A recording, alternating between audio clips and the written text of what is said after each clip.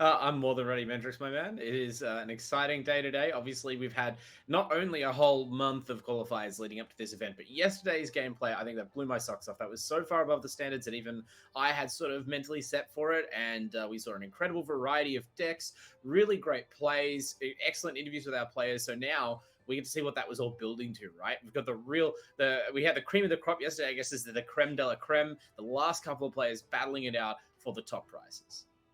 Pretty crazy to see that was the case there as well. So pretty happening with everything at the moment. Let's bring up the brackets so we can see the journey so far, just to see what's happening across the board here at the moment. I think we do have something ready to see just who's going to be the final players as well.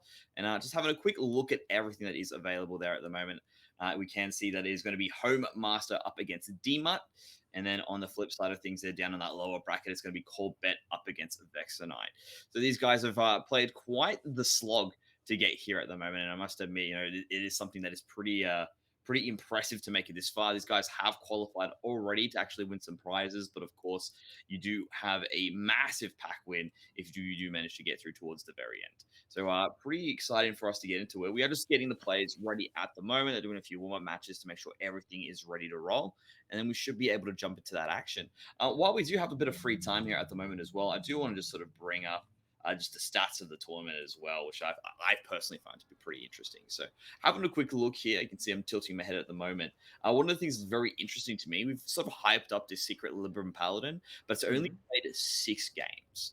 And every time I look through the player decks, it seems at least one of them have an iteration of it, or at least 90% of players have brought this. So for it to play such a small amount of games means it has been just target banned right on out. Yeah, well, I mean, that's been true throughout the season, right? I feel like that's been one of the most consistent parts of our metagame has been Secret Libram Paladin is like the third tier deck. We see so much warrior play, so much druid play, and then that Secret Libram Paladin deck is just like, we don't want to ever play against it. So whether it's just because players do not like to play against the really slow decks, I think obviously at this tournament stage, it's a bit more of a competitive, cynical-minded approach to it, which is just that the decks that beat that deck up, they tend to not have too many other good matchups. So in a format like this, where if your opponent spots like a potentially soft deck in your lineup, they can just ban something else, and then you have to find a win with that. Especially if that opponent doesn't have a Secret Libram Paladin, that might be a huge drawback. So I feel like for a lot of players, the better strategy is just to commit to banning the Paladin deck every time you see it. They can't bring 2 Paladin decks. You'll always be able to target it out.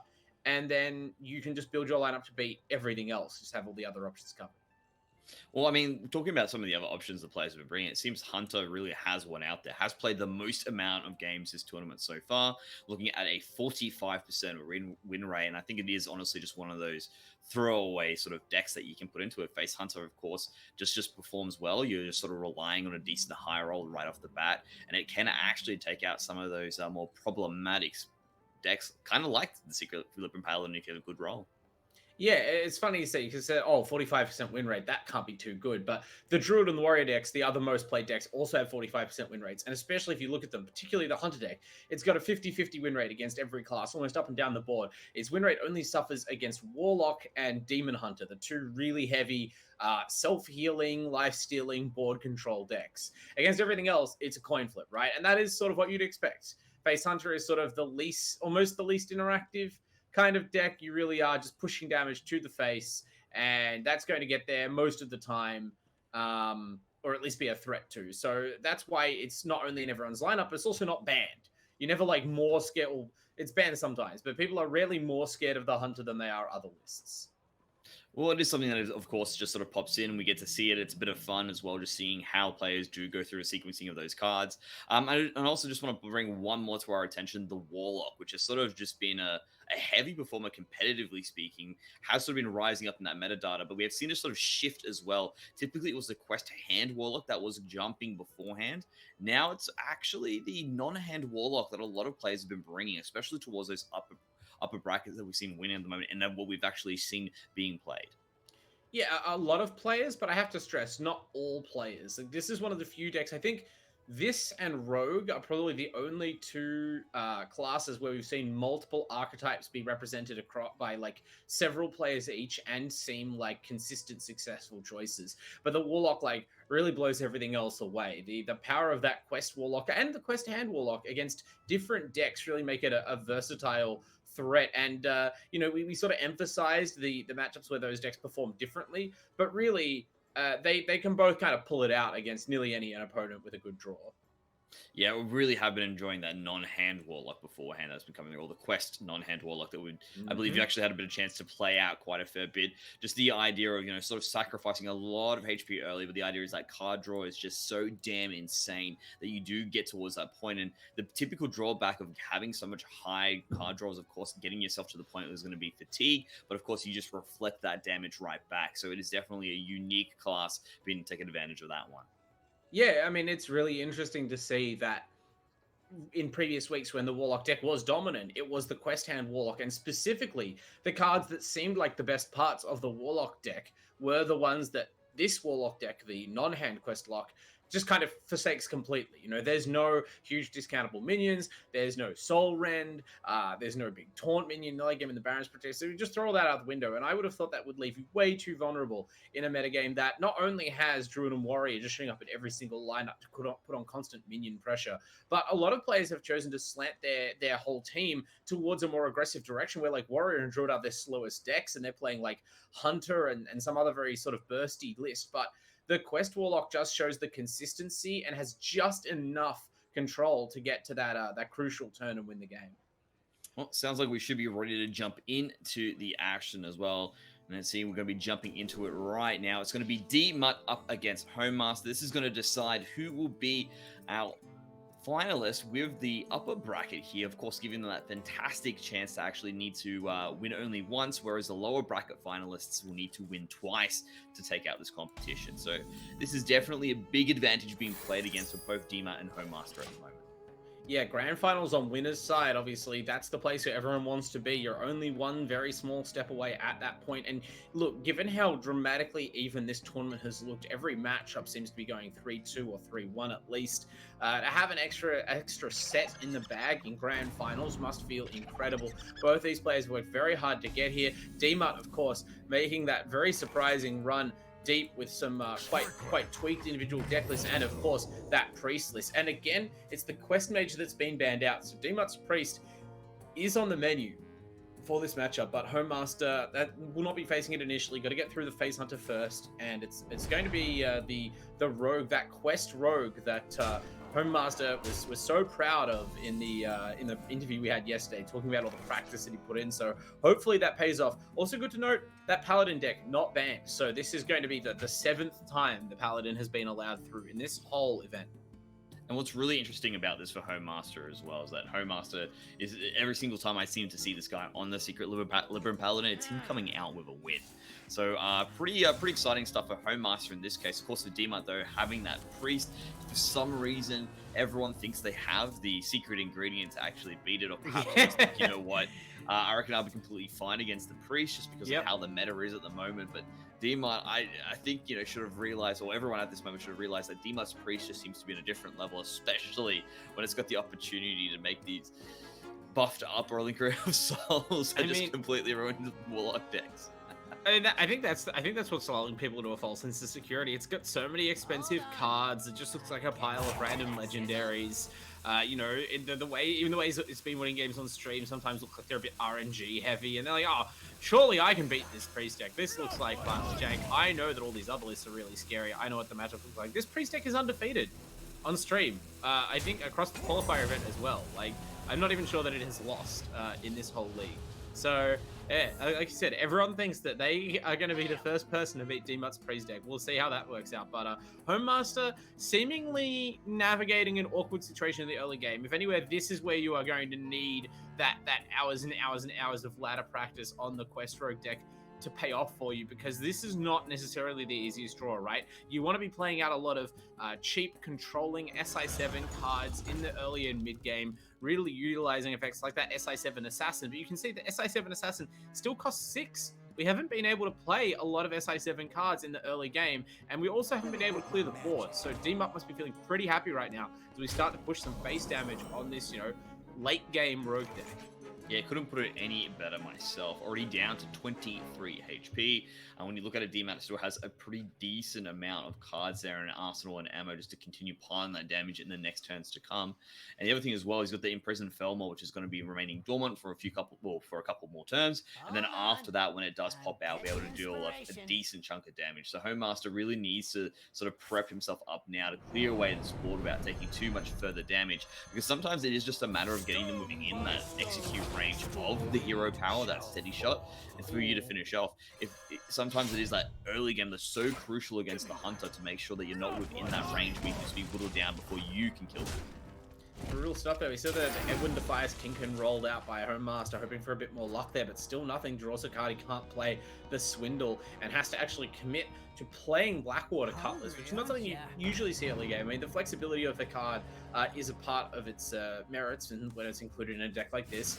But this is still sort of a very awkward struggle here to stay afloat in the early game, not take too much minion damage from failing to clear the Hunter's board. As you said, the clock is ticking. That Imprisoned Felmore will awaken next turn. If the board is cleared, I don't know if there's going to... I guess Swindle will guarantee draw another minion. So it's unlikely that there'll be a guaranteed face hit from that Felmore, but the pressure is really on for Homemaster. And again, not a lot of SI7 cards actually seeing play right now. So at some point, we're going to have to be able to find room not only to clear away the Hunter board, but to switch gears from defense to offense, or at least proactive quest clearing play. And I just don't know how we do that. The hand doesn't even really have that much gas left.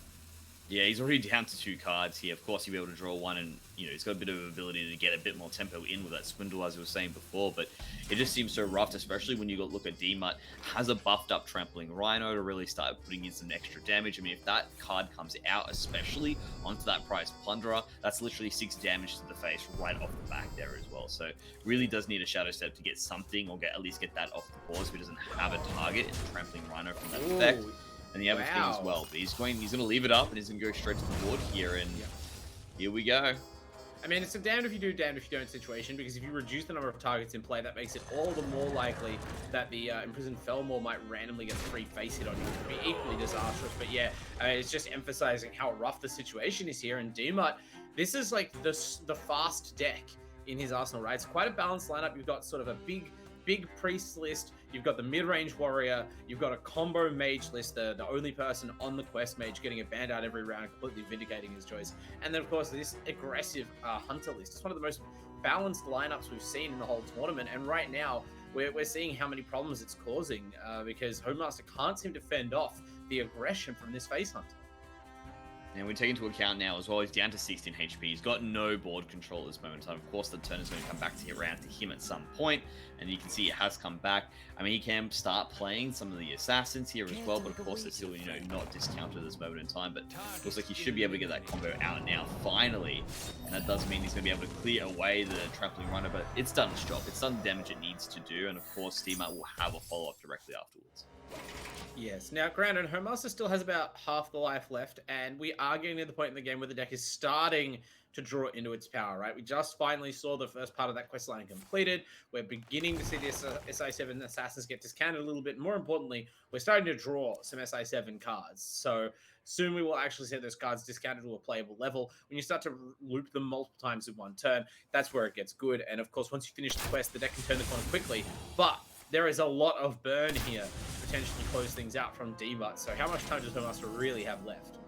Down to 9 HP now, but at least Homemaster can start to turn this around. He's still got 2 minions up there with a free face to attack, so that's at least 7 damage there. Of course, if he decides to use the effect of his Cutlass as well, he can get an extra 2 damage in and actually return something back. But once you're down to 9 against a Hunter, things are really starting to feel a little bit dire there as well. Taking into account he's got that Barrack Coat of Bane to follow up afterwards as well, just to draw those last few spells that he needs, because he can get the damage out of that as well. Yeah, what I think DMUT has crucially recognized and really understands what this Quest Rogue deck is trying to do is that you used up your minion damage in the early game. You managed to find a window where Homemaster's Hand was quite weak, and a lot of the spells that Homemaster needs to play to advance this quest line, or just generally combo things, sequence these rogue turns correctly, rely on having minions to target. So by having used up all of the minions initially and gotten good value and damage out of them, now DMUT just has to play out all of the spells from hand one after another, deny targets to Homemaster, make it as difficult as possible for this rogue deck to catch up, even as it sort of desperately tries to, come to a point in the game where it should be peaking in power. Just make that transition as awkward as possible and buy an extra turn or so to finish him off.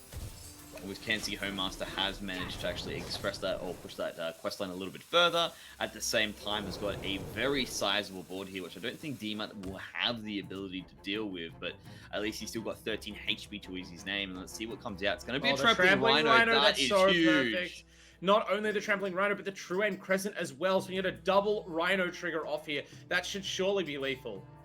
Yeah, you can see he's sticking it through right now just to make sure. That is an excellent top deck, and he's even got an assassin to just shoot that right onto as well. That's the crazy part in this as well. As you can see, he's going to have that ready to roll, knows who he's going to go for the target here. That should have everything right there and now. Yeah, just shoot right in the face and then quick shot. 1,000 ways to make this lethal with the Rhino. Got iffy there for a second. You saw the explosive power of the Quest Rogue deck as, without even having the quest completed, the Scab and Cutter Butter off the top really allowed a frenzy of cards to suddenly be played, but it's not quite fast enough, and I have to feel like that Homemaster got a little bit bamboozled in the deck selection there. The Quest Rogue has a disgusting win rate against Big Priest, insofar as Big Priest has a lot of ladder data. There's still a few hundred matches in there, and so I suspect that maybe that was the matchup he was trying to catch DMUT sliding the Priest through first, instead runs into the dead opposite, and the Hunter deck does leave the Quest Rogue dead in its tracks. And it's also one of those things where you're thinking, is he going to play it first? I guess if you've been watching the tournament, you have seen that DMUT typically likes to leave the Priest for last, if I'm going to be honest with you. So I think that's something that maybe this is one time Homemaster thought it would try to come through, but unfortunately that's not going to be the case here. Does mean, though, that DMUT doesn't need to win now with a Hunter. It's just going to be the Warrior and Priest deck that's left in the arsenal. Homemaster still has, of course, some pretty decent decks available, of course, looking at that Secret Libram Paladin. So we're going to be moving now into the second match here in this round 4. It seems like the Quest Rogue is back to play again, and now DMUT will be bringing in that Warrior. So a lot of fun times happening here as well, but I feel like the Warrior should do a decent job against the Quest Rogue here. Homemaster's practice really needs to play off to actually get himself onto the board. Yeah, I mean, look, in theory, this matchup is okay. It's about a coin flip. The Quest Rogue it is a slower deck, but it does still have so much minion removal, right? Like, that's kind of, I think, why it's slowly come into vogue over the course of this league. And Homemaster, maybe you haven't practiced the deck a ton against Big Priest. Maybe you haven't even practiced the deck a ton against, like, the specific Face Hunter list, or there's just not a lot that your practice can gain you. But I think this is one of the matchups where you can benefit a lot from just doing reps with your Quest Rogue deck, right? Knowing exactly what the pace is like in the match, when you should be attacking the pirates and slowing them down, when you should be trying to turn the corner and focusing on your own game plan. I feel like that's been the puzzle of facing against this Quest Warrior deck, and we know that Homemaster has the active in there. He's put in the hours. Well, very nice, easy play across the board here as well. Just going to put out those agents as well. We do have what seems to be a Harvest Camp on play here next, so let's see what ends up being play. It's just typical stuff, really, just forcing out that quest line. Homemaster on the flip side will also be doing it at the same time, but these is very quick play on turn 3 and already beginning to push that a little bit further, and also that Reapers Slash as well coming into play.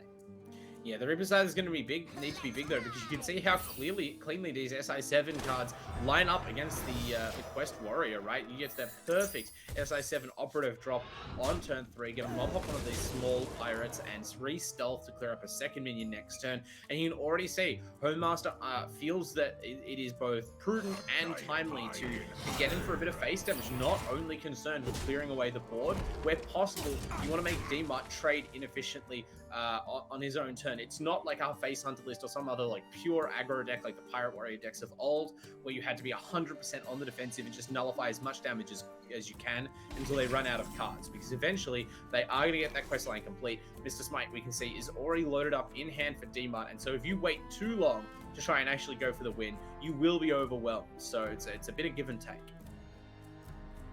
Homemaster definitely thinking through the next sequencing that can come through there. Looks like he's got a little bit more gas than the last match that we got to see there. A number of cards available, even a secret passage as well. If he feels that right now everything that's in hand is just not going to be good enough, he's just going to throw down that hidden Garo Blade for the time being as well. And he's going to look to trade out effectively as well. So I think it's just a matter of both of these players now fighting for board control at the same time. You can see the effect is going to off and destroy one of those members, and with that prize plunder, clear away the board and continue that pressure that we expect Homemaster to put on, so that DMUT, like you said, is not going to be trading as effective as he wants to. Yeah, and I mean, that was a slightly awkward turn. Did have to burn one of the hits on the hidden Gyro Blade, but you got the trigger out of it. Took a bit of damage, but still, you've cleared the board and left minions up. The minions leaving up is an interesting choice, but I guess it will, in the end, prevent some damage potentially if they catch a shot from the Defier's Cannoneer here. There's a lot of random damage effects in the Warrior deck that could be soaked up potentially by leaving some bodies around, as you can see there. Not to mention the potential to get extra SI7 play triggers if you're able to pick one of those up on the Shadows deck or something similar. But we're seeing a lot of damage come through out of that Cannoneer as DMUT, continues to advance the Pirate Quest as well. So the pressure is high, but I do feel like Homemaster has played this well. I think that last turn in particular was a really interesting, non-obvious line, and now, depending on what comes off the top here, whether or not he's forced to play the Secret Passage to find plays, we could see him sort of jump the turn ahead of the Warrior deck. Well, DMUT will end that turn by throwing down that Bloodsail deckhand, and then also building a little bit of a reduction there on the Reaper's Scythe. So does mean that's going to be decent board clear coming up here for DMUT in the near future as well. The secret passive has been used up by Homemaster here.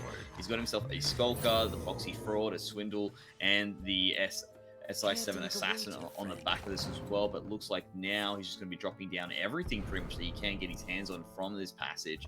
And as you can see there, he's just going to throw out, of course, the Foxy Fraud and the Skulker and start to put away the board. Both of these guys not afraid to actually trade life totals here just to maintain board control.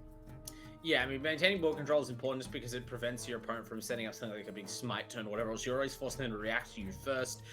You're trying to deny. Obviously, both players have some cards that can significantly enhance the value of minions left on board, whether that's the Spy Gadgets out of the SI7 deck or something like South Sea Captain coming down on an already loaded board for DMUT. So generally, that's a top priority. But yeah, Homemaster may come to regret this. I suppose there's nothing that really could have been done to control the draws there, but really wanted to see some sort of cheap SI7 card, right? Because there was an opportunity. We saw DMUT past turn, not having quite completed the quest, not having Captain Rakara ready, and Homemaster not only whiffed on the first draw, but that secret passage only found one SI7 Skulker, couldn't find an SI7 Interrogation or any of the other cards that are more affordable, and missed the opportunity to perhaps get down,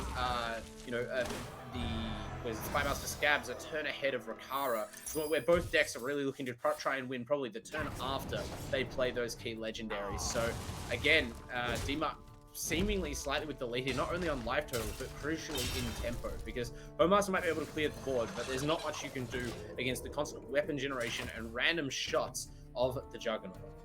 Yeah, that's definitely going to be the next play coming in as well. It also has Smite, actually just has Lethal, never mind, you can just drop the Smite and use the Reaper's Scythe here as well to actually finish this off. So we're thinking the Rakara just seemed to be the obvious choice there. I think we've casted too many Quest Warrior games. We're thinking, oh, the next is going to be the Juggernaut coming down, because that always is the play, but missing that Lethal on the side there because he's got to miss a Smite and he's already got that Reaper's Scythe ready and available, and that initial damage coming on through was just too much at the start here for Homemaster, and this is looking like it could possibly be a 3-0 coming out here, because the next one is going to be the Priest from DMUT. I wonder if he can maintain that 100% of, or if Homemaster can bring something back. I mean, this is going to be the deciding factor, right? I think that last match was brutal because of the way that the draw worked out for the Quest Rogue deck. It's under a lot of pressure, and he just couldn't find the right spells to deal with the early minions while also completing the quest or discounting those SI7 assassins. But this game, we are going to see the Rogue with its highest chance of winning, right? It's under a lot less pressure. You'll be able to see a much more linear game plan from Homemaster. And the reason that Homemaster, I think, is spamming out this Rogue first is because it has the hardest matchups, right? But it's the sort of mindset, you get the hardest deck out of the way first. That way, if this deck is able to win, then all you have to do is move on to more and more confident deck lists, and you can sort of round things out, right? We know that the Paladin deck and the Demon Hunter deck have some of the highest win rates around in this tournament. So even though this looks like it's on the verge of a 3-0, and it is, if DMUT is beaten here, and you know, the matchup data says that there's decent odds of that, do not you know, count out Homemaster's chances. It would be in actually a surprisingly strong position. Well, what's also come through here, which might be a little bit of a respite here for Home Master, is that when Dima did use that mulligan again, picked up the Defiler, and the process of that, obviously a 10 cost card, which means is not going to see play for a very long time unless somehow Dima can generate a lot of free crystals just to suck up that mana nice and early.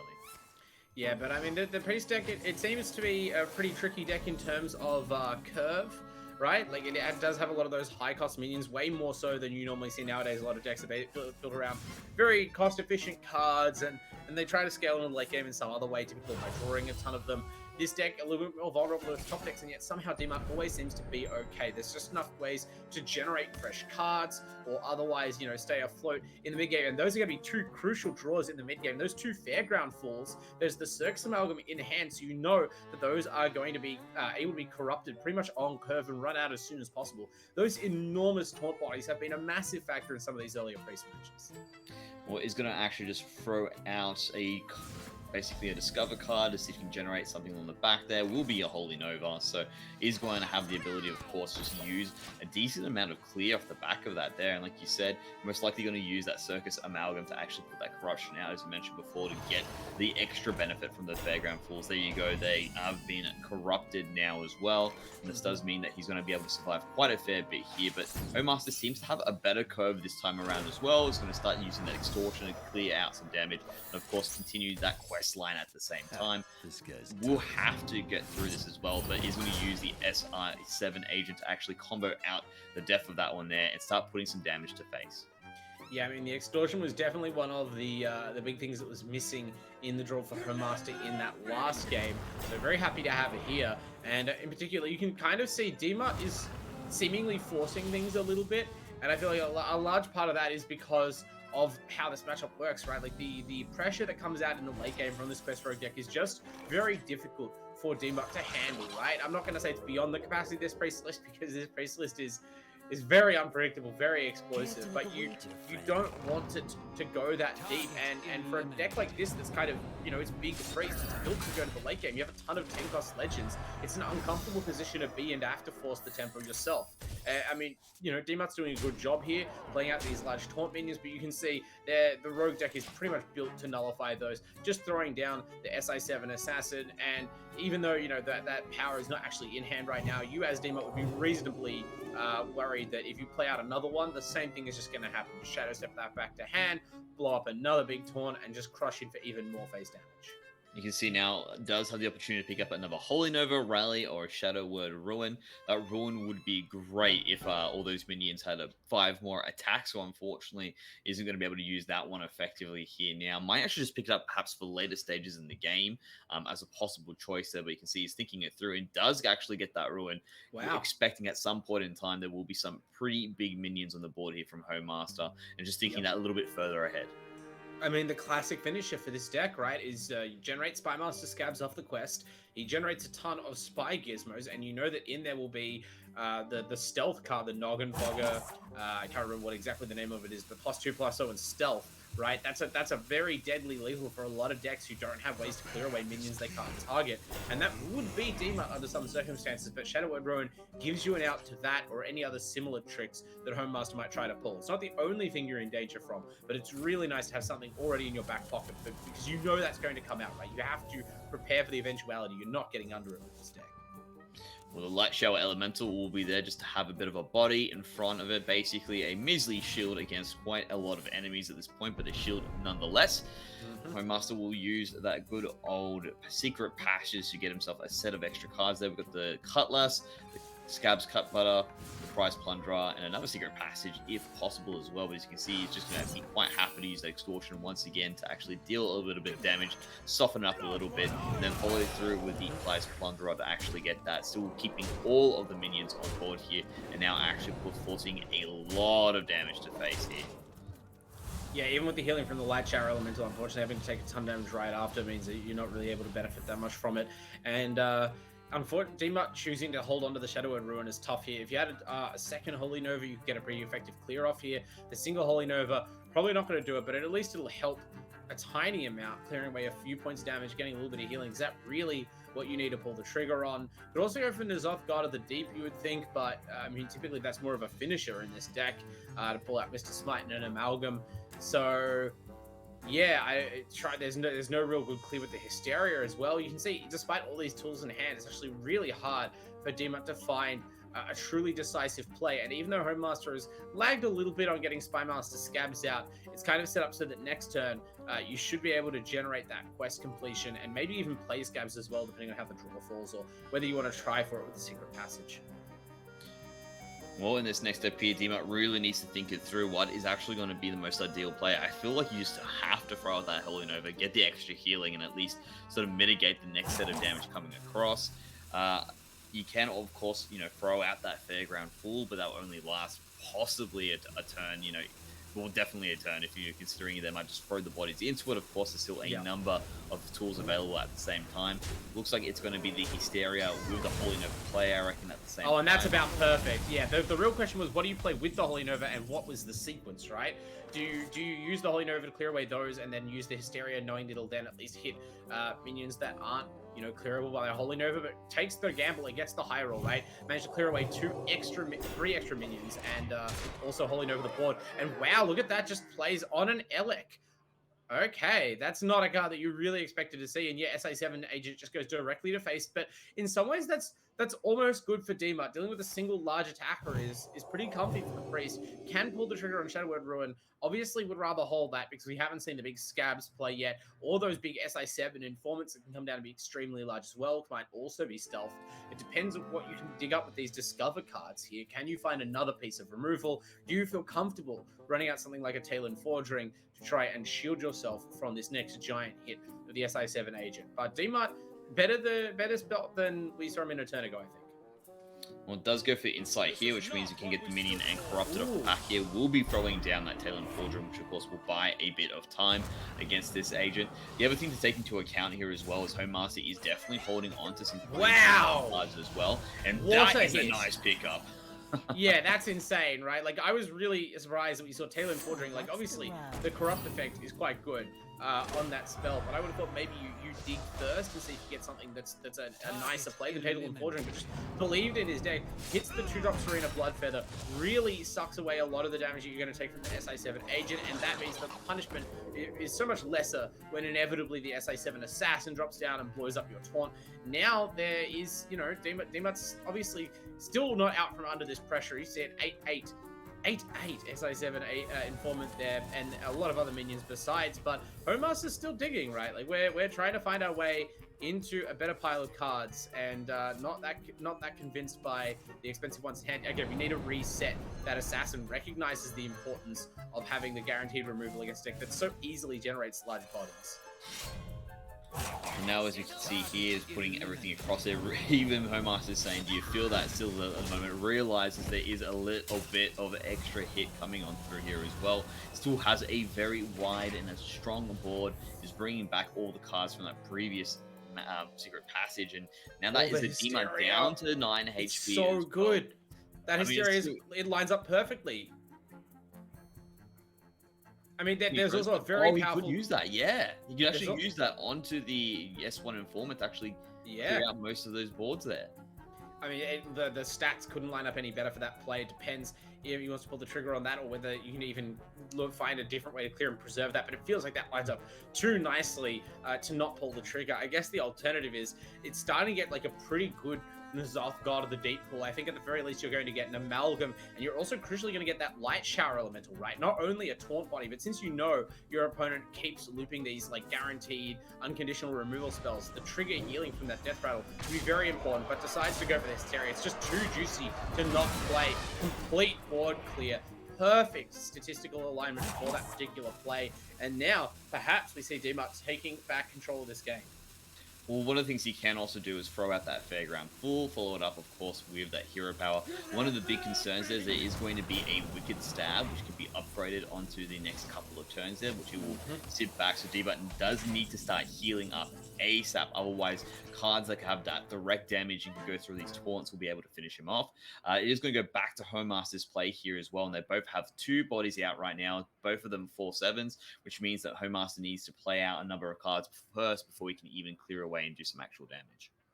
Yeah, look, D-Mud is still under a ton of pressure, but is navigating this one right now. And Homemaster really trying to think, understands that the potential to win this game is definitely within his grasp in the next couple of turns. Look at all the gas in hand. You've got Battleground Battlemaster. You've got the Wicked Stab as you identify. You've got Spymaster Scabs. You can reset Spymaster Scabs with Shadow Step or Scabs Cutter Butter. You have Edwin Defias Kingpin to just dig deeper through the last few cards of your deck. All of the ammunition you could want is available. You just have to decide what your best chances are of getting the job done. Fires off the Wicked Stab right now, a turn before its final upgrade, and it's going to reset the full hand. Is this lethal? He's actually looking at that play there. He's able to get rid of one of them. Yeah, the Gyro Blade. This is lethal, right? Yes, he's got it. He's got the lethal on the back end of this one here, basically from all of his gadgets there, was able to get that finisher, and finally, D-Mutt's Priest falls down to Homemaster's Quest Rogue. But that being said, he still needs to win out at least another 2 more times to complete the reverse sweep. And now it's going to go back to a point where it's going to be favoring D-Mutt a little bit more now on his Priest. Yeah, you imagine so, right? I think it's really crucial that D-Mutt left the Priest for last against that Rogue, right? We could see what an uphill battle that was against all of the ways the Rogue deck has to just invalidate large minions, right? Other decks have removal, Shamans, Mages, Demon Hunters, but most of them it's kind of damage-based, right? You expect the cards to sort of trade roughly even for mana. It's really only this Rogue list that plays a ton of effects nowadays that just say destroy a minion, return a minion to hand.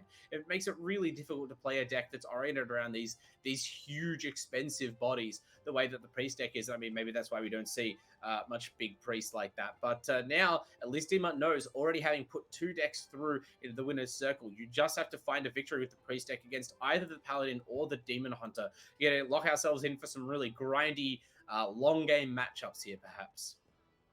Well, we are jumping into it now as well. Looks like it's going to be that secret Libran Paladin up against the big Priest here that D-Mutt is going to be fielding. And this is one of the ones I think is going to be very interesting because we know these are relatively slow decks in terms of what they can do. Of course, both the Priest and the Paladin have some fantastic late game options that can come into it.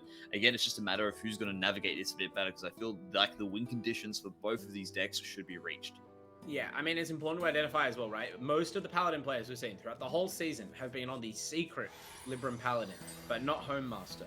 As he said yesterday, he's playing the straight-up non-secret Libran Paladin because he feels that the slightly lower curve, the slightly earlier win condition, and the additional consistency is important. And I believe we even saw Homemaster overhauling the early game of more aggressive decks with some great draws off of Alliance Bannerman yesterday. Got the Lord Barov as well. Lots of ways to control the board in the mid game. Just it's important to be able to put some pressure on the Priest, even if you're not genuinely threatening to win the game. Just trying to distort D-Mutt's play patterns there, force him to discover controlling spells like we saw last time.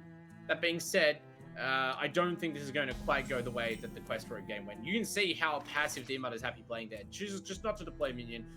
Doesn't need to waste 3 in a Blood Feather there. Just happy to see how this develops.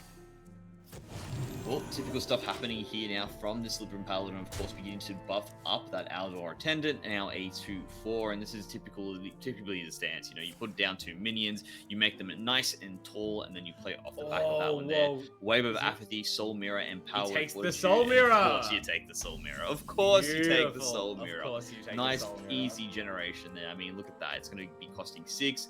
If you do get those big minions across the board here, you will be able to deal with them just by bashing themselves into each other. Now, granted, there is already like an actual copy of Soul Mirror in D-Mutt's deck, so this isn't quite going to be the blight that you get when you just discover a Soul Mirror and your opponent is caught completely unprepared. Because why would you expect them to generate a Soul Mirror? Why would you be playing around a Soul Mirror that's not in their deck when it's a card that's already so difficult to play around? Like, what are you going to do? Not play minions? But yeah, still a huge potential to catch out Homemaster here, and D-Mutt has to be happy with that start. All of those changes now coming in, we do have the Silverhand Recruit, and by changes I mean corruption being put out there by D-Mutt by throwing out the Circus Amalgam.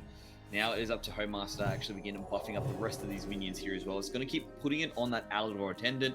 Probably wants to save some of those buffs, not for the Silverhand Recruit. And you can see there, it's just going to keep on using that reinforced power to generate those free 1-1s, because at the moment doesn't really want to waste anything else that's in hand. Yeah, exactly. I mean, DMUT's deck is it's all about like you've got a pile of cards that can all produce insane value situationally, but it's not going to be every card's day every single game, right? Some of these cards are going to kind of go wanting in a given matchup, and we've seen Serena Bloodfeather do some incredible things to this priest deck in other situations. This time it's more of a humper job, just trying to play keep away, and now suddenly develop a little bit of an early board, and DMUT making sure that early healing comes through as well. Just having a lot more spare mana this game, under a lot less threat immediately, despite the attempts, to use Libram of Wisdom to get an early damage here from Homemaster. And we can see now we've got the Devout Pupil coming out as well, so that Devout Pupil will be able to, of course, have a little bit of extra control on that board. It will be buffing it up at the same time. The Silverhand Recruit got a little bit of a buff and will clean out that Serena Bloodfeather. So yeah, everything seems to be pretty standard, like you said. Nice and slow gameplay. These guys just playing typical Hearthstone in terms of how their deck operates. Yeah, I'm really interested to see. There's a Shard of the Naru in hand for DMUT, and typically we've seen him trade this away. It's only a one-off, right? But this seems like one of the matches that you really want it. We can see it's been discounted, just chilling out there. I was wondering whether this was the turn that the trigger might be pulled, just because, the Devout Pupil, it is a really big tempo play when it comes down in the mid-game like this. Buffed up as well. Would have been a juicy target, but no. DMUT happy to leave it on the board. I imagine we might be seeing that Shard chill out until the very late game. Maybe you catch your opponent, depending on something like a Libram of Hope, normally an extremely solid card to protect them when it's sort of like two large boards staring each other down, and that's when you can catch them off guard and blow them away with a Shard into attack. Well, with those sequences of plays there by DMUT, the board has been cleared here. Homemaster, again, quite happy to continue that reinforcement. We use the Noble Mount at the same time to actually buff up that Silverhand Recruit as well, giving it a Divine Shield and the extra 1/1 on top. Not to mention the Death Rattle as well. And has about 2 extra spare mana to play with, but can choose to hold on again to most of these buffs, these arsenals in hand there, and that's actually going to be the case. Is going to be quite happy to sit on that 2 extra mana here. DMUT now back in return as well. Has got that N'Zoth God of the Deep, but I don't think he will be playing that one just yet. Hysteria is available at hand. Did top deck an Apotheosis. That Soul Mirror just doesn't have the same value that it would have had before. No, I think Homemaster is really cleverly playing around, the Hysteria and the Soul Mirror, right? Just going tall, and not only is that denying some of the value from these potential board clears, of course, DMUT having a pretty rough draw, but again, this is what can happen when your deck contains so many high-cost cards. And Homemaster has been able to use Libram of Wisdom very efficiently to just maintain build up a massive hand advantage, right? Like, just so much more gas available for Homemaster because he's just been reusing this one buff spell over and over and draining resources from DMUT, who attempts to deal with it. Now, granted, DMUT is less afraid than most to see their Ancient Guardians start rolling into play, but it's still far from ideal. Well, the Soul Mirror is being hovered at the moment as well as a possible way to deal with it. Did actually top deck a Fairground Full as well. Can, of course, buff that up with Apotheosis, so has some options there, but is actually currently thinking through how much do I actually want to deal with it here. Is going to, of course, just use the heal power first, and then follow through with the Soul Mirror. So it's just going to match up there for the time being, and at the same time get some HP back. Yeah, just plays that out. Could have gone for the silence as well first, which I believe would have allowed for a clear, but is happy to leave up the 8/8 Taunt Divine Shield, and again, just really, really holding onto that Shard of the Naru for a very particular situation. And we'll see whether that works out or not, but we might even be able to, with this animated Broomstick and Libram of Justice, catch out one of the surprising tempo turns that this Libram Paladin deck can go for, right? You think of it as a really slow, methodical deck. It tends to not have any sudden bursts of power in so much as it just plays a larger minion every turn and sort of says that over time you won't be able to keep up. But the Broomstick, I think, is key to most of those plays, and Libram of Justice is key to all the other ones. Both those cards ready in hand right now. Especially when you can get a series of free minions out of the reinforced there with the animated Broomstick directly afterwards with the Libram of Justice can really actually be away most of the board, and that seems to be the play here as well. We do have that Libram of Justice coming again at the same time. He's going to use that city tax to actually just clear away most of the minions on board here as well. And now we've got some pretty beefy minions here going directly towards the base here, bringing Dmut down to 19 HP, while also removing the Divine Shield on that Warhorse. Yeah, it's pretty brutal, right? The decision to not silence last turn to actually guarantee the board clear, kind of costing D-Mart now in a really awkward position, right? Obviously, you accepted that might happen. There are ways and means, but Homemaster is being very careful, right? The Hysteria will not mop up this board the way it did the other game. The Ancestral Guardian is just too large, and it's difficult to see how D-Mart can really get the job done. There's no animated broomstick available to him, and this N'Zoth God of the Deep, I don't really think is reanimating anything of great note. So you've got double Apotheosis in hand and no real way to make those cards work for you. Anything you play out, like Fairground Full or any other taunt, it runs the severe risk of getting run over. And in fact, obviously, we have the knowledge that it will just get mopped up by a second Broom of Justice play, if not some other combo involving the Broomstick. And so Dmut just has to really stare down this difficult board state. I don't know if there's some combination, maybe of Apotheosis and Hysteria, but there's nothing that really deals with this Ancient Guardian, so maybe you just have to grit your teeth and prepare to take a lot more damage before it gets better. Well, in preparation for gritting that teeth now, we'll be playing the Fairground Full, of course corrupted, so it's going to be that 4/7. The Hysteria is also being put into play as well, like you said, not going to have the same effect there. He's going to actually be hitting a number of its own minions in the process here. Manages to clear everything away with that one. Of course, the Warhorse is there, but I reckon considering everything said and done there, Dmut's probably pretty happy with that. Yeah, that is one way to use the body of the taunt minion, right? Like, I hadn't considered that option. I thought he would be looking to maintain the taunt, but in the end, like, as with the last game, you can't really guarantee that taunt minion is going to remain effective on your opponent's turn. So better to just sort of utilize its stats in conjunction with Hysteria to ensure you get a full clear. And this is starting to look really, really rough. We need some sort of action off the top here. For the Priest deck, your Charge the Defiler is not bad. Well, this is something that could actually start something here. Of course, now that we're at 10 mana, all of these big priest cards can really start to come into play as well. Do have the option to throw out that God of the Deep as well, if you choose to, just to sort of get a minion on board here. Of course, that Shard of the Naru can silence away this Ancient Guardian at the same time as well. And here comes the Defiler being dropped down as well. It's going to generate that Fairground Full. It's also going to get a Dark Moon Jidrolord as well. Excuse me, that one is definitely one of the harder ones to pronounce out of everything in this deck so far. And it's actually used that to clear away the stuff. But yeah, no silence there being used. I mean, I'm not as surprised by the no silence. I am slightly surprised to see Darkmoon Dirigible get run out there, especially just to hit into the Divine Shield and clear its own Divine Shield away, right? Because there's double Apotheosis in hand, right? I understand it. It's not going to add the most life ever. You want to get some sort of use out of these cards, and that rush minion with Divine Shield is one of your best chances to do that, but instead they're going to continue to rot in hand as the second the Broom of Justice mops things up, and now things are really dire, right? This is just the worst possible draw for the Priest deck. Not only do you have all these slow, kind of poorly fitted cards in the early game, now you're drawing kind of small ball stuff in the late game, but because you fail to draw your usual sort of early cards in any combination, even these big late game haymakers, specifically N'Zoth and Yashaj, they haven't been set up properly, right? They do have certain conditions to really reach full power. There's another copy of Soul Mirror that might be discovered here to bail Dmut out. Yeah, that's one way to actually bring this back. I mean, he's also got the Hysteria as well, can obviously throw that on one of the bigger minions to actually start clearing out everything as well. So, but I think the Soul Mirror seems to be the choice here as well. Does have an Apotheosis on the back and does have that Shard of the Naru as well. So let's see what ends up being the play on this one. It is going to be that Soul Mirror once again. Again, is going to clear out pretty much everything on the board here. The Warhorses will remain for the time being. And of course, we'll have 2 extra mana spare to actually go straight for a heal. Yeah, I guess we're going to find out what's better this game. Is it the good luck to draw your deck in the order you desire? Or is it the good luck to constantly discover extra copies of Soul Mirror from your palm readings throughout the game? Because that's what, and your renews, that's what Dmut is really riding on here.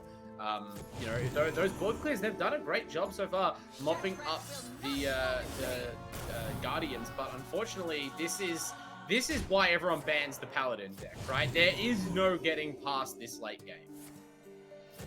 Yeah, it is pretty huge off the back here. I mean, just look at everything that has just come out here. I mean, now he's going to be able to use all of this to just buff up all the minions as much as possible. 5/7, 4/4s coming across here. These Liberums of Wisdoms, of course, just being generated by the use of that Lady Liadrin.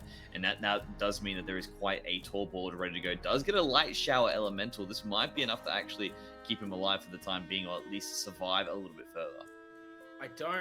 I don't know if it is, because there is a Carriel Roam in hand. There's another, like, there are more ways to clear the board out. Now, that silence, it comes in big clutch there. I guess that's what we were saying before. Dima just had that inbox from the very start of the game of, well, at some point there'll be a Lady Liadrin, and I have to use that to cancel out the Libram of Wisdom train. It's not like we lost all our Librams of Wisdom. There's still one in hand for Homemaster that wasn't deployed, because he knows that there's a 6/6 taunt available, and so we're going to see Carriel Roam buffed by the Libram of Wisdom most likely, plowing into that 6 is going to guarantee the clear. So Dima, you know, has to keep throwing up the defenses, but this is crucial. If you could just fire off Apotheosis here, you can throw the Carriel's Warhorse in, gain some life, keep it alive, and then you can set up from next turn perhaps you know, your N'Zoth, knowing that you'll be able to resurrect now an extra very important minion in that elemental Light Shower.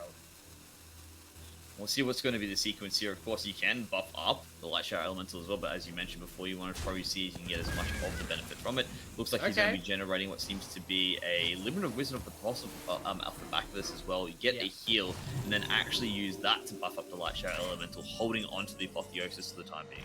And that's very interesting. Unfortunately, there's a range of buffing cards in their hand there. There's just no way that this Light Shower is going to stay alive.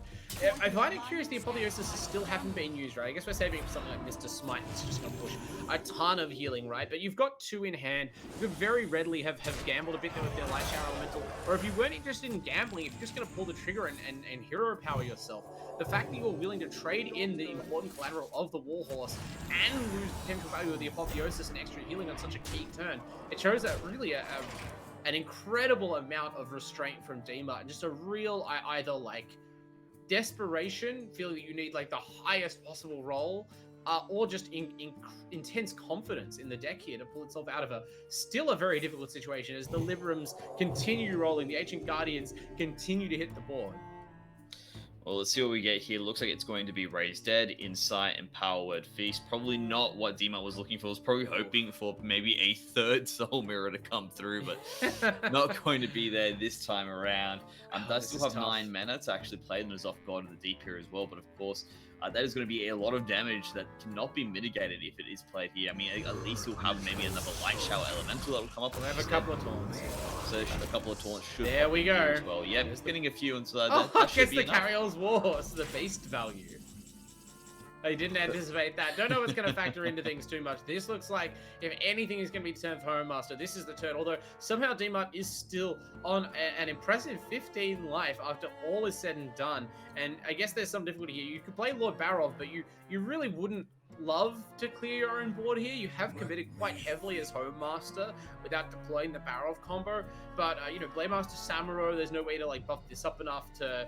I suppose, you know, with the minions, with the Librams having been previously silenced out, you've denied that potential future value. And I think D-Mart may, if you can survive this turn, be able to tell yourself that you've caught your opponent a bit off guard here. But this is going to be a great play instead. Goes for the one-sided barrel combo with Samuro.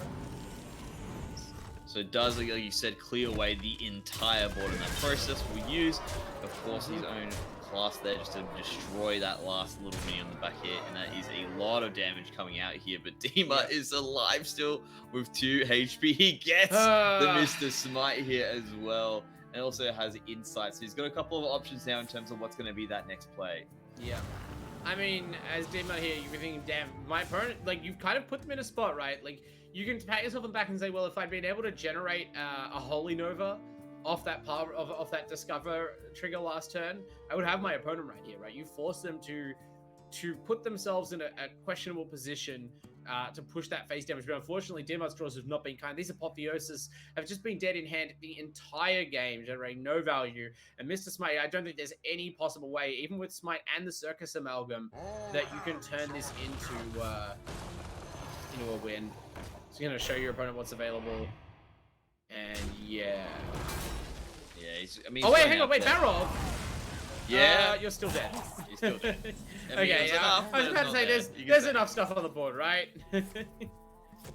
Yeah, okay. And he's also going to say that he's also going to put out a little bit of extra buff as well, and that comes out in the end here, and Wow. we have a game, bud. We have a game off the back of everything that's been happening here. I mean, look, it was 2 quick wins there for Dima, but this Priest is just finally not measuring up the way it did before.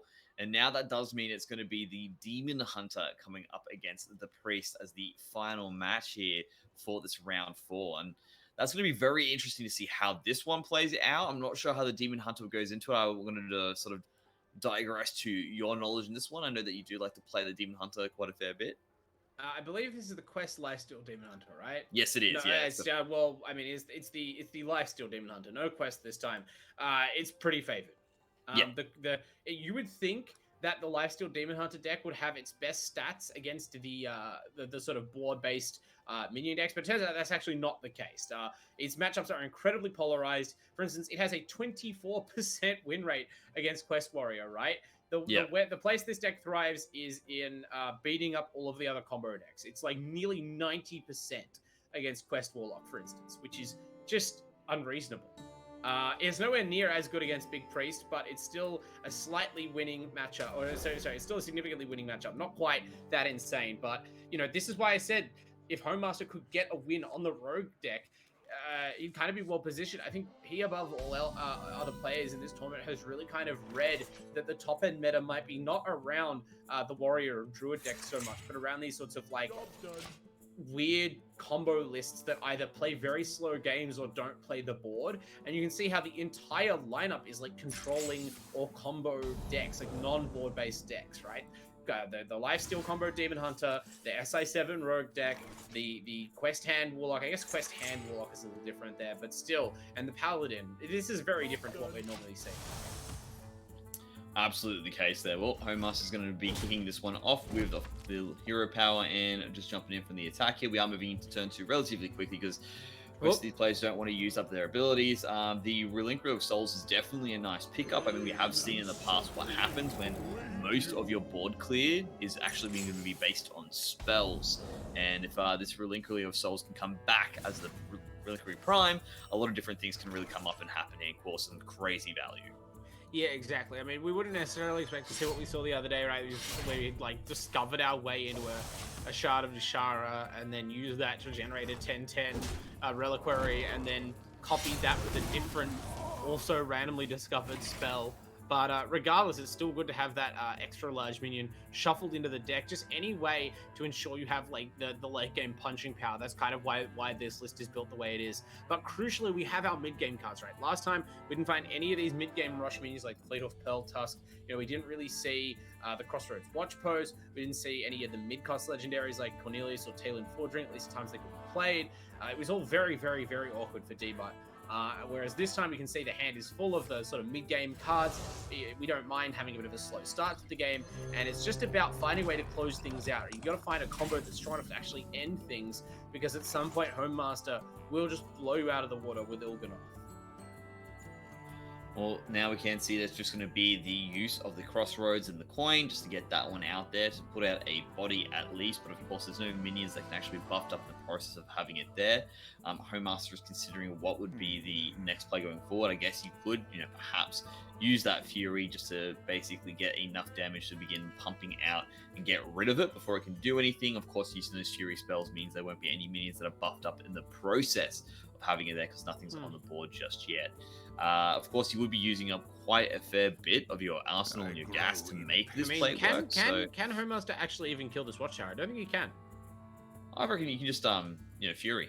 If you cast two Furies, that makes it an 8 toughness watch post. It is itself a minion. It buffs itself. Even if you go Fury, hero power, you deal 7 damage, but you've boosted it up to 8 toughness. This is why D-Mark coined out the watch post, right? Because you put it down so early in the game, right? This is not the rogue deck. All of the removal in Homemaster's deck is like a fixed amount of damage kind of scaled to its cost, and you're taking advantage of that by making this minion that not only is itself very tricky to remove, but actually threatens to make every other minion tricky to remove as well. And Homemaster times out.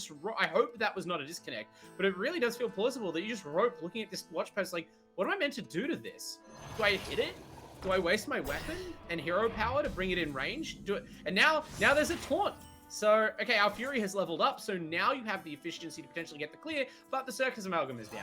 Great sequencing. Tremendous understanding from DMUT to know what's possible. Now, we'll see what can be done with these clears. It might be, thanks to that draw, still possible to get the clear on the Watchtower. Double Fury here boosts up to 8. But just with the hero... No, you can't get it done. It has to be a 2-turn clear, if anything. You can see now as well, just going to use the Demon Course for the time being, just so you get a little bit of extra play on that.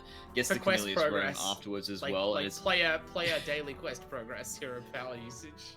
It's just, yeah, I mean, like, what can you really do at this moment in time? He's just, I mean, to be fair, we're getting excited with this watch post. It doesn't actually do anything. Like, it sits there, right? There's no way to silence this or make it so that it can attack. What it is doing is providing something for Home Master to use up resources on, sort of a threat that another play that comes out might become too tricky to deal with. But ultimately, DMUT hasn't quite got the right cards to continue the pressure. Draws that Liquid Pearl Tusk there, but really wants to corrupt it first. And so we're going to let some of this removal land home in the end on the watch post, and then hopefully that will have left the Demon Hunter drained of resources, such that, you know, the rest of your cards can pay off. Well, you can see it has finally managed to do that as well. Does get a smite off the back here. We'll be able to throw down the Cornelius Room for the time being as well. So it does mean that it's going to be coming into play here. And like you said, it has exhausted quite a fair amount of those resources for Home Master. It does have a Skull of Gul'dan in hand, and it's currently within that Outcast effect as well, so it can play that to actually get some answers and then look for something in the next turn. But of course, there is going to be a 4/5 Cornelius Room, then just making things a bit difficult. Yeah, I mean, look, that was a cute play with a cute line from DMUT there, but I'm still very, very concerned, right? Because ultimately, we've gotten through a lot of the early game, and yeah, you've made Home Master spend some removal spells, but the thing about this Demon Hunter deck is that it tends to not... It's not that concerned. You've got enough spells to get the kill. I mean, we know with those Moag Artificers, the Il'gynoth combo can kill you off one Hellscream Blast. So, you know, there's not really a hope that you're going to drain Home Master to the point where the combo kill does not get you on turn 10 or so. What you need to be doing is applying pressure, and we're already up to turn 7, and there's just been like no real move to lower Home Master's life total. I know Mr. Smite is good. You can even get 2 consecutive turns of Smite value off that N'Zoth God of the Deep. When you factor in how much lifesteal is available for Home Master, I'm a bit concerned for DMUT's Priest here. Well, we do have what seems to be that Reliquary Prime in hand as well, so that could be jumped down. Huge, actually. He's actually looking at a number of things. So, of course, we do have the Corrupted Pearl Tusk as well, and it seems that's going to come on down there. Nice 6/8, of course, which cannot be cleared with any spells.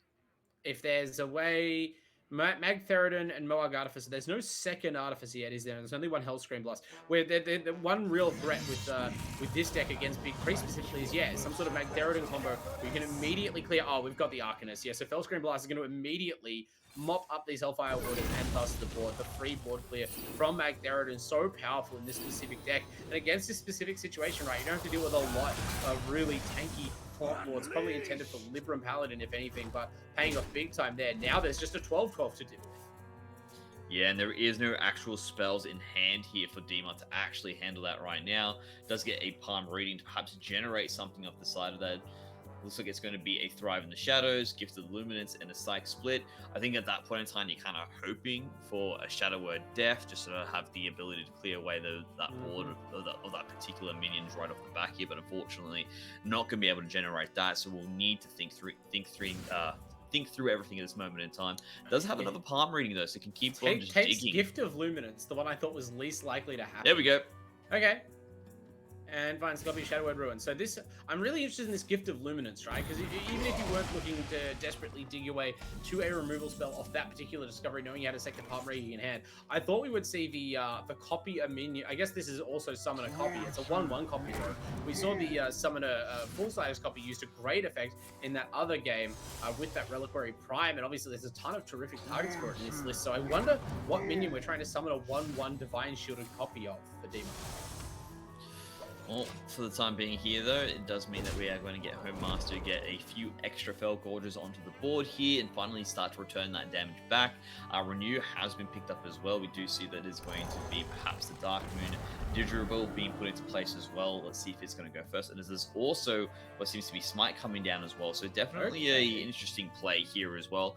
Don't think he'll be able to clear away... I mean, he can clear away the board definitely in this case here. It looks like he's going to put down his...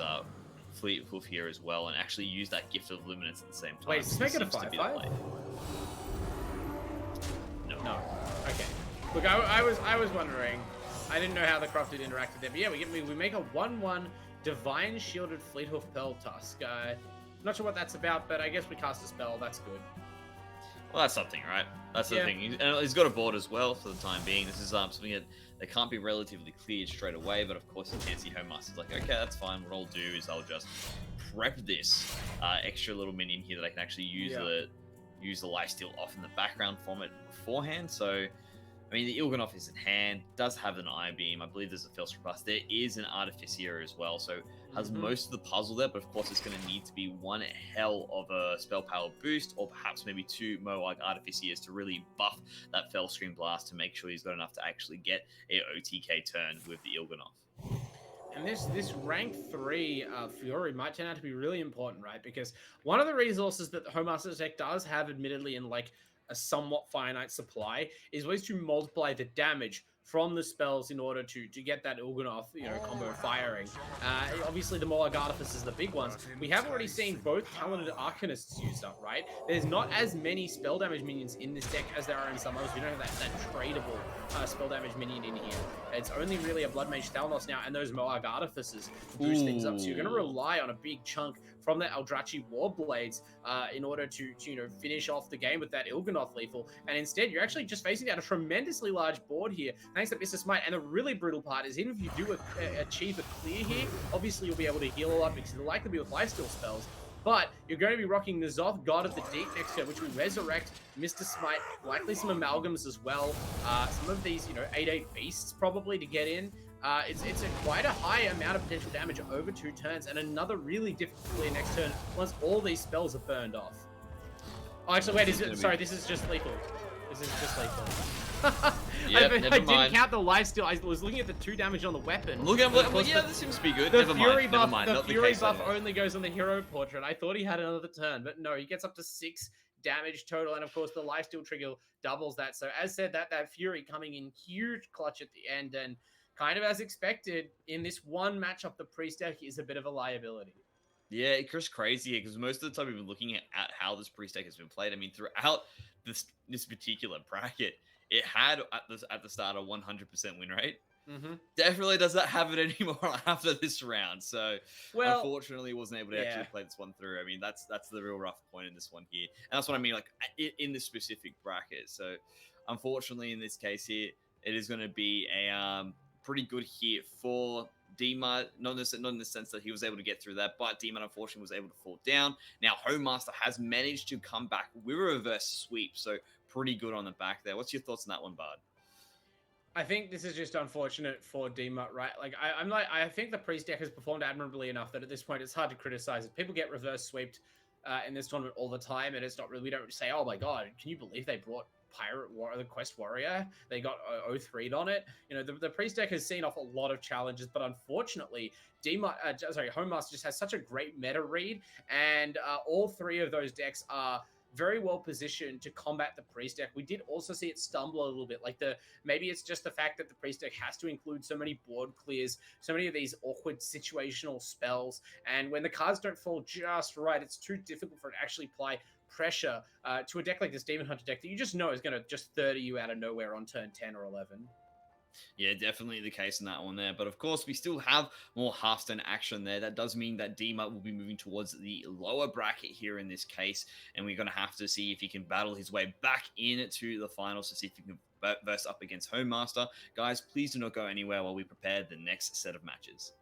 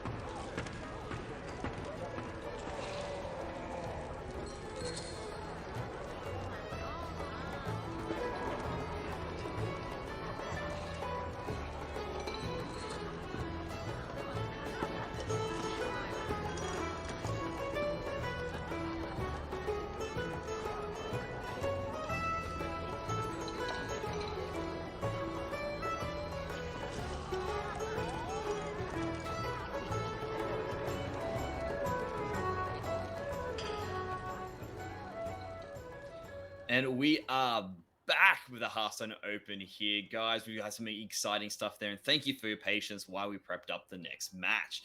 We are going now to the lower bracket here, where it's going to be the lower bracket semifinals between Corbett and Vexanite, who have been playing pretty much consistently throughout this tournament. Vexanite, of course, is the second seed, Corbett the fifth seed, so these guys have definitely worked quite hard to get themselves in position. They are pretty much ready to play, just doing their warm-up matches as well before we jump into it. But we do have the bans ready to roll. So Vexanite is not going to have access to the Warrior, whereas on the flip side, the Corbett's Warlock has been banned away.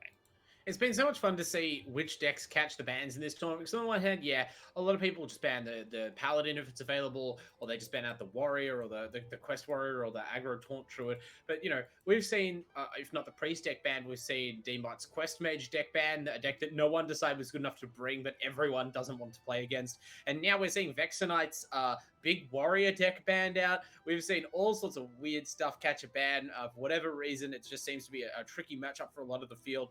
But again, Vexanite, we saw scrape through in our final match of the day yesterday, staying alive in the lower bracket and representing some pretty intense deck compositions, right? This is a true homebrew lineup, just as much as Demos or anyone else's in this event. Corbett, though, has looked very, very strong all day. I believe only fell down to the losers bracket late in the day yesterday. So a player who has overcome many opponents pretty smoothly to this point, and surely we're hoping that one loss is just a momentary speed bump en route to the grand finals. Exactly right, and that really is something that along for both of these teams, both of these players at the moment in terms of what they do with their lineups here.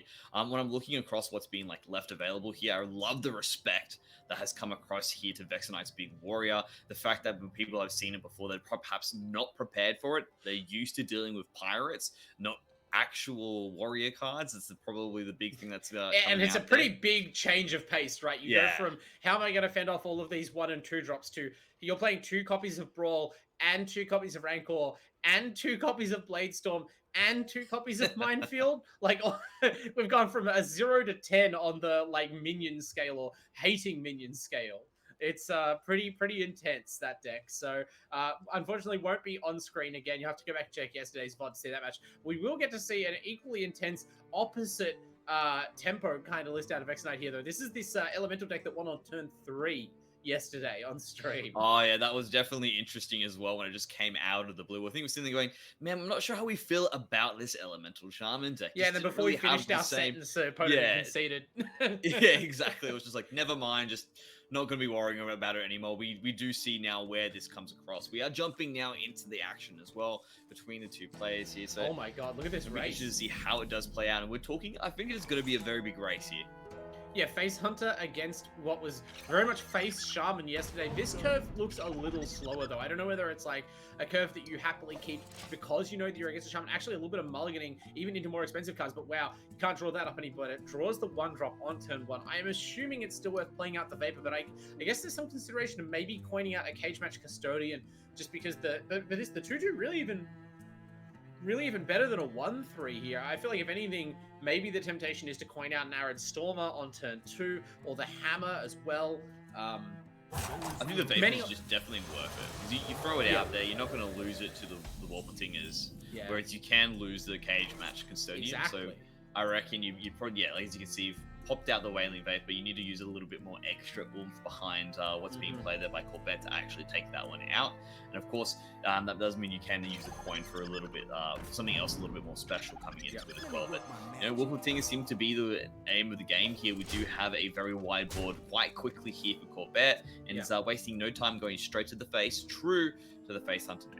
I'll be honest, I feel like Vexanite's pretty happy with this, depending on the follow-up, right? I think the thing that you were afraid of last turn, the thing that, if anything, gave Vexanite pause over whether or not to play the Kindling Elemental, was the idea you might just get, like, a doggy biscuit run over your 1-3, huge pressure coming out. But the fact that you see, not only does that not happen, but your opponent just kind of runs out some pretty weedy 1-drops, right? Okay, now we're going to see Ramming Mount here belatedly come through, but it's a lot better to have it happen this turn. You already see your opponent down to 2 cards in hand. Like, the Hunter deck burns so much gas in immediately, but this Shaman deck can go just as quickly. It has great tools for trading with opposing minions, and obviously we know that this Hunter deck isn't dead in the water once it's out of cast in hand. Of course, you got Barracuda Bane to reload, and you always have damage from your hero power, but you have to admit this is a pretty quick burnout, even for a very aggressive deck. Yeah, completely agree on that one, but has actually picked up, of course, the Barracuda Bane in that mulligan beforehand, so can actually use that to generate a few extra cards next turn, and also has that adorable infestation to actually generate a little bit of an extra gas here. He's going to opt in for the Rinling's Rifle, so to generate some secrets and, of course, clear away the board for the time being, but does mean that we'll buy Corbett some time to actually get some cards in hand, or perhaps get some tempo card draw to actually start putting out real damage onto the Shaman. The thing is, though, is that we've been talking about, hey, how much gas does this Hunter deck have? I mean, on the flip side of things here, Vexenite also has a limited gas pool on the Shaman as well. It's just right now he seems to be a bit more plentiful in the meantime. Yeah, we did see this deck run out of cards harder than I think I've seen any deck run out of cards in this entire league yesterday. It was in the match immediately prior to the match where it won on turn 3. So the nature, I mean, when you look at the Shaman deck, it really is sort of half of the elemental deck and half of the sort of quest shaman deck, but the cards that are missing there are the value engines. They're the ones that tend to generate your extra late game payoff. So look, we've seen a very small sample size of games, and I wonder what sort of threshold Vexenite needs to be at to feel comfortable that they have the power to close games out, not just control the board. For now, though, these elementals have continued to work in their favor. Catch Match Custodian, of course, is going to continue to reload on cards. No Doom Hammers in this deck, so it's just going to be the smaller tools there, the Whack-A-Null Hammer and the Auction House Gavel, but you know that's going to work out okay. We've got Canal Slogger and Lilypad Lurker, so at least some of the more mid-range cards, we are already reaching near to the top of the curve here. Really only Alakir the Windlord in terms of a later game card left to find for Vexenite. Without additional ways to draw cards, I agree, it's going to be tricky to find out which of these players is able to sort of pull ahead once they're both pretty much running on empty here. And it'll be interesting as well to see what Barracuda Bane draws, right? This is not a deck that's built to have guaranteed hits. You're really hoping for a quick shot perhaps to be able to just go as deep into your deck as possible. Finds the Doggy Biscuit instead, which is okay, I suppose. A lot of damage though in hand, at least for Corbett. Yeah, he does have something now there before, because we were just saying, hey, he's only got 2 cards in hand. Things looking a little bit dire here, but now it seems to have become a little bit, it is a bit more healthier now in comparison here. Corbett is obviously trying to play through all of the minions at the moment. Will hit that freezing track, the secrets is what I meant to say, through, who went straight for the face here, but unfortunately doesn't force his Cage Match Custodian that was recently buffed back to hand here as well. He does know perhaps that what the secondary trap is going to be is something different, but that will actually push out the snake trap as well, which does mean that does come into play here. And now all of a sudden Corbett's got a very wide board, but they're all 1/1s. Perhaps that should be good time to throw out that Doggy Biscuit. Yeah, I mean, it's a tricky situation when your opponent has that many secrets, right? And you're not 100% sure what they're going to be. So you had to test something there, but it did seem to be an awkward result for Vexenite here. And we can see, even with a bunch of cards in hand right there, a lot of them are weapons, kind of awkward to sequence them. Even the elementals, especially around this trap, can be tricky to line up for maximum value. At least you were able to sort of efficiently do it with the Barracuda Bane, and your opponent without any quick shots in hand. There's a lot of damage, but damage is about sort of all there is available. So maybe if you can answer this board, there's room for Vexenite to sort of get back ahead. That Primal Dungeoneer in this deck is guaranteed to fish up Serpent Shrine Portal, so that is actually a nice tool to help clear this board as well. Still holding onto the Lilypad Lurker, which I have to imagine was for the sake of something like a Trampling Rhino, or perhaps if a Doggy Biscuit buff does come down onto a minion, that you want to deal with that. But yeah, it's really, Vexenite has some plays, but the question is, are they enough, and how do you distribute them? Well, now Vexenite is staring down quite a large board here that Corbett's managed to put together. Does, of course, still have the Durable Infestation, the Aim Shot, and the Doggy Biscuits in hand there as well. Looks like the Lilypad Lurker is going to be what's in play here. That's going to, of course, turn this Trampling Rhino into a frog, so something a little less threatening here, but of course, can still be buffed up by a Doggy Biscuit if he wants to give that to an extra minion to have an extra turn of attack. Yeah, and here's Warsong Wrangler, right? One of the great, we talked about who has more gas. when they're running on empty. Like Corbett hasn't even emptied out all of the cards drawn off Barracuda Bane and finds the other big source of card advantage in the deck, the Warsong Wrangler. Not only a solid minion body in this matchup, one of the bigger things that's going to be on the board, but potentially a huge boost to all the cards in the deck. I guess the one problem is we've already drawn one of our Rhinos, which is currently a Frog, and both our Wolpertingers. So neither of the really big value targets for this card are left in the deck to find, and I guess we can use it to pull out our other copy of the Rhino, and that's a pretty big hit, but at least it's not the worst thing that it could possibly be for Vexenite.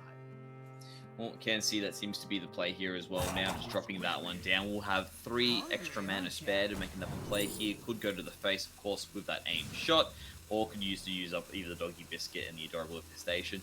A number of plays here. Seems it is going to be a Doggy Biscuit towards that Frog, as I was talking about earlier. This is going to allow it to become an attackable minion on the back here, and as you can see, all the buffs starting to come through. Does mean there's going to be a bit of damage coming to the face right now. Yeah, it's interesting stuff. I mean, the 2 damage is 2 damage no matter whether you use it to make the Frog able to attack or something else.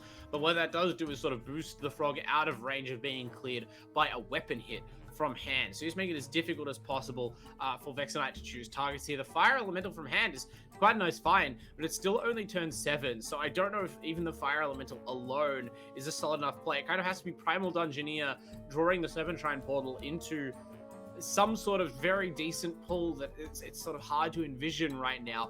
You could go for an Auction House Gavel and use the Lilypad Lurker to clear the Taunt minion, use the Gavel to clear, say, the Wolpertinger, and hope that the discount hits on something that somehow lines up a better play. But I mean, these options are short. Okay, and we draw the Lightning Bolt, also available in the deck. Maybe a better find here, at least lets you maybe double spell with your remaining mana.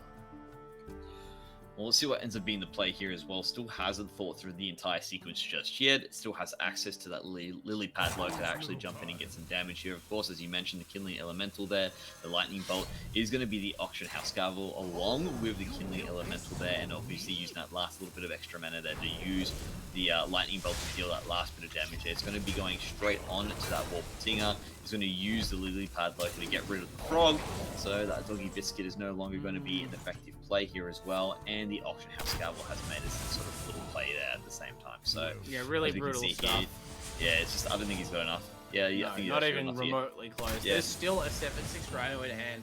We flopped a 1/2 Kindling Elemental onto the board, like as though you needed any more sources of damage. That was just the most one-sided match we've seen in the day so far. And unfortunately, this Shaman deck from Vexenite, it does appear to have some problems. It's yeah, I'd love to hear Vexenite. Very Feast or Famine. Yeah, exactly. Like what has led to the build of this deck? Is it about what cards are available to you? That's always a concern, right? Not our players don't all just have like bottomless wallets and bottomless Hearthstone collections. So maybe you just don't have the quest available to make Quest Shaman work, and when you go up to a 4-deck format, you need to add something, right? We've seen this deck certainly has the high rolls that could recommend it as part of a tournament lineup, or maybe there is a metagame reasoning behind it, but we have seen kind of the low rolls a couple of times out of this list, and there's not that many more chances for it. Well, it does mean that it does have to be played another time. Maybe this time around it can possibly get that high roll that we have seen in the past. But of course, that means Corbert's Hunter is now outside of the arsenal, still has to win, of course, with the Gorot Rogue or perhaps the Demon Hunter here as well, which is going to be another, I believe it is actually the Il'gynoth version as well. So another OTK Demon Hunter being running around at the moment here for Corbett. Looks like it will be a Demon Hunter mirror coming into play here. I'm just check to see if it's the same one. No, not a complete mirror. No. Vexenite is the only Death Rattle Demon Hunter player. I haven't checked this matchup before, but I think this is the reason you bring Death Rattle Demon Hunter. I believe that Death Rattle Demon Hunter, it's kind of funny because Quest Lifesteal Demon Hunter, right? We would put that into the category of combo or combo control, right? And its position within that little archetype is that it beats up all the other combo control late game kind of decks, right? Crushes Garrote Rogue, beats up the Priest decks, beats up OTK Mage, beats up on Quest Lock. But it gets bullied by Death Rattle Demon Hunter. And Death Rattle Demon Hunter is kind of another deck that's set up to kill these lists. I think precisely because they all try and get by on like a minimum amount of board clear and, the ability to just survive through the early game until you get that combo turn. But the Death Rattle Demon Hunter deck, its board is so sticky. in most situations. It's so difficult to get rid of these minions that the damage just adds up turn after turn as you cannot clear this board. Now, granted, Corvette's deck is teched for these kinds of situations. You see Magtheridon and Jace Darkweaver in hand. Neither of those cards are standard. But they may come in big here. Although this is probably too many legends to draw in the early game. This is not ideal. You're kind of looking at like, okay, cool. Like I've managed to get some pretty big cards. Yeah. But not cool. I can't use any of them. Could some of you go away and come back later? Can I trade you? No, you cannot trade Jace Darkweaver. So.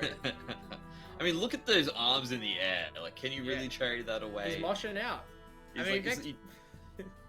look at his his arms in the air. He just doesn't care. I mean, that's literally Jace Darkweaver at this moment in time. But fortunately here for Vexenite, he's actually managed to draw again more of those sticky minions that you mentioned before. As the Tux Fist is about to run out or has run out. We've seen some really awkward hands out of this deck.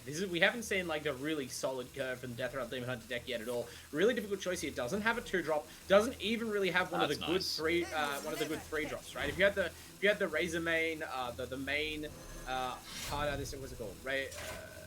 Death's Head Cultist. What is it? Razorfen Beastmaster. If you have Razorfen Beastmaster, you would coin into it. But instead, we go for the Illidari Studies, sort of a wild card to fill the curve, right? This deck is all about curving out and always trying to build like the strongest, most resilient board to maintain pressure turn after turn. This is not a great start. And actually, I'm really surprised we didn't see the Tusk Piercer hit, right? Because very often the reason you want to play Tusk Piercer turn 1 is so that you have the opportunity to draw into an extra Death Metal minion if you're missing one on the early turns. That's how key the turn 2 and turn 3 plays are. But Vexenite chose to preserve the durability of that weapon, not use its draw power. And I'm just interested what you're holding onto it for. Maybe you feel like you might need it to clear a Moarg Artificer. I'm not certain, but we're going to fire it off now. Very interesting. Well, as you can see now, it's going to be able to do that. I think perhaps wanted to get just a little bit of extra oomph out of it with the hero power. I'm not too sure what the thought process there for Vexenite would have been there, but I'm just trying to, justify something. But of course, by using the Illidari Studies, was able to get that Crimson Sigil Runner, which of course was an outcast, so was able to drop down that 1 card and also draw a card at the same time. So there was some decent benefit out of actually that line of play there. But like you said, you are very well practiced on the Death Rattle Demon Hunter at the moment, and perhaps just developing the normal strategy could have been the best way as well, but we'll have to wait and see depending on how this game plays out. There's just a concern, right? This Death Rattle Demon Hunter deck is very much a mid-range deck, right? You couldn't call it aggro. It's definitely slower than something like the Face Hunter, right? It's sort of like the Pirate Warrior, the Quest Warrior there, but maybe, but you don't have a quest. You don't have this ticking clock. You don't have the Juggernaut, right? So imagine that. You get 2 Mr. Smites, you got 2 Illidari Inquisitors, but you have no Juggernaut. You have no reliable finishing source of value. So that means I can understand needing to dig deeper in your deck because you want to hit all your powerful cards. You want to find that Death Speaker Blackthorn on curve. But you really do need to be dealing the damage in the early game. I guess maybe you're just kind of resigned to your fate that you cannot overhaul the lifesteal out of the Demon Hunter deck, but that's not usually how this goes, right? Like the deck is usually pretty good at fighting through what the lifesteal Demon Hunter has to offer. So I mean, look, it's a very awkward hand from Vexenite. You're kind of gambling on what you draw, and at least now we're getting to the point where there are multiple plays available. But these renowned performers also in a slightly awkward position, right? You're wanting to use them to clear away opposing taunt minions or things that might trade with you, set up some good taunt blockers for later. None of that's relevant right now, so we're just going to try and tax the spells in hand and push damage to face, but you have a sense that Corbett is setting up a board clear, and there's the Immolation Aura. Yeah, it does have that ready to go, but of course the Cult Neophyte coming down as well at the same time to actually delay that Immolation Aura from coming on through. So nice little play there being picked up there by Vexenite to actually slow this down. And I mean, we're talking about this being a little bit of an awkward play for Vexenite. Definitely an awkward play here for that Magtheridon to come down as well, because even though you've summed up those Hellfire Waters, you didn't have the combination to actually destroy them immediately and get the full summon. So it does mean that this Magtheridon will continue to sit there dormant for the time being, and in the meantime there's going to be some extra minions as Hellfire Waters just raining down a little bit of extra damage on top, and Corbett's already down to 16 HP, so Vexenite's been able to find a little bit of an edge off the back of this. I mean, you can't really trust the HP for Corbett because obviously the lifesteal power in this lifesteal Demon Hunter deck is immense. You do have to consider though, this is not a complete free roll. This is not quite the Priest matchup. You have to respect the burst damage that will start coming out, obviously not now, but in a few turns time, from the threat of the Illidari Inquisitor.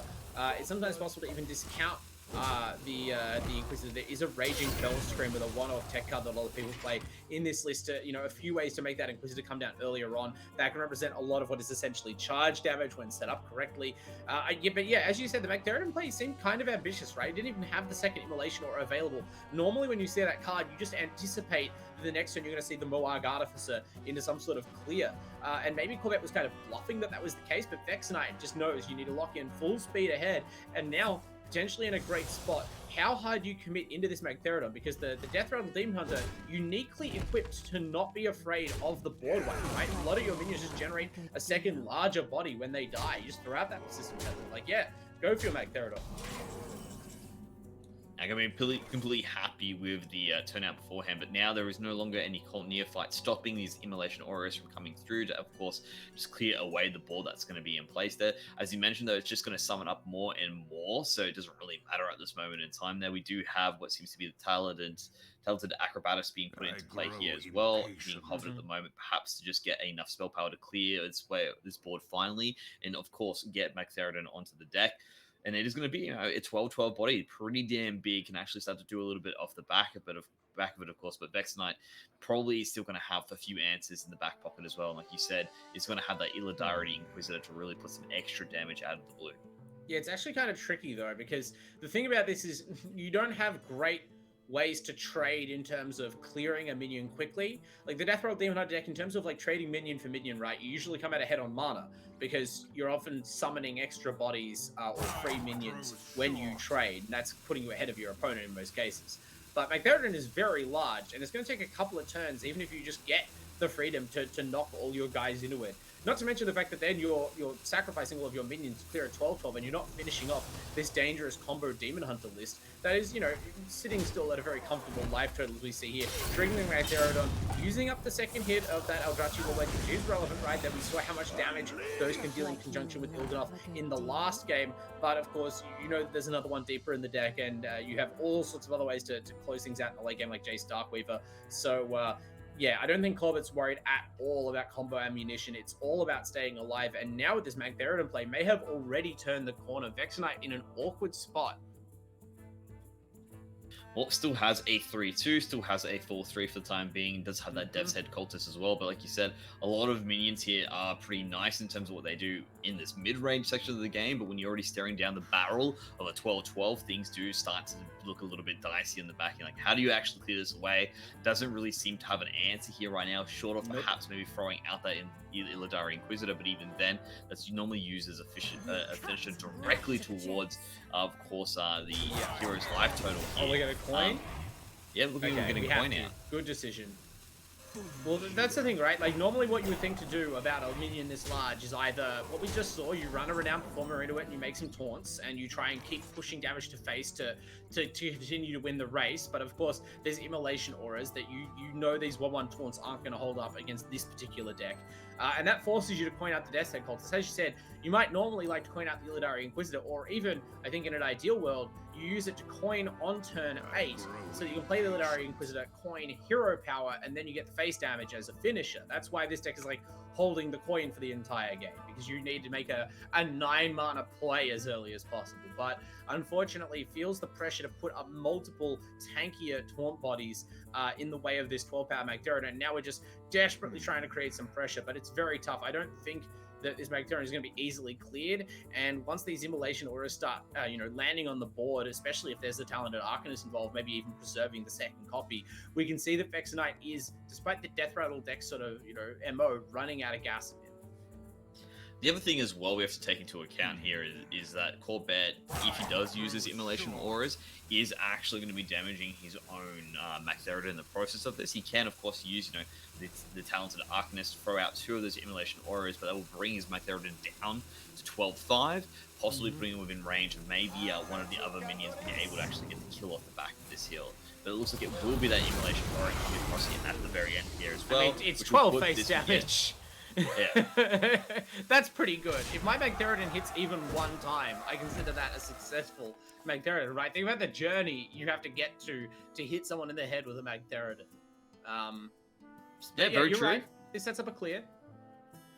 So look, that's the thing, right? Like this method now is down to 2-2, which means we will get one here. I mean, like you said, he is successful in the sense that it's able to do that, and now this does mean that Vex Knight's able to return back to normal play and just continue waiting out some time. And the concern about that is right. This Demon Hunter deck has the Death Rattle Demon Hunter deck has like some ways to heal.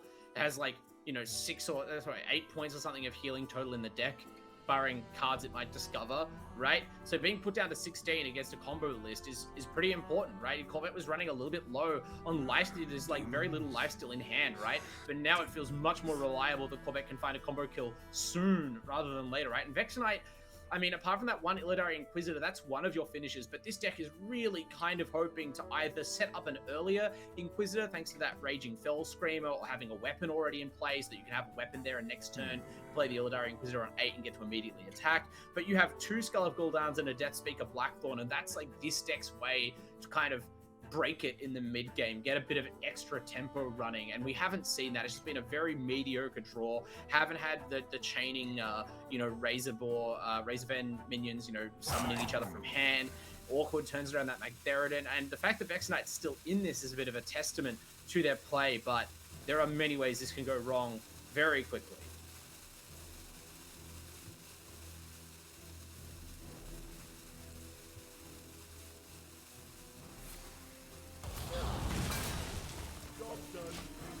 Wow.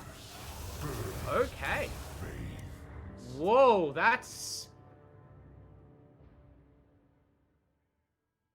It's turn 8. You know that if your opponent has an Illidari... Like, this is Vex Knight. Like, is this a trick? This is the turn that you get an 8/8 Rush minion. As the Death Rattle Demon Hunter. You all but know that that card is there. I guess you just 12 them, and I will have to see. I'm not counting what Jace Darkweaver is about to do, but I'm sure Corvette is, right? It's going to be something like Jace Darkweaver on turn 10 copy like several copies of Fury and hit you in the head for lethal. And I think that was the calculated risk, that even if your opponent has the Illidari Inquisitor, to immediately clear Il'gynoth, that forces them to make that play instead of anything that, say, makes taunts, and you deal them 4 damage with it. But it's still pretty big. You rarely see Il'gynoth just kind of like run out there to die in this deck. Yeah, very interesting play on the side there. I think maybe perhaps you think like you said, Corvette's probably counting on the Jace Darkweaver, but you think still you could, hey, maybe just hold off that one extra turn before throwing it in here, because of course he's going to be waiting to use the Illidari Inquisitor with an attack directly afterwards. Maybe it can get a little bit of extra low lifesteal off the back of this, but now it is a little bit of an awkward situation for Corvette. He's just lost his Il'gynoth. That means that one of his OTK kills is gone. Of course, he still has done a decent chunk of damage to Vex Knight down to 12, so that Jace Darkweaver might have enough oomph in it to actually finish this off here. You can see it's going to be that Fury coming up here, and it's going to be the Jace Darkweaver coming down as well. And I think he's looking to win off the back of whatever he's generating. Cast that Fell Spell, gets to recast it now off Jace. I believe an earlier copy was played as well. Is this enough? And we're waiting now, we're seeing it. The I-beam's coming down. Is there going to be time to attack? That's not enough. And you've almost cleared your own Jace. Oh, it's Blackthorn! Off the top of Exonite, the most high impact card in the deck. I don't even know what's left in the deck to summon with this Battle Crab. You're going to get something. None of the Rush minions, though. We've already seen all of the Rush Death Rattlers, but there is still a taunt. In fact, there's 2 taunts because we're teching the one of Talon Forging. Wait, hang on. Is there a second Fell? There's 2 Fell Rattlers in this list. All right, Exonite with some individual deck choices not seen in most common versions of this list. The extra Rush minion, the extra taunt minion. Brilliant setup now. Great position to take this game out after Corba just kind of stalls. I'm so curious, right? With this Sigil of Alacrity, what's it doing in hand? We've passed several turns just not playing this card, right? Are we scared of decking? Do we not want to draw cards? I'm a little confused. I mean, he's thinking about it right now. He's also looking at what would be the next play here. He's got the Fell Barrage. Perhaps the Sigil of Alacrity needs to be played here next. This is so bad. Skull of Gul'dan costs... I mean, this is the rough part about it. The Skull of Gul'dan costs 7. Even though you're going to get the Outcast benefit, you won't really be able to get the most amount out of this. So there's a lot of rough things coming through here as well. Another use of that Fell Barrage. You can see the Firewatch boss is chilling out. Looks like he will be using the Skull of Gul'dan. He's trying to dig for something. He got some Fell Gorges. Fellgorger and of course a Chaos Strike and I-Beam. I don't think this is enough here. I believe it's something. He might be able to use the Fell Beam to clear away one of the minions and perhaps the Talon Forging. If you kill Talon Forging, you just draw your opponent the card that lethals you. It will pick up the other Illidari Inquisitor and you will die. It's just you can't. Yeah, you can't. what you have to do here now. You will lose the game. You can't knock it. Cast the Sigil of Alacrity. At least we got it out of hand. But that's basically accepting.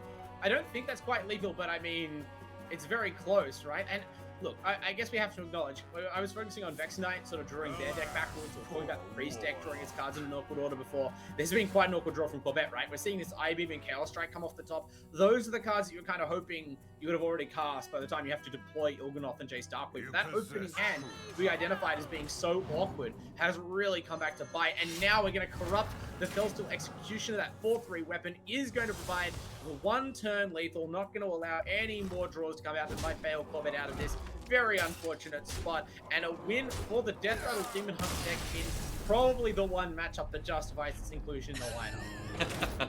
What a way for this to actually make those changes in the Oh, turnaround there. It just makes you wonder, perhaps if there was a different sequencing there coming out of Quebec, things could have been a little bit more different. But I guess, when he did play that Il'gynoth, we had a bit of questions on that. And I think he just had to drop it down there as well, because, of course, it gave something that was going to be the target there. It changed where that Inquisitor was going to attack directly afterwards. So a lot of different little things they're coming into play. But, when it was all said and done, it does mean now it's going to be 1 a piece on this sense. The Death Rattle Demon Hunter no longer going to be an option here now for the Vexenite. So the next game that we're going to be having coming into it's going to be a little bit more different, as now the options are being limited. Corbett still has the Demon Hunter, still has the Rogue here now, but of course what's left is going to be that Elemental Shaman deck that we saw previously, and of course what is going to be the Taunt Druid available for Vexenite. And I mean, overall, I feel like maybe you try again on the Elemental Shaman if you're Vexenite here, to leave your Taunt Druid for a little bit later, and let's see what comes out. And it is going to be that Elemental Shaman once again for Vexenite, but we are going to see a repeat of the Demon Hunter here for Corbett. Yeah, I mean, this is what a lot of people say, right? I'm not necessarily saying that a deck is, bad when I say the weakest deck, but there are, even just within the context of a matchup in your opponent's lineup, there are decks that you feel are harder to get a win with than others. And just like that Quest Rogue deck that we saw Homemaster, plug and plug away with and then finally use to start that reverse sweep in the upper bracket, you should play the deck that you feel you have the hardest time winning with first, so that you have the most chances to win with it, or your opponent sort of, even if they run every deck through it, you will guarantee get the matchup where you feel it has the best odds, right? Well, looking at what's happening here now as well, I mean, I'm looking at this across the board. We do have what it seems to be a decent mana curve here for Vexenite. Corbett's thrown away most of things here as well. Does pick up, the Whack-A-Null Hammer, which is definitely nice for that early game plays across as well.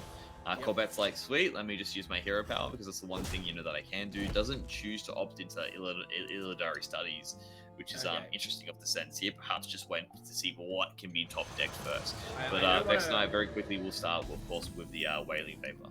Yes. Oh, and there's the Moag Artificer, a card that was suspiciously absent for the entirety of the previous game, and Corbett is probably pretty upset, right? This is like slinking into work half an hour late with your head down like a baseball cap, just trying to slide into your desk and pretend like you were actually here the whole time.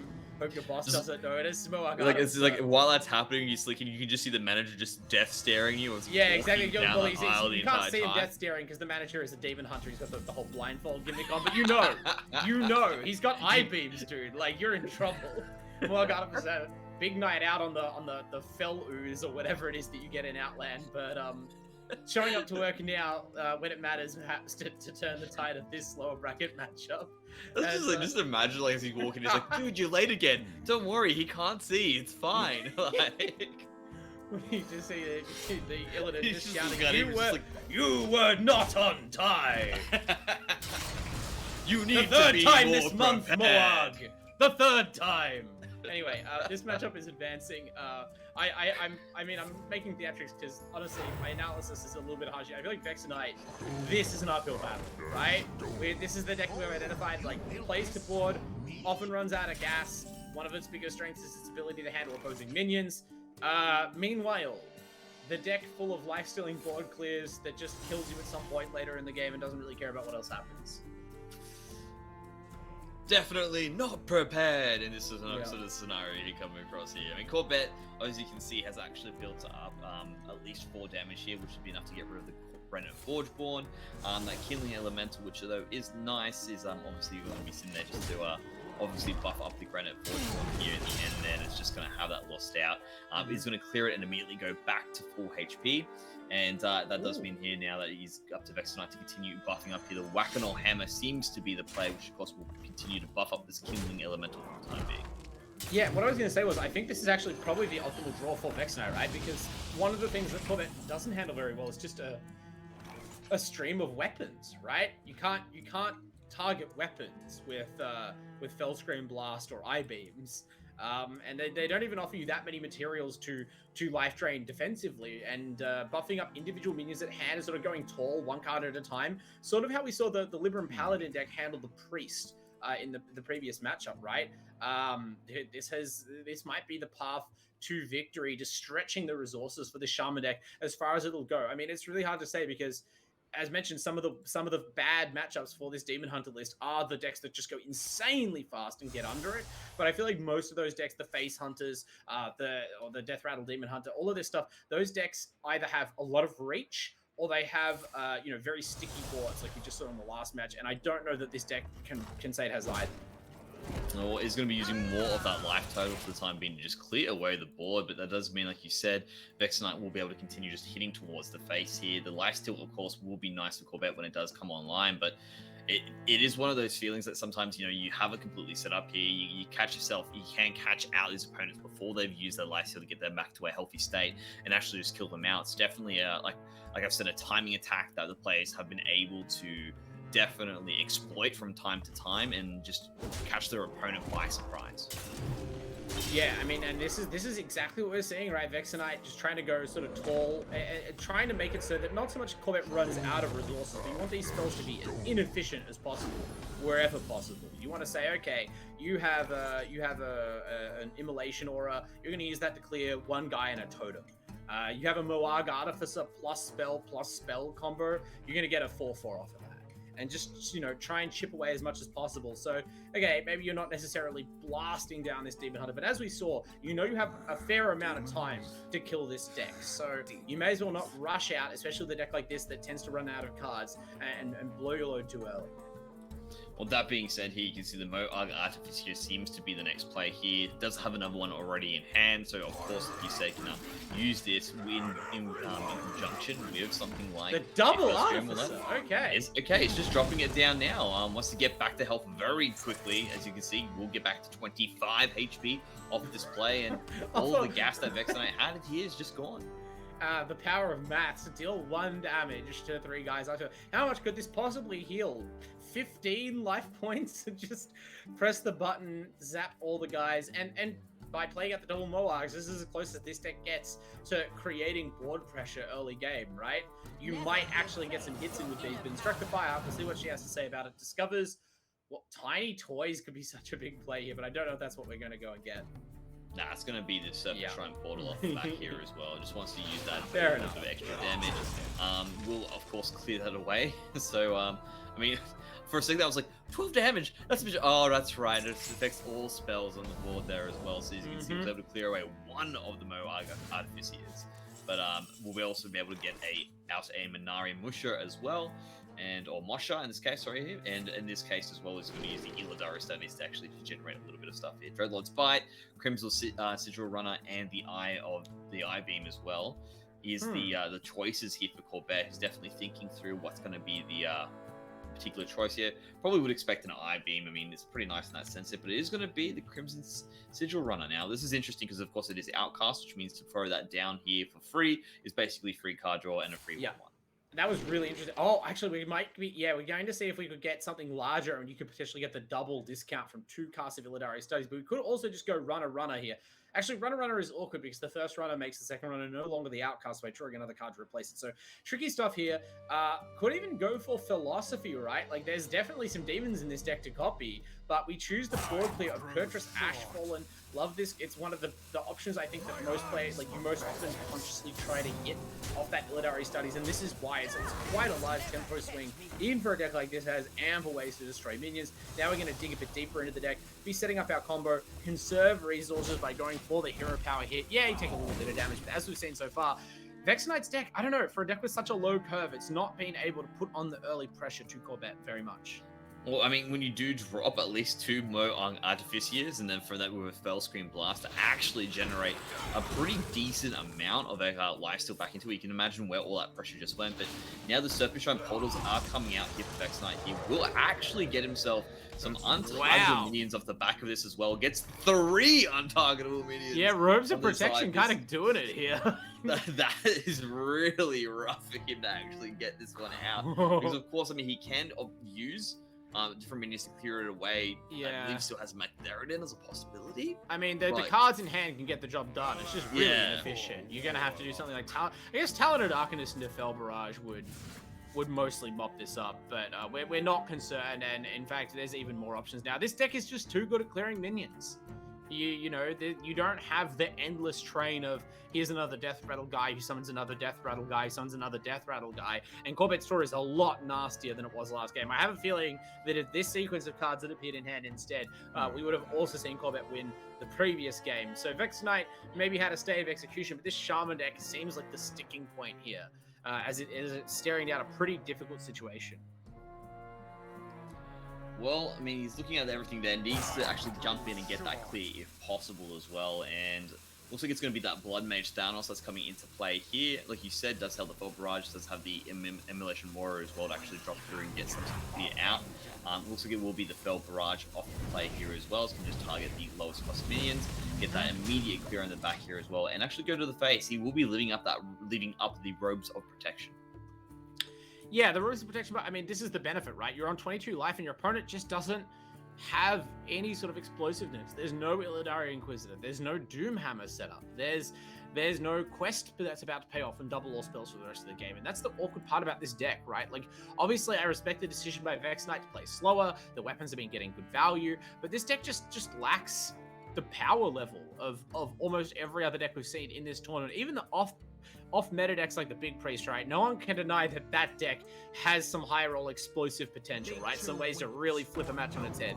This list is just a bunch of pretty okay cards that are filler in other Shaman lists. And unfortunately, as soon as it falls behind like this, it's really difficult to see how it comes back or how it can beat up the kind of unfair minion control and life-stealing powers that some of these control decks that are really dominating the meta have to offer. So we are going to get a nice little clear here out of the Arid Stormer. We're toteming here because we have nothing else to do. Will we regret leaving up the Rose of Protection? I sense probably not. There is still Talented Arcanist, and there's Magtheridon, so definitely not anymore. That would be a very nice big clear to come off the back here as well. And you can see, even though you may have a number of untargetable minions on the back of this, still really doesn't mean it's going to be able to do too much, because at the end of the day, it does mean, of course, these can just clear it away with the Magtheridon as well, pulling out a big 12-12 minion. I don't think Vex Knight actually has the cards within this deck to deal with Magtheridon effectively. Really it's going to be a very large cost to Vex Knight to actually be able to take that one off the board. And with the Jace Darkweaver as well already in hand, I feel like Corbett weathered the storm effectively against the Shaman there, no pun intended. And at the same time, it's actually brought this up to a point to take another win within this match. And you accuse me of cheesy wordplay, Mendrix. For shame. I mean, I never accused you of cheesy wordplay. I just said, hey, that's a pretty good. I love unintentional puns. Okay. All right. I mean, we're kind of back to the banter because unfortunately, this is sort of a match that's been somewhat dead on arrival. We're waiting to see if Vex Knight can put anything out there that really challenges the supremacy of this Demon Hunter deck in terms of just controlling the board. And incredibly, Corbett is so conservative that we're not even using Magtheridon to clear this board. We're saving Magtheridon to potentially clear a future board, and I guess what you're expecting is most likely Lilypad Lurker, right? That's probably the one efficient way to deal with Magtheridon. But it's not like this deck even really cares if the 12-12 minion gets turned into a frog, right? If you block the whole board, that's fine. And I wonder if Corbett will again regret leaving these 1-3s up. I'm not saying it's likely, but we saw last game the sort of slow Magtheridon sequence over several turns maybe came back to bite the Lifesteal Demon Hunter deck. The other thing as well is there is a Whack-a-Hole Nam Hammer in hand here. Could actually be dropped down and start buffing up his Hellfire Waters, making him a little bit more difficult to kill and actually keep McTheridan underneath those chains a little longer. Yeah, I think, well, regardless, there's only going to be one buff attack coming out, so the double Immolation Aura is going to get the job done. Yeah, I mean, it's just interesting how the resources were sequenced, right? We could have, last turn could have been a board clear, calls out the mistake, but I mean, we're going to find out that there's going to be, you're going to take 2 Immolation Auras anyway. I thought we might be using the spell damage minion last turn to fire off just 1 Immolation Aura, but chose to arrange the cards in a different way. In the end, the board clears of the board clears of the board clears for Corbett. There's just so many redundant sources of minion damage, and that's what you can do with your deck when you have a combo that allows you to win purely with minion removal spells. We'll just see now how we choose to get it done. You could even follow up the full board clear with Jace Darkweaver. You probably won't, because it'll involve Immolation Auraing your own legendaries a couple of times in a row, but, you know, the flex is there. A little bit of a flex here. It looks like it will be the Immolation Aura coming down as it's been hovered for the time being. I think Colbert's getting that ready to roll. See what he does decide to drop down in this scenario here, but yeah, it's just chilling out for the time being. Overthink this. Yeah, definitely rethinking it. So, yeah, it will be it. Yep. Yeah. We can see the Immolations coming down. That's going to be able to clear everything away. Now, as we can see here, he's going to have to wait for when McTheridan's finished being summoned before he can drop down the Bellforger. And now Vexenite has got a monstrous task ahead of actually getting rid of everything here. Yeah. Something can actually nigh on impossible. It's going to be the world's best 3-cost minion out of this Serpent Shrine Portal. And even then, you know, you have not yet overcome the true horrors of this deck. 8 cards left. One of them is Il'gynoth. You know, Jace Darkweaver in hand is going to cause a lot of havoc. I can't remember exactly which spells have been drawn yet. I feel like it's been another rough game in terms of sequencing around that card, but luckily this time Corbett is not forced to rely on it. And Vexenite, I mean, that's going to draw another damage spell. That's at least 9 damage available, and maybe, but even taking a single, even hitting McTheridan with the hammer feels like a loss. So we'll see what Vexenite can do. Maybe the Serpent Shrine Portal will generate a spell damage minion. I don't know. This is tough. Yeah, well, looks like it's going to be the Primal Dungeoneer first. Like you said, has 9 damage inbuilt in with the Lightning Bolt, and of course the Auction House Gavel. Oh, the Lily Pad Lurker! Nice! Wow. What a draw! I mean, look, there's only so many elementals left in the deck, but actually there's quite a few elementals left in the deck, so that's kind of fortunate. That is very fortunate here. I mean, that's what needs to come through as well. Okay. So I guess at this point, the Lily Pad Lurker is literally the play here. That's going to get rid of the McTheridan. It's going to be able to deal with it, and Vexenite looks like we'll still be in a relatively comfortable position. Oh my god, we're hitting... Wait, really? Gorger first, yeah. I'm really interested as to why you would hit the Gorger. You could have hit the face and bolt the Gorger. Okay, we're trying to make as big a board as possible, and we're concealing how much burst damage is available, right? That's the important part. You're hoping that you have to hope that Corbett miscalculates a little bit in terms of what lifesteal is necessary. And it's possible. Jace Darkweaver is going to eat up a lot of the available mana. Unfortunately, it's also probably going to recast a couple of Fellscream Blasts and a couple of Eye-Beams, and that is going to do a lot of healing, as well as potentially leaving a low hit point, but still, you know, 7 power Jace Darkweaver on the board. You might be forced to burn. Well, but the Immolation Auras are coming through. Oh, no, he's going to get 1 Eye-Beam. Yeah, it does 4 damage to 5 health, yeah. Still, I mean, like normally you would be expecting it to actually do a little bit there, but here comes the Fell Barrages now, doing a lot of good damage off the back of this as well. Il'gynoth has been picked up. It's still going to have a 9 damage face hit, 1 life. Oh. Chillin'. Okay. However, I don't think there's not much you can do off this now. You die guaranteed next turn. Can you find lethal to 27? I mean, he's got the Serpent Shrine Portal. You may as well roll the dice. Out of it. That's a life stealer. It's not gonna do it. No, not gonna haste. Not gonna thing. So, I mean, Vexenite, fair play. Gave it a crack. However, again, this Demon Hunter deck, it's like so many of these control decks that we're seeing make their way deep into the bracket. What seems to be the deciding factor is just the consistency. All you have to do is stay alive, and you know that eventually the combo win con is going to get the kill. You know that eventually also you're going to draw most of your deck. You drew 5 more cards than your opponent, and you draw a lot more in the early stages of the game. So the chances of you missing on critical cards that we've seen, be the downfall of so many players, just not as likely to happen to you. And there's a reason why I think we're seeing the players succeed, backing up multiple copies of decks like Lifesteal Demon Hunter, like Quest Warlock, like the Garrot or the Quest Rogue. It was actually starting at the start of the tournament as well. We didn't really see that many Demon Hunters, but there was a few that had these, OTK Demon Hunters coming into play. We saw them actually be extremely successful. And I imagine players and competitors took notice. I mean, over time they said, hey, this Demon Hunter's got some pretty good merit coming into it. And as the tournament progressed, each day after each day, we could see from different conferences, of course, who were perhaps watching in the past as the meta evolved, realized this is definitely a deck that needed to be picked up. And now that we are in these later stages of the tournament, in the finals, it really does just feel like a staple has come through. But Corbett still is not, finished this off just yet against Vexenite. Vexenite still has the Taunt Druid to play. The next deck is going to, of course, be that Rogue that Corbett needs to win with now to make it through to that next stage and actually face off against DMUT. Again, Corbett's got quite the ladder ahead of him, and so does Vexenite. It is Vexenite who's managing to bring us across. If they're going to be able to beat DMUT and then finally make their way against Home Master, who's sitting pretty chuffy, I reckon, at this moment in time in the winner's bracket there for the finals. Of course, just needs to get through one more round or match to make it to that next stage. So a lot of good action coming through here. Looks like the players are now ready. We've picked their decks. We know it's going to be that Garrot Rogue coming through from Bet, and it looks like there's no chances being taken here from Vexenite. He's bringing the Druid to party. Yeah, I mean, there's an interesting thing to note here, which is that this Druid deck, it's actually got a slightly losing win rate against Garrot Rogue in Legend.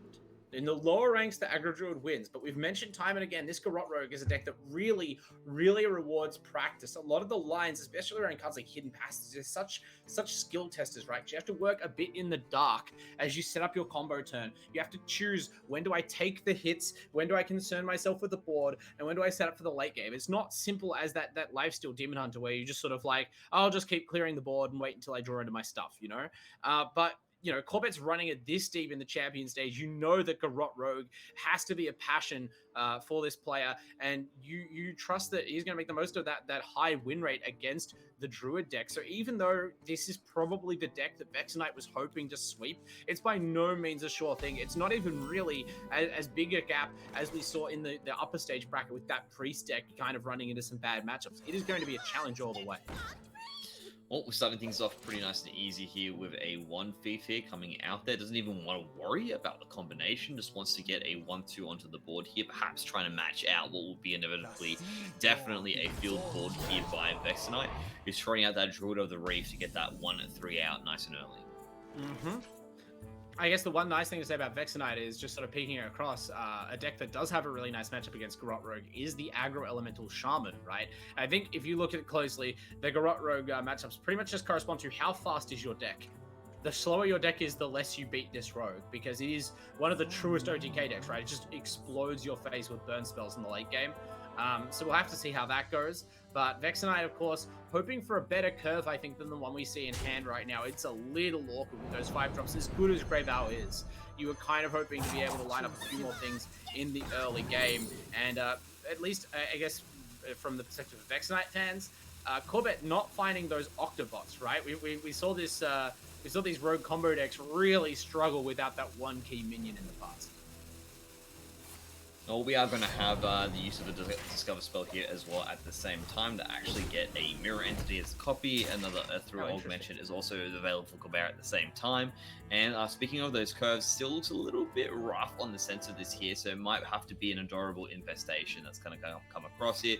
That will buff up the Druid of the Reef here in this play here, bring across another 1/1, and of course add something a little bit extra for hand here for Vexenite. So, like you said, even though not the it's not the best curve, not the best curve in this turn here. Still has some options available, and when we do get to that next stage, it's going to be able to have a point to really start putting out something that wants to be there. Yep, and Vexenite, of course, not happy with running a single stock list in the lineup, right? Casting that Sow the Soil, not a card that most of our aggro druid players have been playing today, but gets a bit of value there, running out the 2/2 Treant. We're probably looking to set up that Oracle of Elune, right? It's just a question of when that's possible to do. Granted, right now, this is not known to Corbett, and you would assume that this rogue deck has pretty good minion clear in most cases. Cards like Brain Freeze, Pen Flinger, Prize Plunderer, but none of those are available right now. The Octobot's not available right now. This is a pretty inert hand for Corbett. It's one of the more desperate hands we've seen. So a big window if Vexenite sort of sniffs that and decides to go for it. Well, Vexenite hasn't sniffed anything just yet. Is just thinking through what would be that next line. Again, has the coin to actually pull out something a little bit extra if necessary, or could choose to play as just a little bit more, I guess you could say, conservative, throw out the Martial Club and then just go for a Shapeshift Power. A number of little different things there. Perhaps even just use the Shapeshift Power, clear away the Og Merchant, and then go to the face of the Treant and just hold those cards for when you've got a little bit more mana to get more power out of it. Yeah, I think just the awkwardness of the curve here is going to force a really slow turn from Vexenite at some points. The question is, do you play the Oracle of Elune now, hope it lives, and at least you've used your mana very efficiently, you've kind of put pressure on Corbett right now, and there's not a lot of mana available for this rogue deck when you haven't seen it discount its spells above its minions?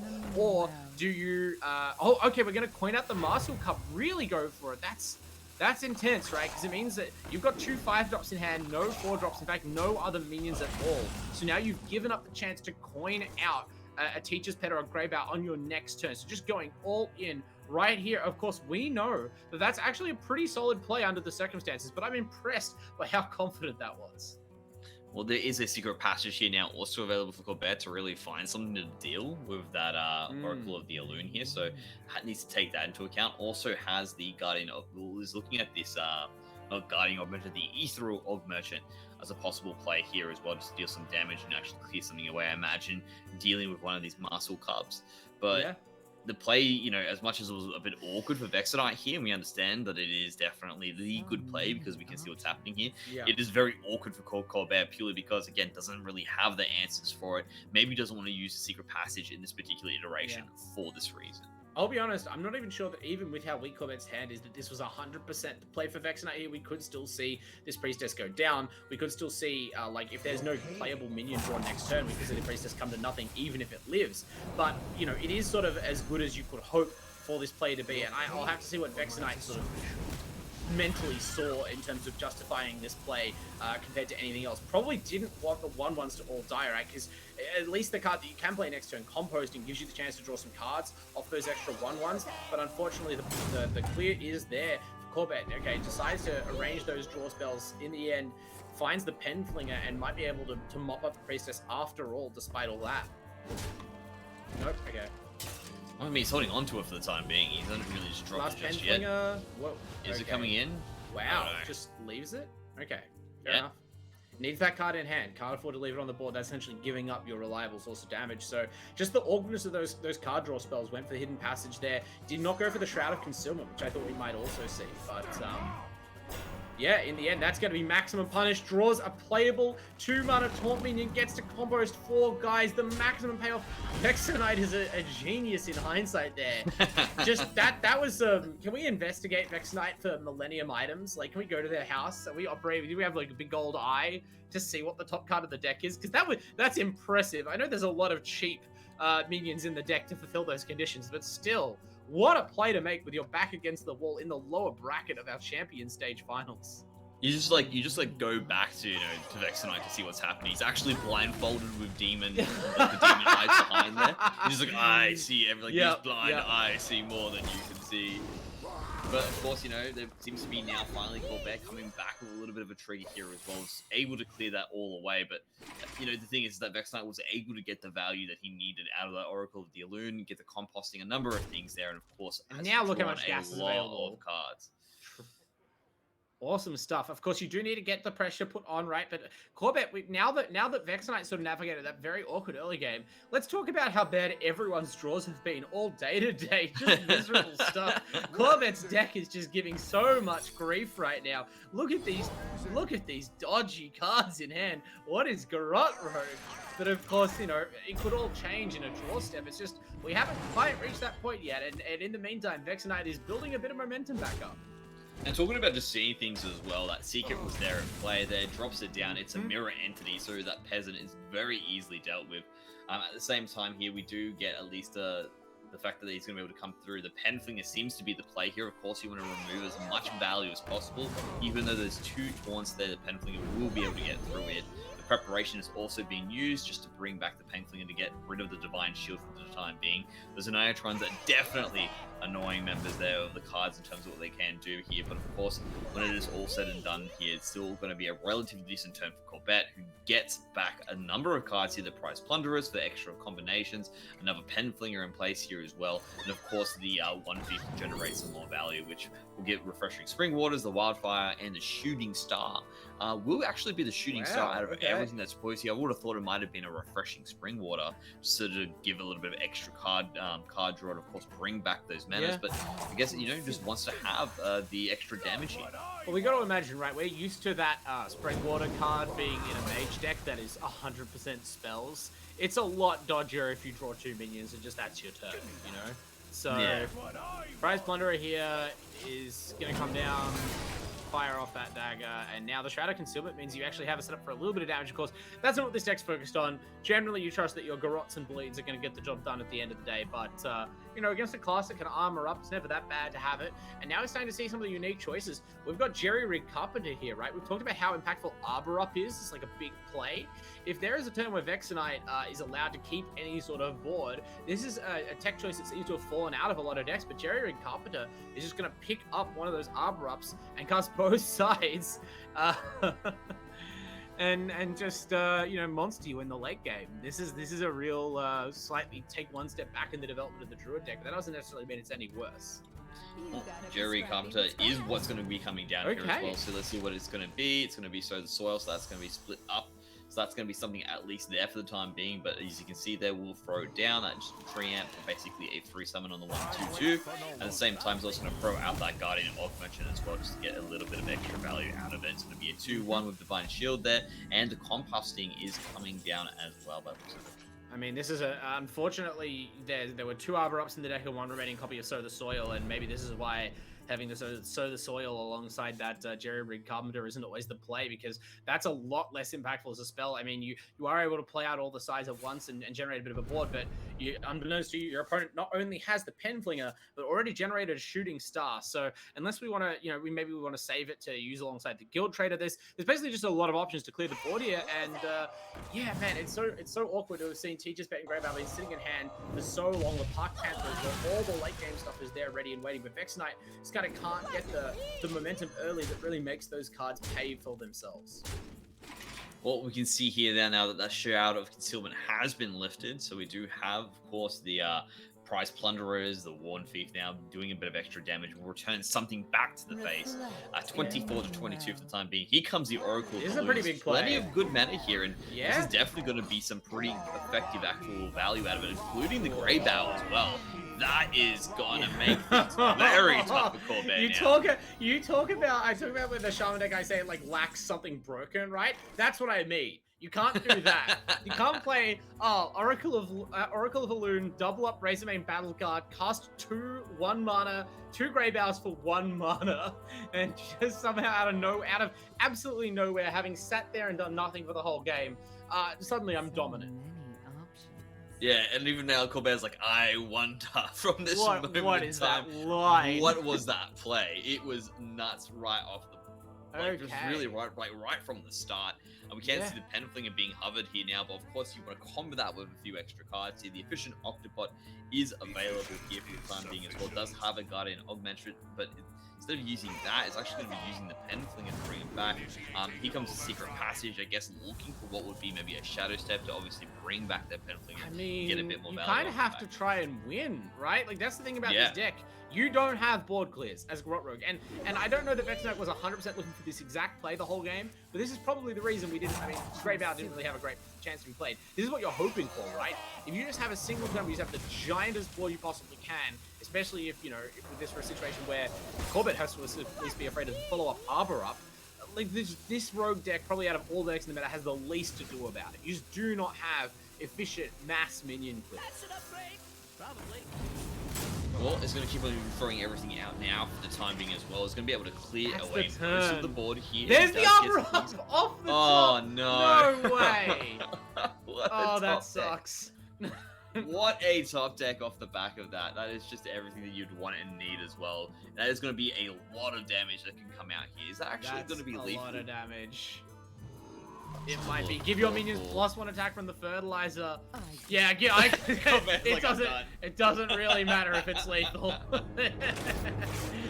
Corvair's like, nope, I've had enough. I'm not doing this one here as well. And that's going to tie it up to a piece, which means now it's going to be the Garrote Rogue up against the Elemental Shaman that we've been talking about this entire time. Just doesn't seem to have the threat that we saw before, right? The idea is like, yeah, I mean, we have seen it be effective, but right now doesn't really seem to have that oomph that we really want it to have. Now, against the Garrote Rogue, what's the feeling there? I mean, it is a little bit of a slow deck. It does have that clear, but I mean, if he's able to get that turn before where we get 4 elementals out at once, there's only so much mana for those Penflingers. Yeah, exactly. I mean, Penfling is like your best hope, right? There is no AoE clear. There is no super efficient minion removal. You have a few different pinging cards. Your best options are obviously the Penflinger and those prize plunderers can get a lot done. But short of that, right? Like, what do you have to like play your Blackwater Cutlass and like hit them? You certainly have a better chance against this deck than anything else in Corvette's lineup. Like, this is the match that the Shaman deck can probably win, right? And that's why you can understand Corvette leaving it till last.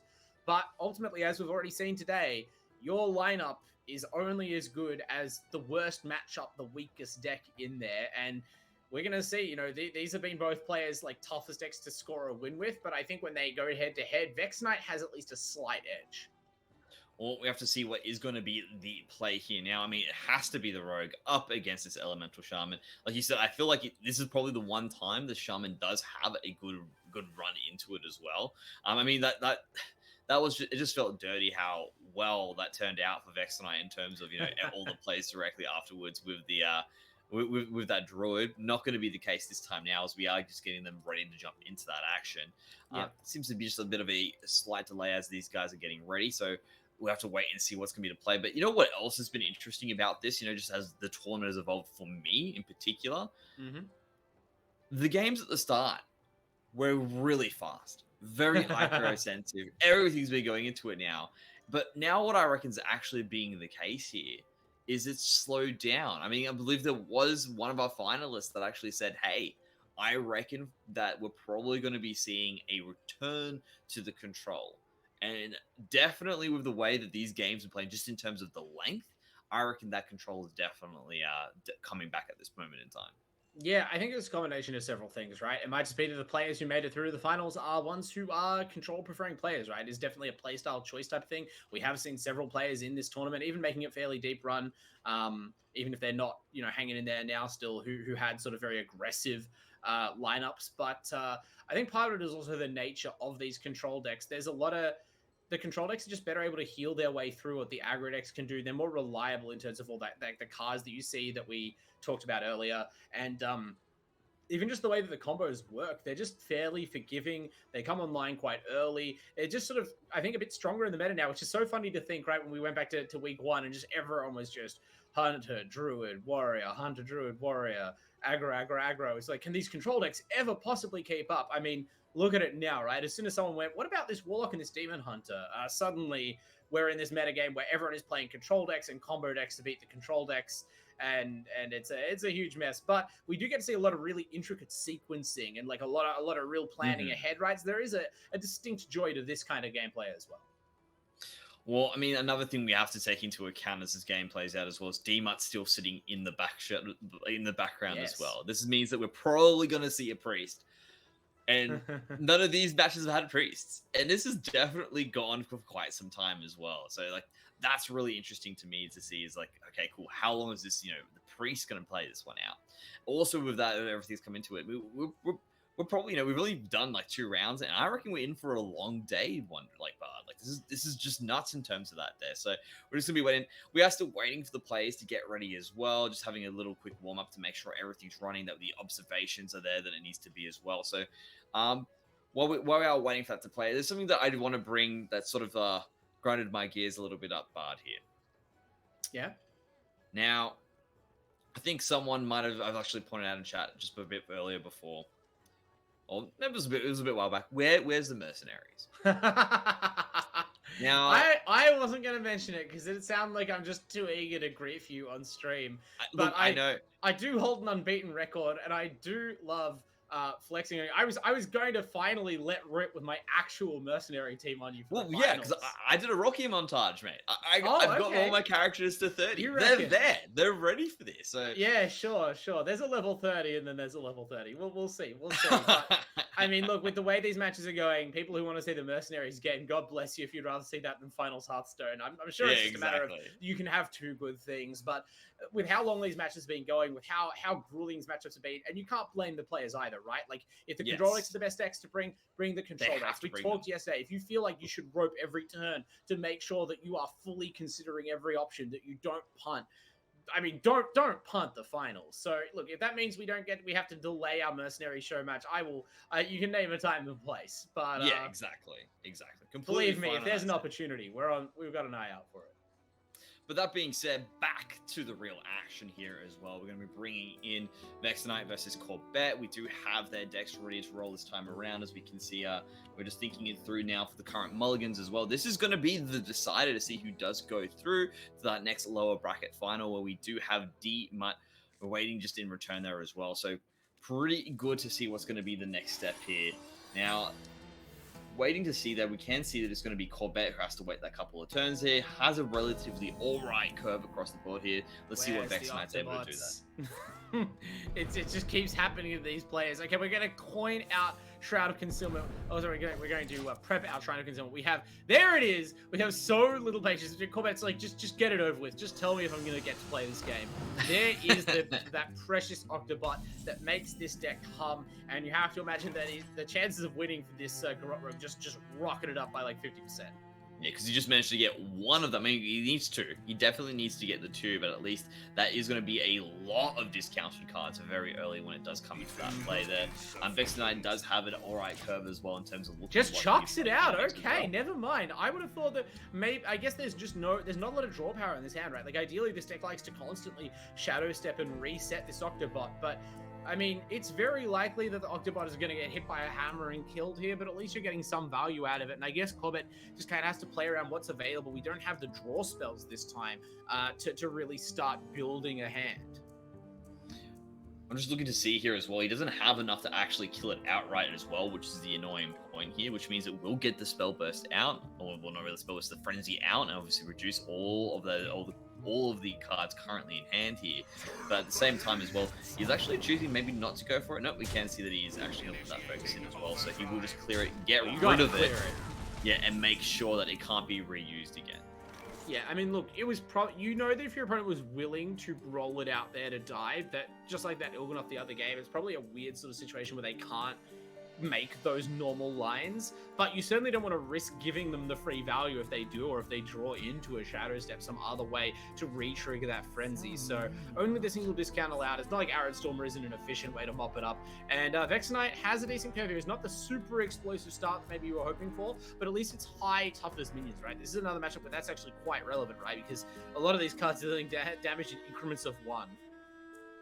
Well, the thing is, well, of course, you got those Price Plunderers, which are really nice with the combo, but of course, generally, you want to reuse them more effectively when there is a big minion on board, and Vexenite's just rolling out a lot of small minions in comparison. I guess the only real big thing that he's got there is going to be that Fire Elemental, which most of its cost is inbuilt into its battle cry anyway, so even if, you do decide to hold up for a 5 combo Price Plunderer to get rid of it, I think it's going to get most of its value anyway as well.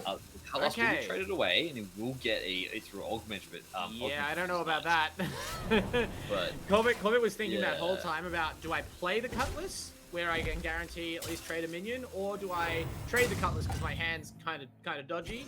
I don't think trading the Cutlass, you really wanted to find another Ethereal Orb Merchant. It's pretty low roll, but at least you will get to mop up the board.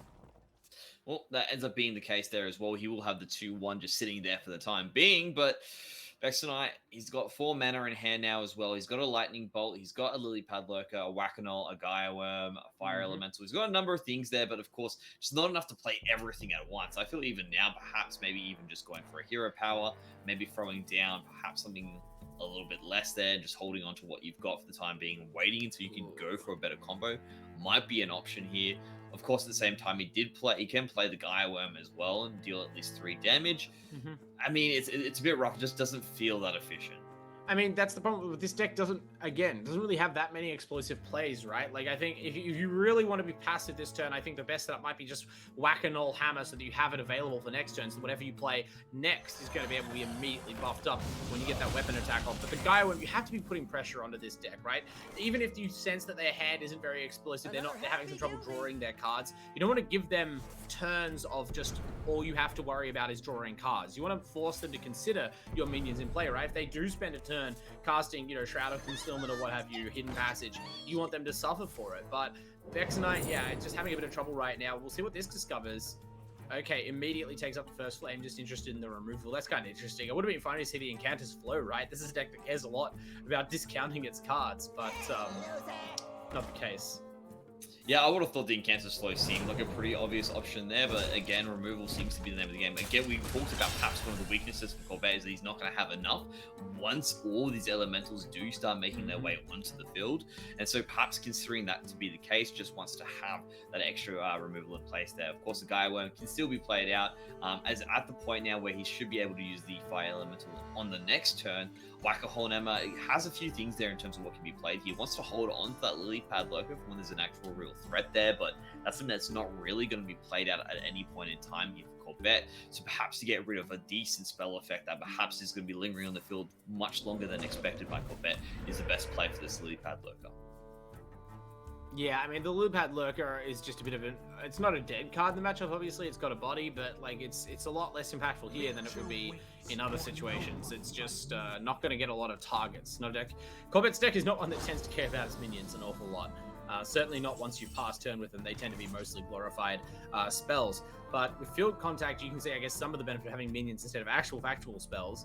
Get to draw a lot of cards here. Maybe not in this exact situation, but at least you have 2 0-cost cards in hand you can throw out, get a board clear, get some more card draw. It's probably the best hope, right? You're starting to feel comfortable because, again, this Vexenite deck is just not putting any pressure on at all. It's very anemic in the damage output. But look, you have to assume very few players ban this Shaman, right? So Vexenite got all the way here, winning what must have been at least 5 or 6 series, playing this Shaman deck.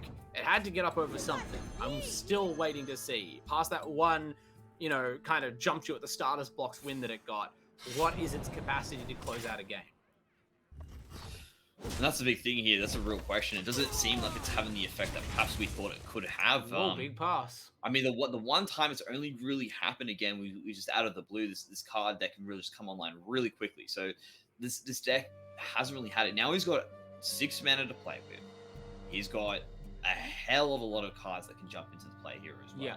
You can see that most of the time you want to hold on to those Sherp and Shrine Portals to actually get rid of specific minions as well. But maybe now might be the time to just start unloading the scenario and generate some decent cards off the back of it. I think Vexenite has a lot of options, but he's just thinking through this line now. Now, like, if this Shaman deck is their normal elemental Shaman deck that has, like, Rockbiter, Stormstrike, Doomhammer, you are enormously favored, right?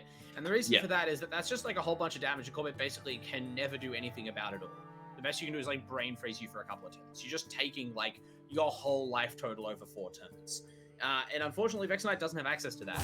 But you do have a lot of weapons, and you have a lot of burn. You got 2 Gaia Worms, you got 2 Fire Elementals, you just put all of that to face. Corbett's already on 20 health, right? We've been stabbing a lot of these Elementals with our Wicked Knives from the Hero Power. It's only turn 6. The combo, there's still 16 cards left in the deck, and now we're going to start going for it. Corbett, like, passed last turn with a ton of mana up, and I'm not going to say that's wrong per se, but there's definitely been some awkwardness in trying to sort of not waste the cards in hand where you then run out of gas, but also how fast you feel forced to go when Vexenite isn't just hurling a bunch of minions on the board to give you good targets for like this zero-cost prize plunderer, right? And I think the Vexen Knight, maybe your best shot is just punish Corvette by turning into just Burn Shaman and just throwing, you know, all of these spells to... How much damage is that in hand right now? You got 3 from the Portal, 3 from the Bolt, 3 from the Gaia Worm, 6 from the Hammer. That's nearly lethal. He's got enough there. He just needs to just drop it. Now, I'm waiting to see what's going to be the next thought here, because of course he's used the Prize Plunderer now. He's actually used a lot of the Penflinger. The Lily Pad Loca could come down and get rid of the field contact. So now seems to be the next set of plays here for Vexen Knight here. You can see a lot of those elemental cards are buffed in some form of way when you do decide to drop them down as well. It looks like the Granite Forgeborn might be the one that's making its way onto the field. But... yeah, I mean, is it more efficient, right? As you pointed out, there's yeah. basically lethal in hand already. Is it worth paying for a 4/4 body that you essentially know if your opponent has any way to stop any of your cards? This Forgeborn is like the least likely to push any damage to face. I feel like you have to respect the removal out of the road deck and just race at this point. You have at least 2 turns. I guess you don't know that as well as we do from their hand, but Corvette hasn't really been going for the Octobots, hasn't really been representing any sort of like combo ready hand, so you know you seem to have the time to push forward, but Vexen Knight chooses to still play for the clear, still tries to test Corvette's ability to mop up these elementals on their turn, holding off on the actual burn for now. Well, another field contact is going to be the play here as well, so that's going to come out. The Penflinger will be using the clear to get rid of the Arid Stormer. It does have access to a Swindle. I feel like that just needs to be dropped down as well. Get the spell, get the minion. There's going to be a Brain Freeze and a Guardian Augmerchant. That'll bring back the Penflinger. The Cutlass is also going to be there, possibly something that can be traded away as well, but I feel like at this moment in time, he doesn't have what he needs to actually clear away this Granite Forgeborn, so he's just opted in for some more efficiency by going straight to the face.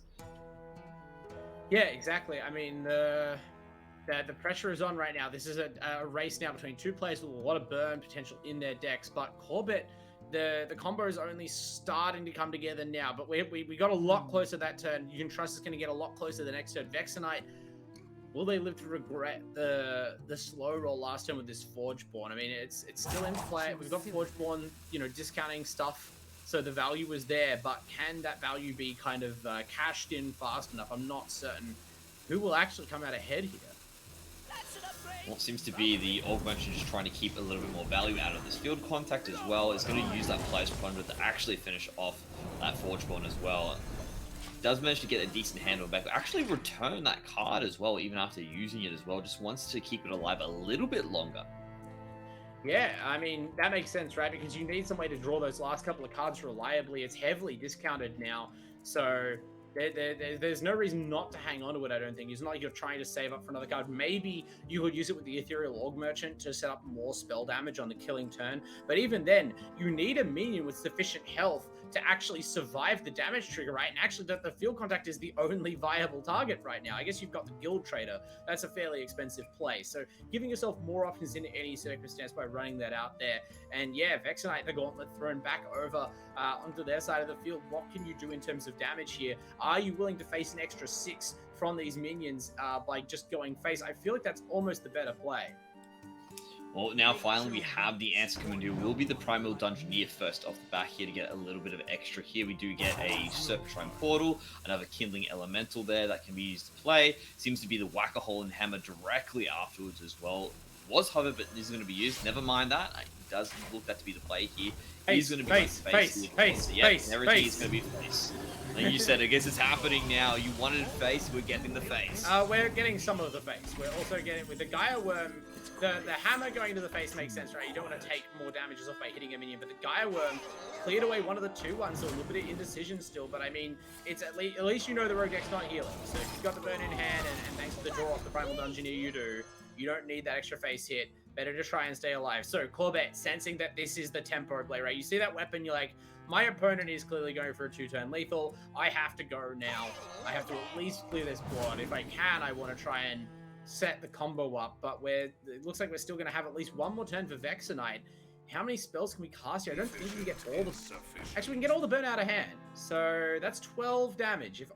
And with the weapon hit, that should just be lethal, right? Is there a Brain Phase available? I'm looking to see here now, there's a 1 thief.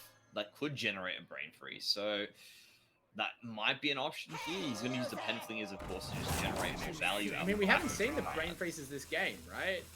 I think he's used earlier? one. I can't remember if there is a brain freeze still in the deck. It plays 2, but again, look, the one thief again. That's free. Swindle's gonna draw it. I'm almost out of cards. No, it's Passage. I mentioned. Time's Run out. out of time. No Let's clear the freeze. board at least. That should be lethal. Vexenite is Vexenite really gonna he's do it saying after well all of played. this? Yeah, he's The calling Shaman list finds a matchup where there is no healing, there's no early game pressure, there's not efficient enough minion clear, there's not a fast. It's just like the ideal target, the soft underbelly of Corvette's lineup, and this Garrote Rogue. It's sad because it's such a cool deck, but it brings its owner down. And look, in this case, it manages to bring the owner up because he does find the win in the end, and that mid-range there just before turn 10 comes online, which means this Garrote Rogue isn't going to have the opportunity to do what it needs to do, but that does mean that Vexenite has managed to come out on top with a 3-2 victory.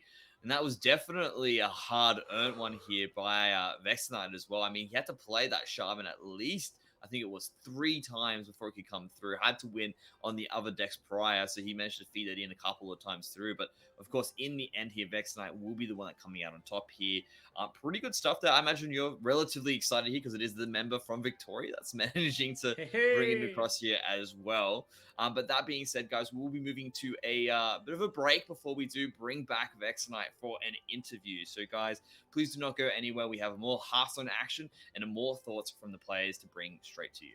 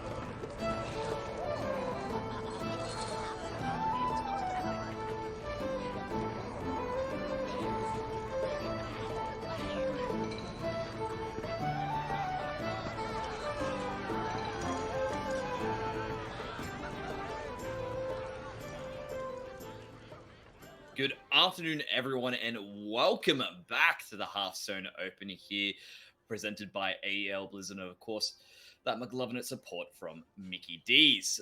Guys, where has the day gone? I think last time I was saying good morning, now I'm saying good afternoon. It has been a very tumultuous ride, but we do have a player interview ready for you to go. It is going to be Vex Knight, who we have interviewed in the past, but now we get to have a bit of a catch up here as well while he's now jumping onto the ring. Vex Knight, you there? Can you hear us? Yes. Hi guys, how you doing? I'm doing great. How are you going today? Oh, I'm pretty ecstatic, not gonna lie. That was very stressful last match, that's for sure. It seemed to be a very tough slog coming into it as well. I mean, you've played all the way through the lower brackets as well. Not all the way through, but most of it. How's that been going for you in that run?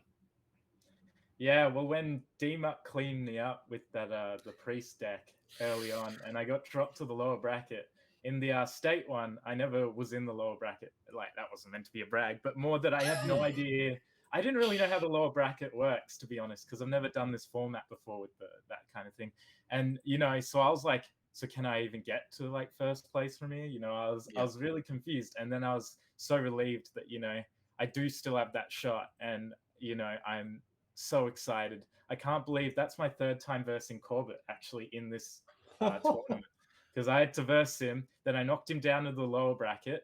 So then he came back around to the finals, the grand final, and I versed him again in the state one. And then we just versed then as well. And every time he banned my warrior deck as well. Rude. Yeah. Well, I mean, you hear though that like it takes an immense effort to triumph through that lower bracket. Obviously, the deep run they had to make, and it's surprising, obviously, that you know not even knowing that you could still make the grand finals. You can still win the tournament. It's not a consolation bracket. You pressed on regardless and made it here with some really interesting deck choices. Some of the most unique lineups we've seen in this whole event. I think every single one of your decks is tweaked in some really interesting way, and a couple of them are very far out. I mean. The big warrior is an obvious ask, but it seems like a lot of your opponents seem to respect that one right off the bat with the ban. So I'm going to go to the shaman. Can you tell me what's the reasoning behind this shaman build? It seems like it's halfway between the two popular shaman decks that we're used to seeing. I'm not sure, to be honest. I think I definitely got the most comfortable with it, and it got me to legend. So that's actually the one that I was. So it was basically my only deck before I entered this tournament. The one that I properly used and I was really confident with. And so then I sort of had to branch out and practice the other decks. But I really felt like it was either going to be that or aggro elemental shaman. But then I was thinking about, well, what are other people going to play? I looked at the matchup statistics, things like that. And from there, I was like, okay, this one, if I ban Pirate Warrior or something, this would actually be the best way to go with this certain deck. Because I think looking at my stats with this deck, I managed to match it up with like what people probably would be running. And this one seemed to be the most favorable one, this shaman deck that I put in today, yeah. Just to follow up on that shaman deck, we've sort of seen differing performances from this deck, which is why we want to have a bit of a question about it. There are definitely times when it just looks like, oh, there's no threat here. Where's the threat gone? And then there are times it's like, oh, there's all the threat all at once. Okay, sweet. And it just happens like very upfront. Like, is it ideally supposed to have like a mid-range threat moment and then a early game moment? Or is that like something where you just like sort of working through, hey, this is supposed to be purely an early game damage sort of or early threat deck, and then hopefully I can find the damage towards the end? Yeah, I'm not really sure what to classify it. It's sort of it's a weird one, isn't it? Because it doesn't really feel like it fits into one category. Some games I just take over the board and they can't do anything and I just win. And then some games like that last one against the Rogue, I had to save up all my damage spells, and at the end I released them all, praying to God that they didn't have all their combo pieces in hand. Because it was terrifying, honestly. Yeah. Yeah, I mean, look, it takes a lot of flexibility to be able to sort of improvise a different game plan, because sometimes completely different based on game to game and matchup to matchup, right? So I respect the guts to play that kind of deck as opposed to something more like a quest deck. We see a lot of players who've really practiced these single focus linear game plan lists. But I mean, overall, you seem to really avoid most of the popular meta choices. You're clearly aware of the meta. You say you've studied the data, you've looked at things, and yet you're showing up with all these sorts of off-meta choices. Is it just because this is the perfect lineup of decks where you have a couple of counters to everything, or is there an element of just trying to wrong foot your opponents who might also be looking towards the most commonly played decks? Like, what's the strategy across all of your choices? Yeah, to be honest, I really wanted to run the Libram Paladin, but I just couldn't scrape together the cards for it, as I'm I'm almost a free-to-play player. I really like to try and spend as little money as possible while getting the most out of the cards that I do have. And so a bit of it, like the Big Warrior actually, was like this replacement for Paladin, because I really wanted to run that deck, but then I was like, well, I have the cards for Big Warrior already, so I'll play it. And also, Big Warrior's a lot of fun. I love it. It's so much fun. While Paladin's very, methodical, you kind of know what you're doing the whole time. Is there even a discover card in the deck? I'm trying to remember, because it doesn't feel like there's any deviation from what you do in that deck. Just draw your card and play, It does. Yeah. Well, with Warrior, I mean, there isn't that much deviation, but at least you've got the Discover a Rush minion card, things like that, which can really change the game, especially if a lot in practice, and I think once in the game, I got the 4/4 that gives you the Prime, and then the Prime goes into your deck, and it's the 10/10 that gives you 10 armor when it kills something. And that has actually saved me so many times, because it gives you a big card for your Big Warrior, and that's amazing, Yeah, I don't know. I also feel like people haven't practiced against these a lot, and that's also another strategic advantage.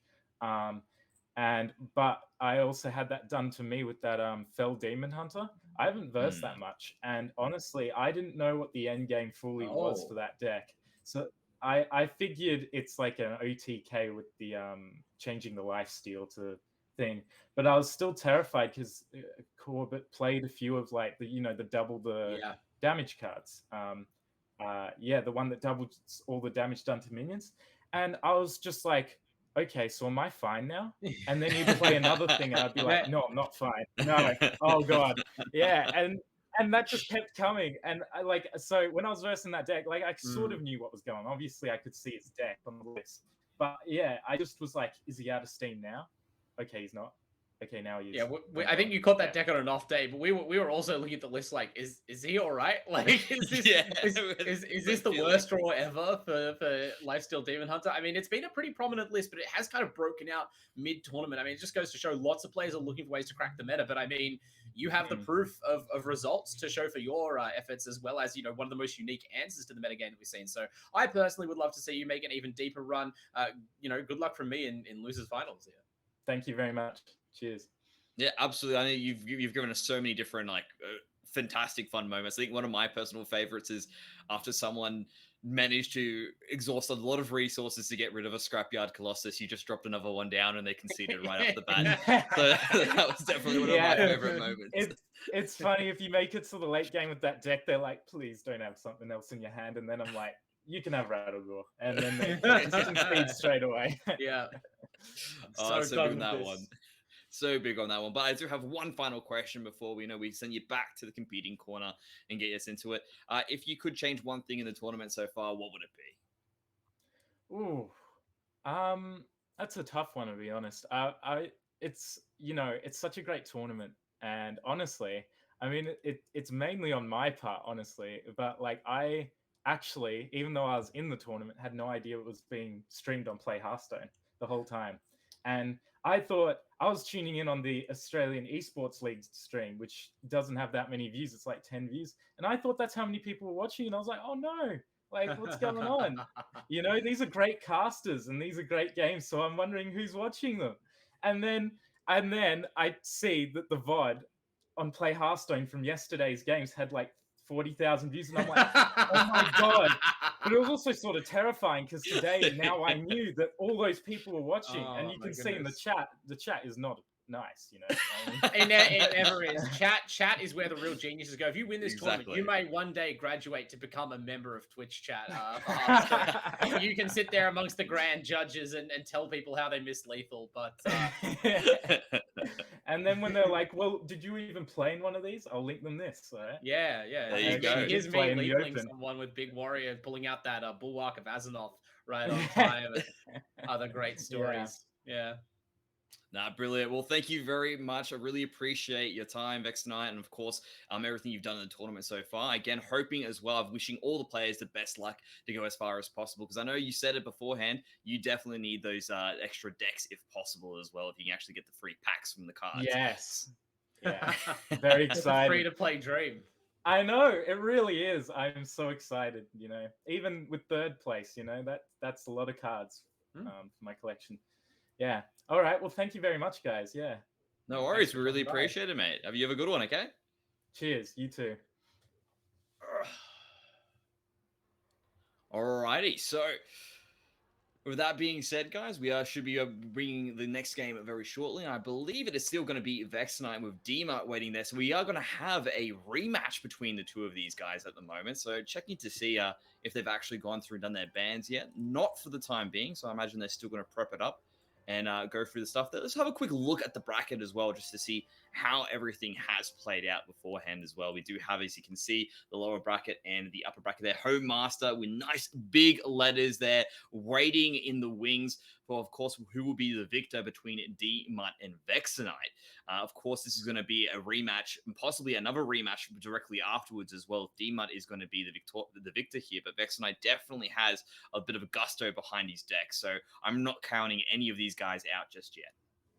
Yeah, exactly. I mean, this is a situation where all of the players left at this stage of the tournament, there's only 3, right? You have to give them all pretty much equal credit. Yes, there is a significant advantage to Home Master by being in that upper bracket. You do have an extra life. Your opponent has to overcome your deck lineup twice in the grand finals to secure first place in spite of your upper bracket advantage. But I mean, at this point, if anyone's going to be able to do it, it's the remaining players, right? You're at the very end. It's all elite now. All the deck lineups are very interesting. No one seems to have a clear dominant answer, which is great, right? From a caster perspective, we love a bit of variety. We love a bit of unknown chance, and I just can't wait to actually see these matches play out. We've been salivating over them all season. So now that we're finally here, I've become impatient, Mendrix.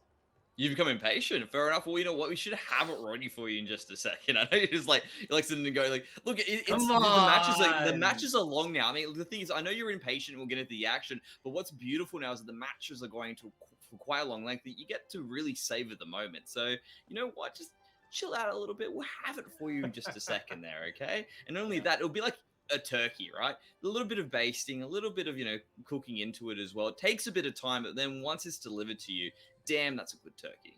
Remember to marinate your game of Hearthstone in a bag of spices and salts in the fridge for an hour or a night before cooking. Would you put it in the freezer? Or would you say the fridge or the freezer? I said the fridge. I don't know if you put marinade in the freezer. No way you put it in the freezer. It might go bad. Yeah, okay. No Glad we're on the same page. Anyway, tune in after this tournament for the Mendrix and Bard cooking stream. But for now, D-Mutt and Vexenite are only moments away. We obviously had to hold up poor Vexenite there for the interview, but man, it's great to get insights from these players, right? Because we can speculate all we like about why this deck, why that deck. It's interesting to hear a free-to-play player or close to free-to-play player, who admittedly can't make all the decks you might like, right? Pretty sad to not be able to build the Paladin list with how high its win rate's been, but it's not like the big warriors held Vexenite back at all. So the budget alternatives here, this man flying the flag for all you, poor little broke Hearthstone players out there.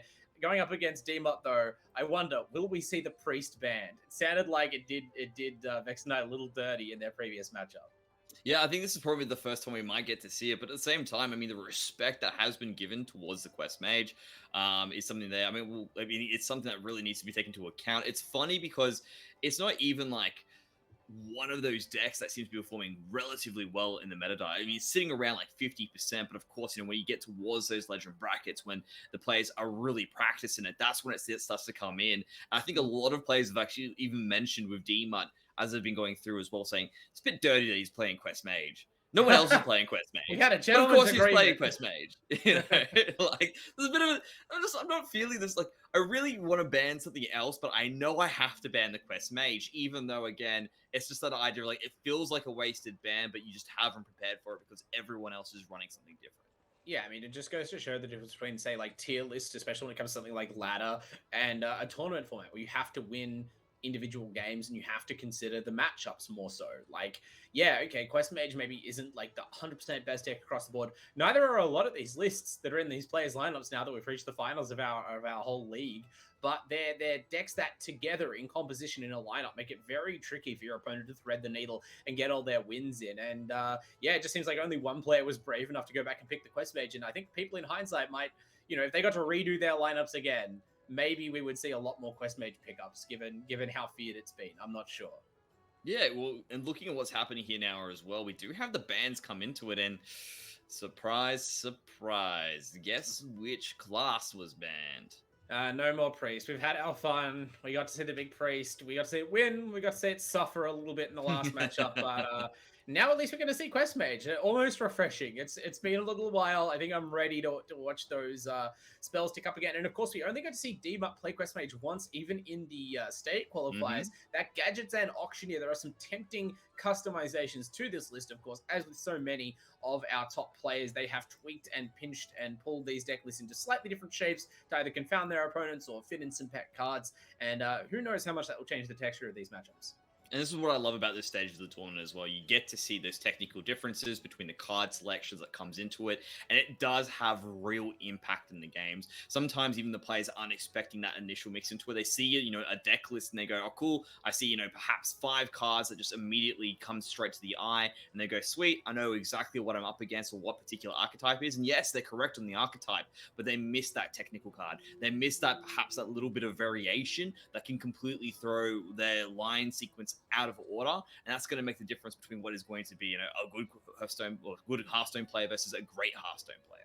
Yeah, I mean, look, you heard Vexenite as well. These players are playing so many matches against so many decks. It's a 4-deck format, right? You can't be on top of literally every opponent's deck list completely, and you're just sort of seeing who's up next. You can't really focus on all of your possible opponents more than the one in front of you. So it's very easy to get into a situation where you hear your opponent's Demon Hunter list and go, I'm actually not sure, is this a different list? Like, why is that Ilgadoth coming down early? Should I be afraid? What's going on? It's very easy to miss a one-of card that's slightly different in the list somewhere, or a person who has 2 of a card, like a Fell Rattler that we saw, you know, show up big time for Vexenite earlier today. Just having a couple of tweaks like that, not even a different card name, can really matter sometimes when you're so used to a certain deck composition and you're making like deep multi-turns ahead plans based on that. Yeah, and the thing is as well, you need to take into account also what other threats might be happening in the midway, especially these mid-range decks, which have been making an appearance on this as well, being able to actually just exploit a nice little moment around those turn 7s where they do just kill their opponent before they have an opportunity to get that playoff. That being said, that we are jumping now into the action. It is going to be D-Mutt up against Vexenite here, and it is going to be the Hunter up against the Shaman to start things off. Yeah, and look, we've talked about this this Shaman. It's kind of hard to pin down, and Vexenite himself there in the interview even admitted not really 100% willing to put the deck down as either an aggro deck or a burn deck or a mid-range board control deck. It's kind of trying to flex to match the weaknesses of its opponents, but I think it's got a decent shot against the Hunter. Again, it seems important this deck doesn't have explosive value or massive burst damage to finish games. It obviously has face damage, but I think it'll be happy to going up against a Hunter deck that, sort of like that Rogue deck before, isn't going to be healing any of this damage off, isn't going to have like overwhelming answers to the elemental minions. Yeah, well, also we can see Vexenite's not leaving anything up to chance here. We'll use that Lightning Bolt to make sure that the Frenzy isn't procced in any sense of the matter, and does mean that that board is going to remain relatively clear for the time being. Has going to go back towards D-Mutt here, who's got the option just to tap that hero power, perhaps play one of the other cards in deck here as well. I feel like the hero power just seems to be the way to roll. Yeah, it depends how much pressure you want to create, though. Like, again, you sort of have to be wary of Vexenite seizing control of the board. There's a lot of cheap and effective elemental minions. Vexenite has the coin as well. It can be dangerous to surrender the tempo so early on, and yeah, the pressure is felt. Going for the Demon Companion ends up, obviously, with the charge minion, the Riffler, Fellhound there, so not really losing out on any damage. Does go down a card, though, and yeah, I just think it's slightly too early in the game to be transitioning into just hero powering, but, you know, the Hunter deck it's obviously got to watch its card count. At least we've got the quick shot available in the Barak Coda Bane to go deeper on, but those are still a few turns away. The mana costs there are a little bit clunkier than you would like from a, you know, theoretically quite damage-focused, aggressive deck. Absolutely, as well. I mean, the thing is, we always have to have a bit of concern about these more aggressive decks just running out of steam way too early. Of course, the Barracuda Bane for the Hunter means that it will be able to generate those extra spells and then allow them to actually have something coming into it. Of course, you also want to have that Wrangler as well coming into play to obviously bring up some of the beasts that might not have been summoned just yet, and that also gives them a little bit of an extra oomph behind the back of it. So this Face Hunter definitely has the ability to generate those particular things that are needed, but unfortunately, sometimes if you don't get those initial cards, you can be stuck behind a pretty weird or behind a pretty awkward turn 5 and turn 7. I hope Dima does get something here. The True Aim Crescent should be something that allows him to generate a little bit extra coming out of it as well, but you can see he's dropping it down for the time being. Probably not the ideal use at this point.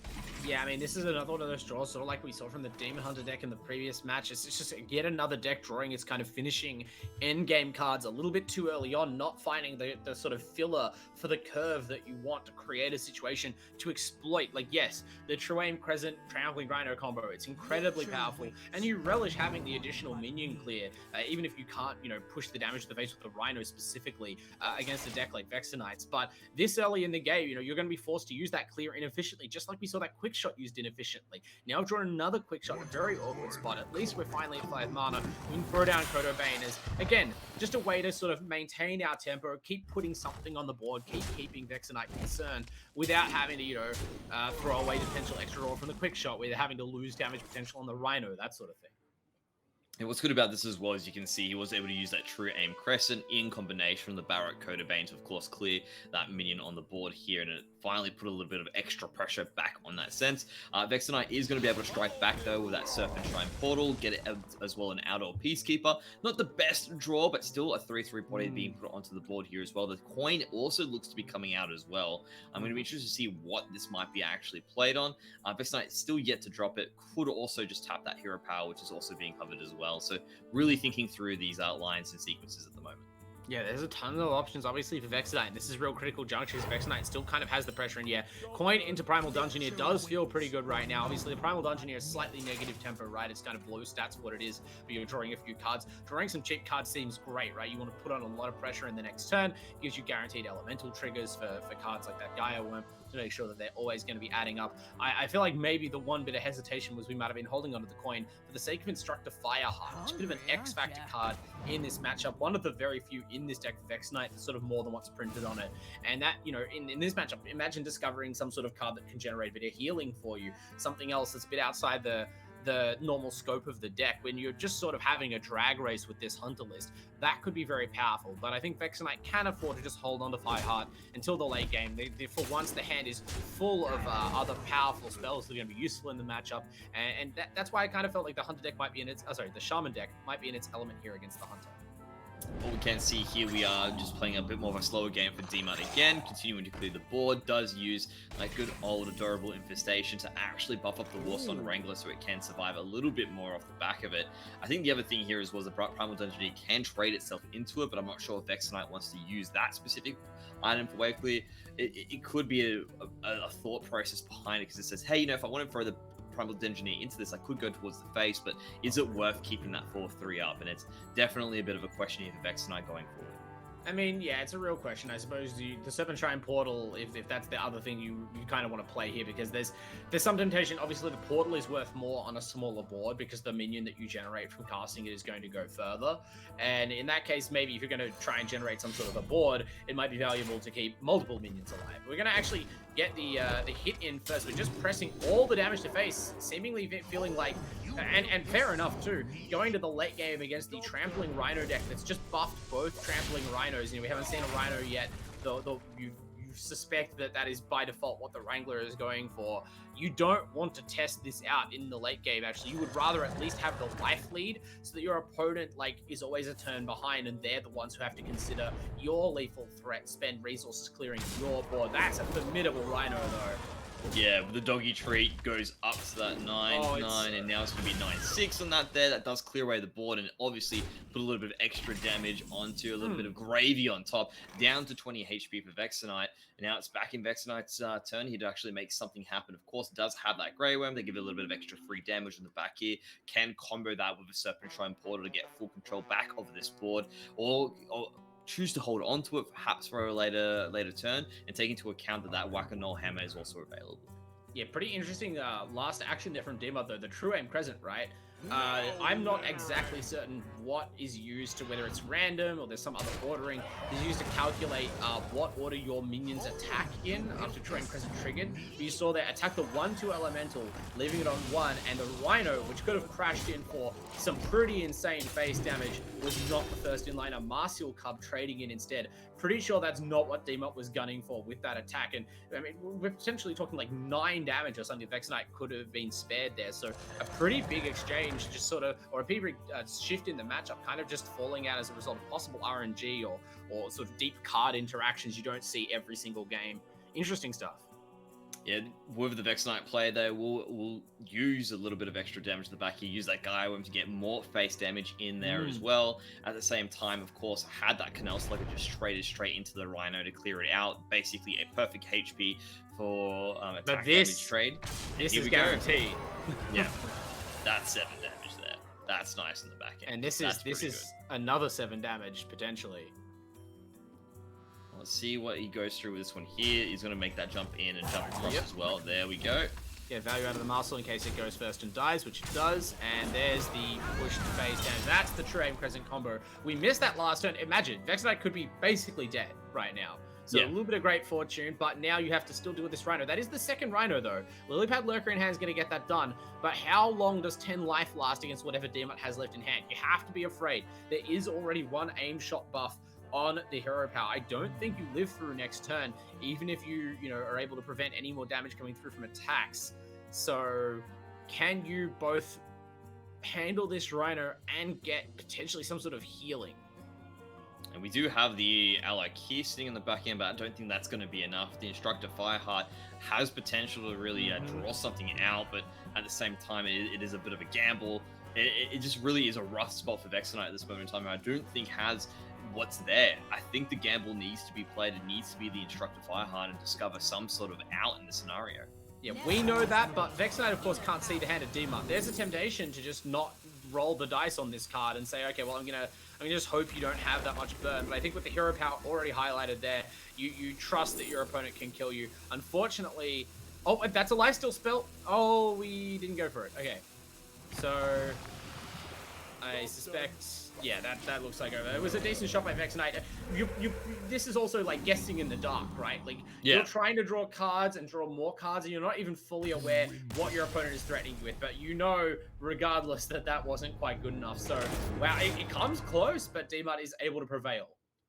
Yeah, and that is definitely, there's normal situations here for Dima. Typically, that Hunter always seems to be basically loaned out first, or not really loaned out, basically deployed first each time the matches come into it. That is going to leave open what's going to be the Warrior directly afterwards, and of course, what's still available, the Quest Mage, Vexanite. Typically, what I think Vexanite likes to do is run with the Shaman and then shift gears into one of the other characters that are available, or one of the other classes there, and just bring back the Shaman afterwards. So it seems to be a little bit of a different play style coming across here. I would expect probably to see the Quest Mage come out next. I think that's probably what Demot's probably going to throw out there. Vexanite, I think up in the air in terms of what will be the choice of deck coming out. Yeah, I'd most likely agree. I mean, we can make these generalizations, right? And especially when it comes to your initial deck choice, where it's a lot more in the dark and most players have a pretty broad spread of matchups, it makes sense to sort of like go with whatever you like to go with. But now that we're down to only 2 decks for one of the players, you at least think that on Vexanite's sides, you might calculate a little bit, like what has the best chance of winning, what has the lesser chance of winning. And even for Demot's sake, do you feel like the Warrior deck has more even matchups all around? Maybe you want to save that till last. Nope. Okay, apparently we're going to run it out straight away, and it's going to run into the Death Rattle Demon Hunter. Definitely interesting on that one for him to actually bring that one up. It is going to be a change across the board here. Now, it is going to be the Warrior, as you mentioned before, and as well as that Death Rattle Demon Hunter. I'm trying to figure out how the Warrior would actually play out in this particular case, because we haven't really seen too many Demon Hunter Death Rattles in the meta right now. I imagine, though, you still have a pretty decent curve here from the Warrior here, but they tend to probably even out. The Warrior deck has an advantage in this matchup. It's not overwhelming. It's not like 100% guaranteed, but it is better than a coin flip. It's a decidedly Warrior favored matchup. And the big reason there is just the quest line, right? The docs, right? Like this is the Demon Hunter deck. It's sort of, again, like Vex Knight's playing these surprisingly honest decks, right? They don't have quite as much punch in terms of their big turns as some of these other lists do. Like, Blackthorn's pretty good. The Illidari Inquisitor Lethals can come out pretty hot. But the thing about the Warrior deck is between the fact that it sort of applies constant pressure the whole game, it's able to tangle with these Death Rattle minions and force them to trade. Vex Knight's never really going to steal a march on you with like a heavy removal spell or whatever. So you can pretty much always rely on the Demon Hunter having to use their minions to kill your minions and slow you down. And it pretty much inevitably gets to the point where you get the Juggernaut, and they just don't have anything that keeps up with that in the late game. As long as you avoid losing control of the tempo, like if you don't get behind on life where you have to start fearing Illidari Inquisitor lethals, I feel like it's pretty comfortable for the Quest Warrior. Well, D-Mart will pretty much start that quest off right off the bat, though. We do have a Razor Ball straight away from Vex Knight, which is definitely the expectation here. You want to get that Razor Ball out nice and early, so of course you can resummon in a Death Rattle minion from that Death Rattle there. Of course, Pirates being played, because that's what you want to do to push that into. And of course, the Harvest Camps are always fantastic to have early, because it means you can draw into those more critical Pirates to keep things rolling. Really handy draw there for Vex, and I actually did not have a single Death Rattle in hand. Really awkward mulligans there, but picks up the two, picks up the optimal one to have off the Razor Ball there, so that instead, like if you ever miss on one of these Death Rattles, like if one of your Death Rattle minions sort of has that conditional trigger, or you know, something like the Peddlers or the Razor Ball, and you don't have a minion to actually drop down from hand that's eligible, it is a huge blow to this deck. Like it's surprisingly fragile. You really rely on squeezing the value out of all of these smaller cards, since you don't have like a massive explosive combo to lean on.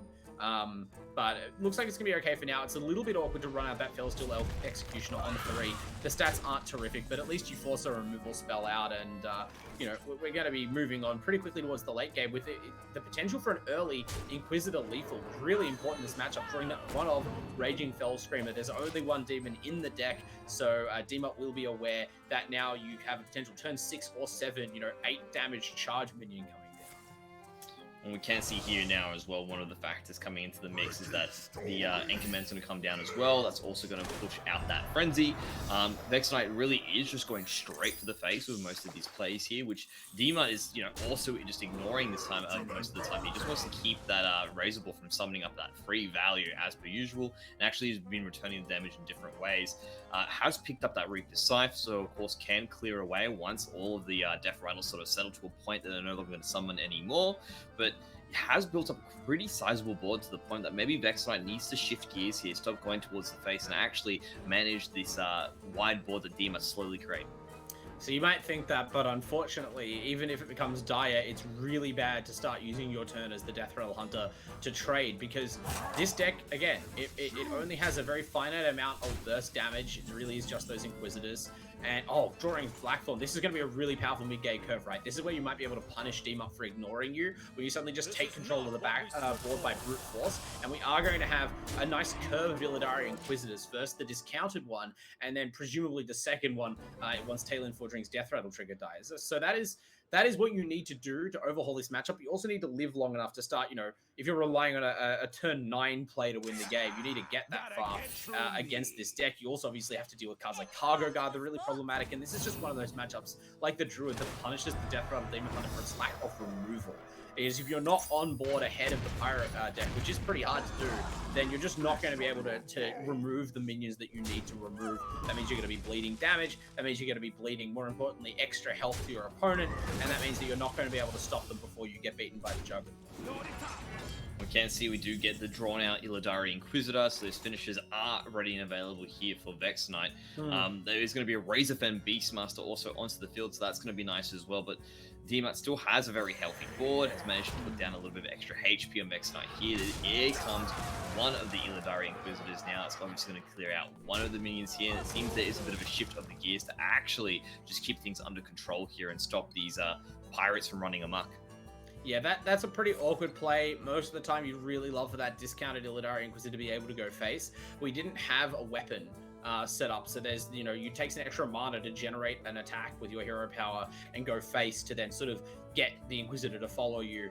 In that situation, with the way that the curve lines up, you actually have more late game plays past this than you do, other ways to adeptly handle that cargo guard, and you certainly can't leave it in play. So kind of forced to run out the Inquisitor, but at least it's got a lot of remaining health. You sort of force DMAT to consider, can't really leave the 8 power guy there. I got to do something this turn that's not just hit face or play pirates. And I don't know what DMAT necessarily expects from Vex Knight over the next couple of turns, but Vex Knight is going to give you the highest roll you could probably expect. It'll be really interesting to see what comes off of this Death Speaker Blackthorn and Skull of Gul'dan over the next couple of turns. Could decide the match. Well, it is going to be a Reaper Scythe by the looks of things as well. Also following that through with the cutting class. So that means that it's going to be able to get a number of cards in return for that as well. And as you can see, just sort of make things a little bit low on that sense that I do like the idea of this as well. You attack the lower cost minions, that way you preserve your life total, and of course just let the AoE handle the rest. It is going to bring up a renowned performer here for Vex Knight in return for it, and here comes that high roll that you were talking about, possibly being the next step for it. It is going to be the Death Speaker Blackthorn. It was hovered down, but not played just yet, but I think, like you said, it's just the obvious choice. It is now coming out to play.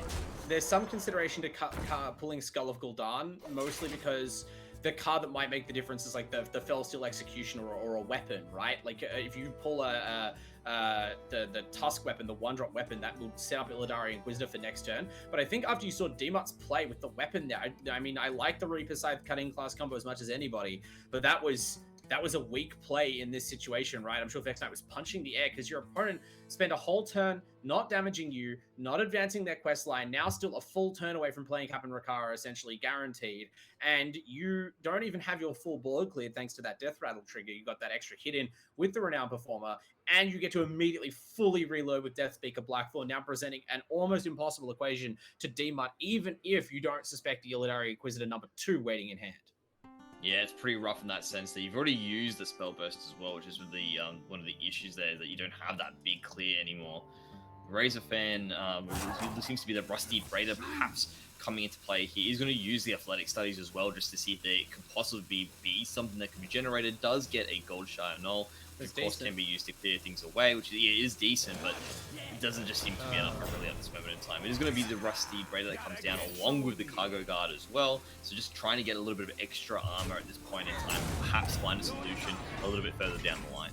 Yeah, this is rough stuff. I mean, it does mean that we'll be able to get potentially next turn a turn 8 Captain Rakara, turn 8 Captain Rakara, right? If you've been watching this all through the tournament, you know that that's already quite slow, and it's going to be a pretty weak Rakara turn as well. It'll be play a cheap pirate, generate Rakara, play Rakara, pass, hope not to die, and at this point that seems like a very forlorn hope. We fire off the Skull of Gul'dan because we don't, again, have a way to immediately attack. This Inquisitor definitely needs to be preserved for the 9-drop turn or any other turn when it can go face, but in the meantime we find some pretty powerful stuff. Fell Rattler could all but mop up that Rusty Raider. Might choose to go for the Illidari Studies first, just in case you can find an I-Beam perhaps, or I forget the name, but there's another removal spell. The Outcast mode does 5 damage. That could finish off that taunt beam and allow for maximum base damage to be pushed, but since the Cargo Guard's also there that needs a killing, perhaps this is just the most efficient play. Yeah, well, it seems he will be able to kill it. It doesn't okay. actually kill it off the back there, so actually looks they're alive there, which means to me, look, it is 1 damage to all minions as well. So you know, by playing that, you will of course get the Persistent Peddler dead. You will obviously kill off your own snake. You will probably kill the Razor Ball. I mean, this way you preserve your minions. It's enemy minions. It doesn't kill your own guys with the trigger. Yeah. Oh yeah, that's right. Yeah. But I think it's just 1 extra body, right? At this point, you're hiding behind 2 taunts. Your opponent's on 12 life. You're threatening the murder of them. I guess just putting an extra body on the board is fine. It's perfectly fine. Well, Demut's thinking about the next set. He's down to 12 HP. Of course, still has that Reaper's Scythe available to perhaps get something in. But again, you know, you're at the point now you want to try and preserve that life total because you clearly are beginning to lose. Another cutting class is coming into play here as well. We've got the Coerce, we've got the Bloodsail Deckhand. How nice would it be if a Brawl just happened to be popping out of the blue? You know? Next night's probably sitting there going like, how good is Brawl? Brawl's such a fantastic card in this case here, but we can see here Demut is still unable to actually put Captain Rikara down, so that means it's going to be a turn 9 of Rikara. I mean, I don't know if there's going to be a turn 9. Yeah, exactly. It just doesn't seem to be the case here. Of course, we'll be able to use that Defiance Cannoneer to actually clear away most of the Inquisitor lower end ones, but the Inquisitor comes down and it just doesn't really matter at this point. I mean, those two cards there we saw played on the last gen, right? The Defiance Cannoneer and the Taunt Fire, I forget his name, the Sword Eater. Those are the two cards in this matchup for Warrior deck, right? Like just playing Sword Eater, generating that like uncomfortably large taunt body compared to all these 3 power minions that the Demon Hunter deck, generating a weapon that you can use to hit back, it completely derails the face pressure that deck is trying to set up with pretty meager tools. We just didn't draw any of that. It drew all of the like 2/2 no text kind of utility pirates, and even because the trades look kind of bad, we saw Demon a little bit reluctant to actually go for it in the early game and just let the Demon Hunter deck get a lot of damage in. Now, granted, you don't necessarily expect such a smooth draw of discounted Inquisitor, Blackthorn, Inquisitor, but you have to respect the possibility at least, and it seems Demon in some ways left himself open. Well, that being said, that does mean that Vex Knight will be able to get onto the board 1/1 a piece. That's pretty good on that sense. Now, if I've mapped out the way Vex Knight plays this, I imagine we're going to see the Shaman again. That's what I feel is just going to be the next thing that comes into it. So let's see what ends up being the play on that one there. Now, if you were Vex Knight, what would you actually roll out onto the field? I mean, it really depends what you're feeling, right? Are you more confident going back to the Shaman straight away? Is there a desperate desire where you're like, no, the Shaman deck is like, this is the one that I believe in, or like to go last with, because you have to win with all your decks, right? There is obviously a logic to it in terms of trying to find the matchup. If your deck beats up a specific deck, you want to play it straight away. You don't want to give your opponent a chance to sneak that deck back by you in a better matchup and leave you without a way to get a win with your favored deck list. But I don't necessarily know that there's any matchup that skewed in this match. So it really is just down to comfort when it's this deep in the tournament. We talked about the pressure on the players. We've seen players roping, players struggling with their decks. You just want to not overthink things and reserve brain power for what matters. Well, we do have the next match underway now. It's going to be the Shaman up against the Warrior. So I'm just going to give myself a little bit of a fist pump there and just say, yeah, well played. Called that one there. I think I've worked out what is the initial play here. But again, Vex Knight told us that this is, the deck that got him to Legend. It is something that probably can't be really discounted here. We had a little bit of mixed feelings on it before. It didn't really have the effect that it wanted to in the previous match, but of course we do know that it has the capability to find kills, find lethals, basically put out a ridiculous amount of pressure as well. And even though we know the Quest Warrior is relatively straightforward on what it does have a little bit of a ramp up time, which could possibly be exploited by the deck that Vex Knight's bringing right now. Yeah, I think the thing that makes the Quest Warrior deck tier 1, right? It doesn't have the raw power of some of the turns of the Druid deck, but what it does have is reliability. You've got that quest. You always got that quest. Apart from last game, which was a bit of an anomaly, and I admit Demut's deck is a bit lower than like a lot of people on how much it emphasizes the quest, right? You have left yourself open with cards like Athletic Studies and Coerce and Cutting Class and Reaper's Scythe. There's just less pirates. Like there's less cards that sort of optimize the quest line, more expensive things that eat up your mana per turn. So, but aside of all of that, it's still a Quest Warrior deck, and Captain Rikara is pretty tough for any fair board-based deck like this to beat. So I'm sure Vex Knight will be hoping to go under Demut, but I don't know that this is hugely advantaged either way. You have to respect the Pirate Warrior deck, despite what we just saw.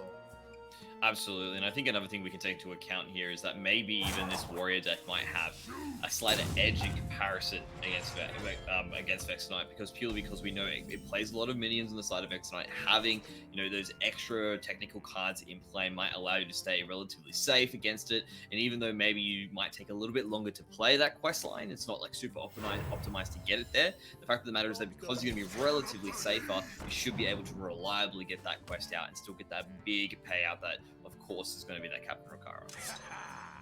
Yeah, so now we've got Cargo Guard very early. I mean, I guess that shows that both players kind of understand the complexion of the matchup, right? Partially it's a curve concern, because you can see all of the cards in hand for D-Mud are unfortunately non-pirate cards you can't really do anything with right now. But it's definitely Vex Knight getting aggressive with these two Arid Stormers there. Okay, didn't have it on curve last matchup. This card is so subtly important to the deck. Just a seemingly random common pirate. Sword Eater does a very important job. Yeah, basically giving you that free sword on the side of it, gives you a 2/5 taunt as well, which really slows down any aggravation that these decks can have into it. And Vex Knight definitely has a deck that has a little bit of oomph in the early stages of the game. So this is definitely a nice pickup for D-Mut, who without hesitation drops that straight onto the board.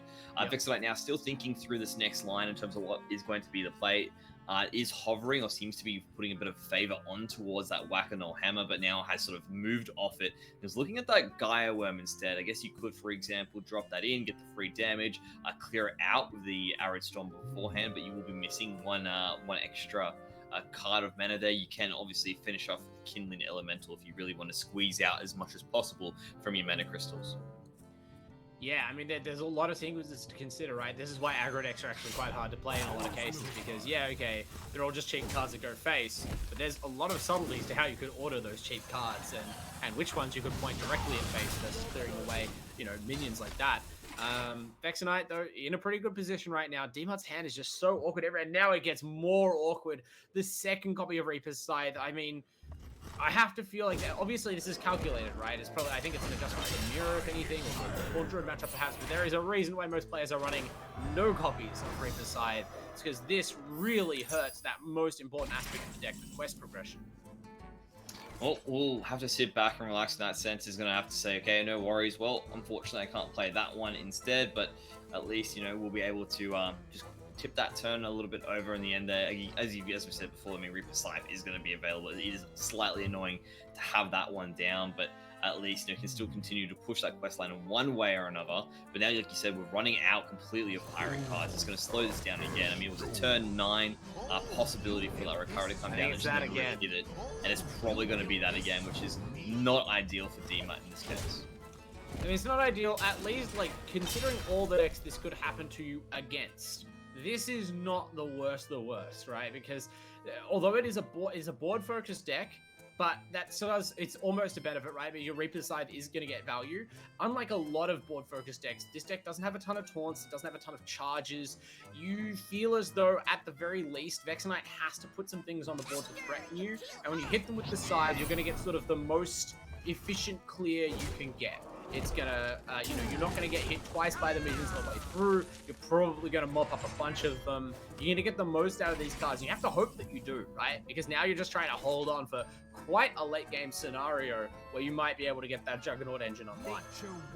Well, the Freebooter is going to be the play in this sense. It does give a little bit of extra sharp to the sword there of D-Mut, which will allow him to clear out for the time being. The Sword Eater will still sit there as well, just as a little bit of a body, some extra defense. But Vex Knight now, considering what will be the next play here, has the Sherpan's Shrine Portal, has another Wailing Vapor. Of course, the Cage Match Custodian is another one, but it looks like it's going to be the Whack-A-Null that's going to be played out first. He can still play out the Cage Match Custodian directly afterwards as well. He's going to use that to clear away the last little health remaining on that particular on the pirate beforehand, or the Jawbreaker in that sense. And unfortunately now this does mean that he's going to just unload the rest of these cards here, and D-Mut is looking at what seems to be a very wide board to deal with, but does have that Reaper's Scythe to clear this away. Yeah, I mean, clear some of it away perhaps, and then the Coerce as well. You could even use that to trigger the spell boost. I mean, this is such a hassle right now. Even just trying to use the cards you have in hand efficiently, because that's all you have. when they're all weapons, it affects your sequencing even more. There's a part of you that just really hates to discard half of this sword here, but you might just feel like there's probably too much pressure to not run out the Reaper side and sort of go for a big cleaving hit here. I mean, on the plus side, there's not that many more non-pirate cards to draw left for poor D-Bud, but you know, we heard Vex Knight before. Sometimes the Shaman deck just takes over the board and they can't do anything and you win. So that seems to be the game plan right now, and it is surprisingly working out against the Quest Warrior. Well, we can see he is deciding just to say, you know what, let's just get rid of it. Let's get that spell burst now available where we can use that Reaper Scythe there. We do have the Kargarth Blade Fist as a possible option here as well. You can see there's a lot of choice there from D-Mut right now. Just thinking, do I want, you know, it has to be the card. Yeah, there it is. Has to be Kargarth Blade Fist. The important thing is that I don't think you don't need the Kargath for like a massive clear this turn, right? I think that athletic stage was first and foremost about triggering the spell burst on Reaper's side, and optionally about using the remaining mana to play out the minion. And especially as the hand size starts to run low, the lasting value and potential late game impact of Kargath Prime definitely outweigh the value of having like one more body on the board this turn. Well, Vex Knight is probably a little bit unassuming right now in terms of what's going to be available there in the deckhand for D-Mut. Probably pretty happy overall with how everything is playing out. We'll use that portal to actually clear away the last of the pirates available. Gets a Primal Dungeoneer, unfortunately, won't be able to get the benefit of it. That is definitely a low roll, if I've ever seen a low roll out the back of it. But needless to say, he's just going to fill the minions once again with all of those on board. And as you can see here, we'll have at least 4. I mean, to be honest, the totem's a minion. Let's face it. It has to be. It's basically one at this point in time. And D-Mut now will be following up with that Bloodsail Raid. Yeah, Kargath Blade Fist is going to come down here. Obviously, only just use the ball clear right now, but Vex Knight will have to be aware of an additional threat. This deck doesn't tend to rush through its draws as much as some others do, but I guess we played a couple of cutting classes already, so we're kind of filtering. The important thing here is like Vex Knight mopped up most of the board last turn, but kind of a low roll totem, kind of a low roll portal, and D-Mut having this extra discovered minion plus a second Reaper side, like who's running who out of cards here? Suddenly it seems like Vex Knight is actually the one with kind of an awkward turn. You're basically going to be forced to oh, okay, that's a very nice roll with Fire Elemental. You may not have to punch a Bloodsail Raider in the face, which would hurt, but honestly might even still be the play, right? Because we're so desperate for minions, for collateral, that at this point Vex Knight might just prefer to take the face damage, even with the eventually finally the threat of Cap and Rakara coming down in like turn 10. This is a weird match. This is absolutely a weird match, as you mentioned before. They will clean up the last of that. They're still holding on to the Fire Elemental for the time being, but of course, it's going to use it, like you said, just to have a little bit of extra collateral, a little bit of extra oomph behind the next turn. No! It does mean he's able to actually clear it out. It is going to be Shiver Their Timbers. Okay, PSA everybody. I understand, like, I mean, at this point, all criticism must be taken with a pinch of this person is in the finals of a lengthy tournament league results. Do remember to put cards that have the pirate type in your Pirate Quest Warrior deck if you're playing along at home. It's important. Oh no! Allocated Windlord. Really nice. That's actually a really nice top deck.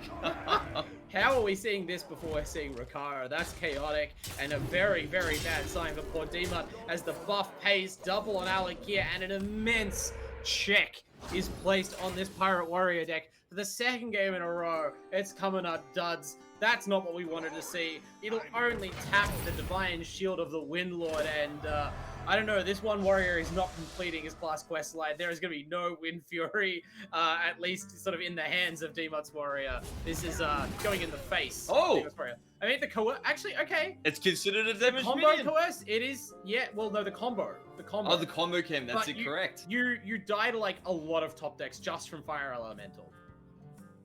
Well, let's see what this comes across as. Because, I mean, he's got 4 damage there, right? Yes. He's got the Captain. He can drop the Captain Rakara as well, so he's still alive for the time being. Crazier things have happened. He is alive. Yes, he's deciding whether to Rakara or armor up.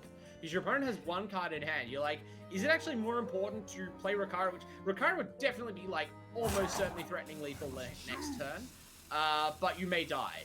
So is it worth delaying your potential lethal by ensuring you don't lose two burn spells? Looks like the answer is no. Yep, he's going for it. This is going to be the Captain Ricari here. Now, here's the thing, right? Because like, what could The possibly Dungeoneer, no happen? way! Which spell is it? Let's see. Oh, it's Lightning Bolt. Yep. It's Lightning Bolt. There's mana. Yeah, that's yeah, and a that is Gaia just Worm as enough. well. That's enough. Oh dear. Demon's like, I should have armored up. I should have armored up. I should have armored up. That's his like Street Fighter death quote, like slow motion thing. Fight money.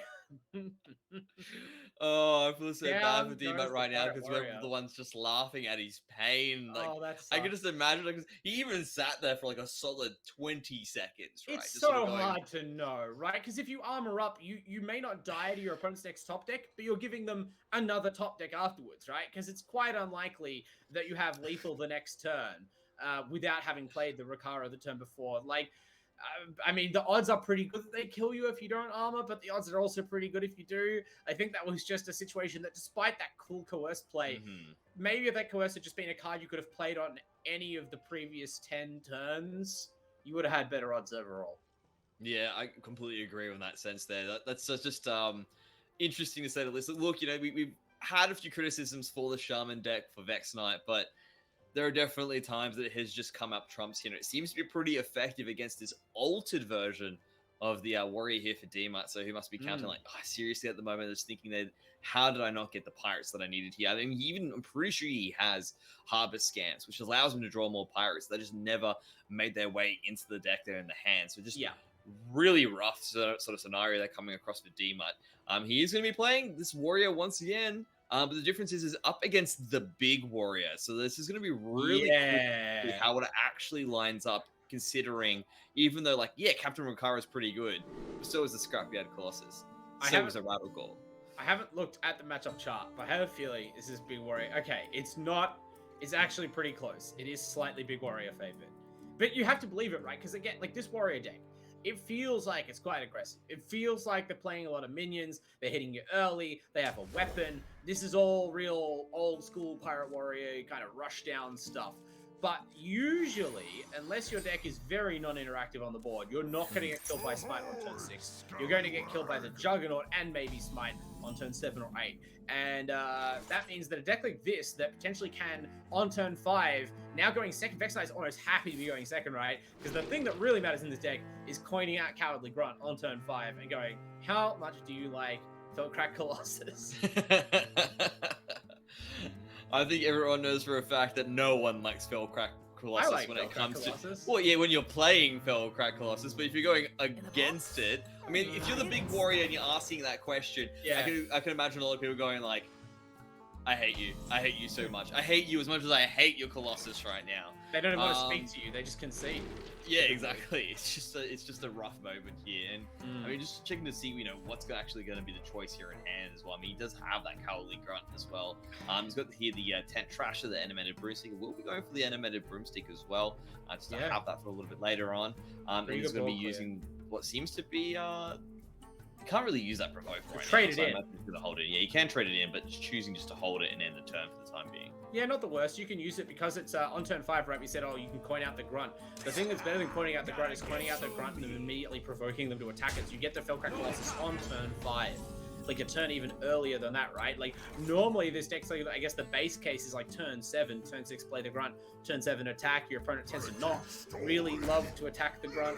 But yeah, Vex Knight very happy to be able to employ Stonewall Anchorman for a little bit of clear and a card draw. Pulls out a Troublemaker from the deck. That's actually increasing the odds that you will hit the true high roll, the Felcrack Colossus, especially against a deck like this that's trying to pressure the life total when the Grunt turn comes. So things lining up very well. Vex Knight also has Barricade next turn, so you can see the defenses of this deck are ready for a deck like Quest Warrior. That being said, D-Mut's draw, this is a lot more reasonable, right? Like, we harped on the non-pirate cards last time, but the truth is D-Mut is not really playing many, if any, fewer pirates than anyone else. There are a lot of these tech cards that are kind of expensive, though, that don't draw you cards, that can't find pirates necessarily, and we tended to just hit all of them in a very unlucky run at the worst stage of the tournament to have that happen. Well, we can see here the Barricade is now playing into place here for Vex Knight as well. We'll use a Provoke as well, so I guess, you know, that combination of what before is really going to be the necessary hit here as well, will actually use that coin as well, and is saying, you know what, eventually I'll get this Cowardly Grunt out anyway. I'm not too concerned here. I just want to make sure that things are relatively under control here, so that way there isn't any risk of perhaps a Mr. Smite play coming down, which we know D-Mite does have in hand. Vex Knight doesn't know that, but just being a little bit careful across the board here. But I think, like you said here, things are a lot more reasonable for D-Mite. He's got 3 pirates to choose from, actually 4 really if you count Mr. Smite at this moment in time, and that's really going to be nice to continue pushing up this quest line as well. I mean, that was quite an awkward kind of turn, and it's basically, you wouldn't see that against other pirate decks, but that is a I'm respecting Reaper's side play, right? You cast Barricade, you made 2 X4 taunts to shield yourself, right? And you're up against Defias Cannoneer, one of the best aggressive cards in this deck. If your opponent plays Reaper's side that has a way to trigger the spell burst, so they immediately just punch through both of your minions, shoot you twice in the face, hit you with all the pirates, that's a game-losing tempo swing. If Vex Knight is forced to play around it, I mean, that makes the Barricade look a lot worse in hindsight. That's what you're afraid of, but at least there is a nice way to make this clear work this turn. Throws out a couple of smaller cards and manages to make the rank haul work, so we've bought the time anyway, and despite a slightly slower Cowardly Grunt trigger, I mean, as long as you're alive and sitting happy on this much armor, I mean, it's most important to defuse the potential danger. Or is going to be on 32 life as well, up against 33 of D-Mite as well. Has also got a Stonewall Anchorman, so can look to fish up an extra card as well. As well, we're talking about the Mr. Smite. Do you just start dropping that down to start hitting towards face? I imagine you still want to hold out for a combination of some kind, and D-Mite's actually going to opt in. Not going to be able to actually drop the Frenzy of the Rusher, but yeah, as you can see, he gets that. Oh, Vex Knight gets exactly what he needs to stay alive and safe. Yeah, this is really brutal, right? You see the D-Mite, I mean, D-Mite's Pirate Warrior deck, if any, can bail out of the situation, right? You have that late game card draw from cutting class, but you can tell that D-Mite's tempo is kind of slow. There's only a few cards left in hand, and they're not being kind of run out quickly, even with the interest of summoning up Captain Rikara. In fact, with this draw, there's no 2-drop Pirate. I mean, if we had a 2-mana or 1-mana Pirate, you would have Rikara this turn, but it's going to be a turn 8 Rikara again. Brutal. Actually, perhaps, oh no, there's no way to Frenzy because of how tough the Grunt is. It's so awkward for D-Mite. It just hasn't lined up at all for him. And now you have to wonder what's going to happen. Is it even worth attacking the Grunt? I mean, there's not really much point not. There's no way to generate taunt. If you Reaper's Sight, no matter what you do, there's going to be a huge taunt or maybe perhaps a Troublemaker. Either way, something that's going to eat or a Rattle Gore next turn. Or a Rattle Gore. Or that Rattle Gore might be the best case scenario and the reason to not immediately go in, right? Yeah, it's just like too much here that D-Mite needs to take into account here. And like you said, it just seems to be an awkward turn. I feel like maybe what you want to try and do here is just perhaps get out the Defias Cannoneer, but it looks like he's even going to hold it. He's just going to hold this out, go to the face, and keep that Grunt alive for just one extra turn, and actually force the Cowardly Grunt to do the damage itself. Of course, that Cowardly Grunt's going to go straight into the Anchorman, stop the Frenzy effect from happening, and then obviously looks for perhaps the high roll, and here we go. Let's see what that dice is going to say and do. I mean, there's not really, the low roll is a second Cowardly Grunt, and even then you have the animated Broomstick, so there's no way that this doesn't pan out. The worst case is we end with like Rattle Gore on the board and a Pirate gets to move. So Troublemaker. Troublemaker is going to ensure that, oh, actually, Cargo Guard might live if some of them go face. That's something. It depends. Is this worth rushing with the Broomstick? It seems like Vex Knight feels that it is. And at this point, you know that your opponent's low enough on resources and has Captain Rikara to turn the corner. You're prepared to start getting a little bit aggressive, a little bit, pushy with the gameplay here. But D-Mite, we've held on to Mr. Smite for this long. Our opponent has barely taken any damage. It's been a bit of a failure in the early aggro stakes yet again for this deck. Just a higher overall mana cost, lower overall minion count, maybe coming back to bite, and it's going to have to take some kind of Juggernaut high roll, either Mr. Smite out of the Juggernaut into Mr. Smite, or some sizable pirate like a Stonewall Anchorman into Smite, into Captain, that kind of thing, to turn a miraculous lethal here. The thing that's really annoying as well is no longer any spells as well to actually get the burst out of that Reaper Sight to actually clear away this board as well, so everything's like a bit rough now for D-Mite here. He needs to get like another drawer as well if he really wants to jump in. He's still got like 32 life, but you know, Vex Knight's just not slowing down. He's like, let me just drop down and Troublemaker here as well. Yeah, that's going to basically fill out the rest of the board here. He's going to have extra on the top of it. That's very wide on the sense of these things here. So, you know, if he doesn't have a way to actually deal with the first set, he really is hoping for a spell in the next one. Because I mean, now that the fact of the matter is, you got Captain Makari out, you should have a few more spells left in deck from this turn that's happened before. So hopefully he can actually turn the corner, like you said. But the thing is that it's taken too long to really come online. He's already got that Scrapyard Colossus in hand to drop at some point in time. There's even a Brawl as well, which I don't think Vexenite wants to drop at this point, but has that as a sort of backup in case things get too dicey out of the blue, and Dima does have a miraculous play. Okay, this will be really funny if all of these troublemakers somehow miss Rakara, but it seems very unlikely. Yeah, there we go. So, Vexenite doing best to make sure that the troublemakers obtain their value and that Rakara is mopped up. And I mean, look, in some ways, this is not the worst case scenario for DMAT, although that Ringmaster's Baton must sting. You know, because your opponent doesn't have the big taunt, right? And it's still a couple turns. Now that you've seen a grunt off, you're not facing an immediate Scrapyard Colossus, which would just about be the game. But it's still incredibly difficult. 26 life you have to chew through here. And now your opponent has all of these troublemakers on board. You are not the one playing the Brawl. This is not even a pirate deck that's playing the Barov Rancor combo, or even just Barov, right? That's what the Reaper's Scythe and the Cutting Class and such are all replacing. And unfortunately, if they're meant to draw you into more pirates faster, they've done the opposite. If Coerce is meant to give you tech against some of these bigger decks, it isn't showing up, and in this case isn't even especially useful because of how the Big Warrior deck is constructed. We're now grasping at our last straws here for D-Mutt, and the winningest overall deck for most of the league, right? The Pirate Warrior. This is becoming the Achilles heel now. Yeah, and what's really interesting as well is we had the Reaper's Scythe beforehand, but of course the Juggernaut just removes it, puts in a Ringmaster's Baton, the one, you know, you really probably just don't want to have off the back here. At least, of course, getting that Stonemaw Anchorman, that free extra pirate being thrown in is nice enough to actually allow you to get an extra card in your hand here as well, which is setting up a pretty decent hand from here. You can drop the Mr. Smite directly afterwards and have a really nice turn here, but of course Vexenite does have that Bulwark of Azzinoth. One more turn, of course, to survive on through to get that Scrapyard Colossus out. And that's basically that point where you can say, yep, I'm happy to put things out and basically call it a night. Outrader's Axe as well, also in hand here as well, has the provoke to really force things out of in the next couple of turns as well.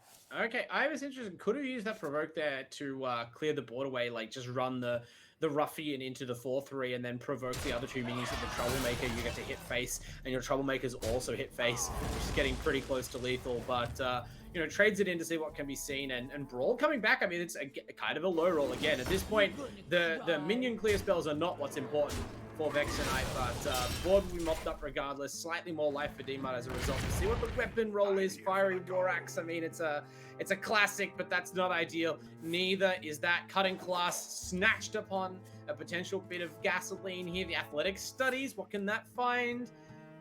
We're digging. Digging. Bumper Card, Tent Trasher, and Overlord Runthak seems to be the next sort of plays here. I'm feeling like maybe you just grab yourself the Overlord here. I'm not too sure if it's going to be, because I'm looking at what the value that you're generating for the rest of it, and I really think Overlord Runthak just seems to be the most amount of value that you can get out. You can drop that in, obviously armor up, give yourself a little bit of extra oomph going forward, and as we can see, there is going to be that. Can also throw out that Storm and Freebooter as well, just to get an extra attack out. And as we can see here, just is beginning to just hold that line there. He's actually going to trade out the Troublemaker here, but of course it's going to give a little bit of extra power to the Mr. Spine and that Storm and Freebooter as that's all being said and done. I mean, you have no choice really but to do that. Unfortunately, as we armor up, we have now reached 10 turns. That small window of grace where your opponent does not get to get you with the Fellcrack Colossus is over. Your opponent is now able to get you with the Fellcrack Colossus, but they draw Commencement right on time. So, you know, what's better than a Fellcrack Colossus is Scrapyard Colossus. So, have you considered trying to kill this guy 3 times? And the relative joy of that. So we've got a spiked wheel. I don't think that's what they wanted to have there. That's at least going to get rid of the Divine Shield. Reaper's Scythe, okay. I mean, and hey, the cannon finally hit the Bulwark of Azzinoth, which has been avoiding the damage all this time. Vexenite just dominating this game, woe to go, seemingly. The Big Warrior. Really is just coming up big, isn't it? It is literally just being so impressive. And it's just funny here for Vexenite as well, who's saying, you know what, like, I like the Big Warrior, and part of the reason I'm not running the Secret Libra Paladins is I just don't have enough cards, I just don't have enough dust to make it work at this moment in time. But instead, you know, this is so bringing sad. something a little bit different is actually just making it work. You can see he's using Look, we're the gonna combo just kill. we just about used up every single remaining resource to clear a Scrapyard Colossus. Hey, do you know what Vex Knight's about to do? Yeah, I reckon he's about to drop another Colossus. Oh. There it is. It's the second Scrapyard Colossus. Everyone in the class claps. He said the line. D-Mutt's had such a run. So many great moments with the Priest deck. So many great moments with the other decks as well. There's the Gorehowl, way overdue. I mean, that can really help. It's gonna chew through some of the Colossus. You can't even trade it out though, because the first hit's gonna do 7 and it's gonna lose a point of damage. Also, you would die, so you know there's that. We're scrapping and trying and hoping. The Sword Eater eats the Gorehowl. Probably not ideal. I mean, it's rough. Oh, Next he's got the heavy put plate this man as well. out of his misery. Rattle Gone, no. Off the top. Exactly 9 mana. Big Warrior is so big. Oh no, and then he gets a Whetstone Hatchet. I mean, we've got Sucker Hoods. I mean, we're getting some Coerce? in here. This could work. I mean, you can't really do anything about the Rattlegore though. That's kind of a problem. Yeah. Problem card here. Even D-Mutt knows that the days are numbered at this point. He's gonna just throw enjoying his time on the stage. We've loved having you here too, D-Mutt. We really have. However, that curse. Wait, is that enough to stay alive? Wait, he's on 9. Okay, hang on. That's enough to stay alive, but I mean, it's not though, because there is just an axe in hand. But like, you know, exactly. An admirable attempt. An effort was made. There we go. Demons were just like, well, if he doesn't have a weapon, there's a chance. There's a chance. I can live another turn. I can roll the Juggernaut dice again. But man, for all the matches with the Juggernaut, it seemed absolutely unbeatable. The big warrior went so far over the top of it. It was like a joke. Brutal stuff to see there. Yeah, and Vex Knight will be our contestant that makes it on through to the winners finals here. And what an impressive run here from, you know, not just Vex Knight so far, but also Dima. I mean, Dima, of course, one of our favorite players in this tournament, purely because he is the sole priest player coming into this, having something that's provided a lot more variety in our matches going forward, giving us a really nice, interesting twist there. So believe us when you say, yes, he may be gone right now, Dima, but you're definitely not forgotten, and I imagine we get to see you in further tournaments going forward. Apart from that there, Bud, how are you feeling about that one so far? I mean, things looking pretty good here, but Vexenite now going up against Homemaster, a little bit of homebrew against someone who's got a very cookie-cutter deck ready to roll. Things are looking to heat up definitely to what's going to be an electrifying finals. No, I'm pumped up for this. I like all these players. Obviously, we've all had the opportunity to talk to each of them, both when they, got through their state qualifiers and now again over these couple of days here in this awesome finals tournament. And so now that we're at the end, you have to root for everyone involved, really. I'm obviously sad to see D-Muck go out, but I'm equally happy to see Vexenite advance. And I am still happy for Homemaster as well, right? Like, we like to focus on the unique deck building and all of that stuff, but there's absolutely no shade on anyone if your list is stock, if you literally net decked it the day before the tournament. The fact is, you have to have a lot of Hearthstone skill, a lot of chops to make it to the grand finals, let alone on winner's side. And Homemaster absolutely deserves the sizable advantage he will enter this matchup with. All of that being said, we will get to see everything play out in just a few minutes as we do move to a quick break. So please do not go anywhere. We have the Hearthstone finals coming right up.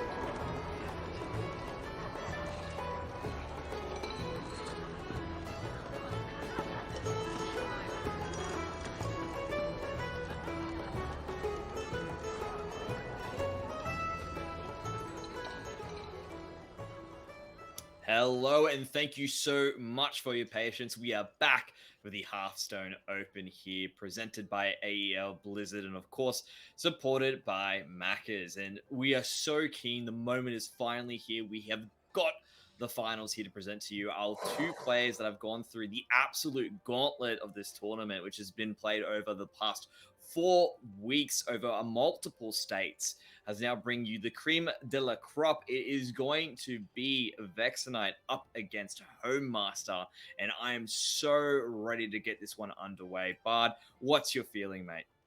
I'm feeling obviously hype about it. I'm kind of wondering how Homemaster's feeling, right? Like we last checked in with Homemaster a while ago now. Yeah, These have true. been long, grueling sets, as befits, people playing for their tournament lives in the champion stage of this league. They're all really into it. We've heard from all the players. They obviously care a ton about, especially Vexenite, battling for his free-to-play player packs. Don't get between him and those.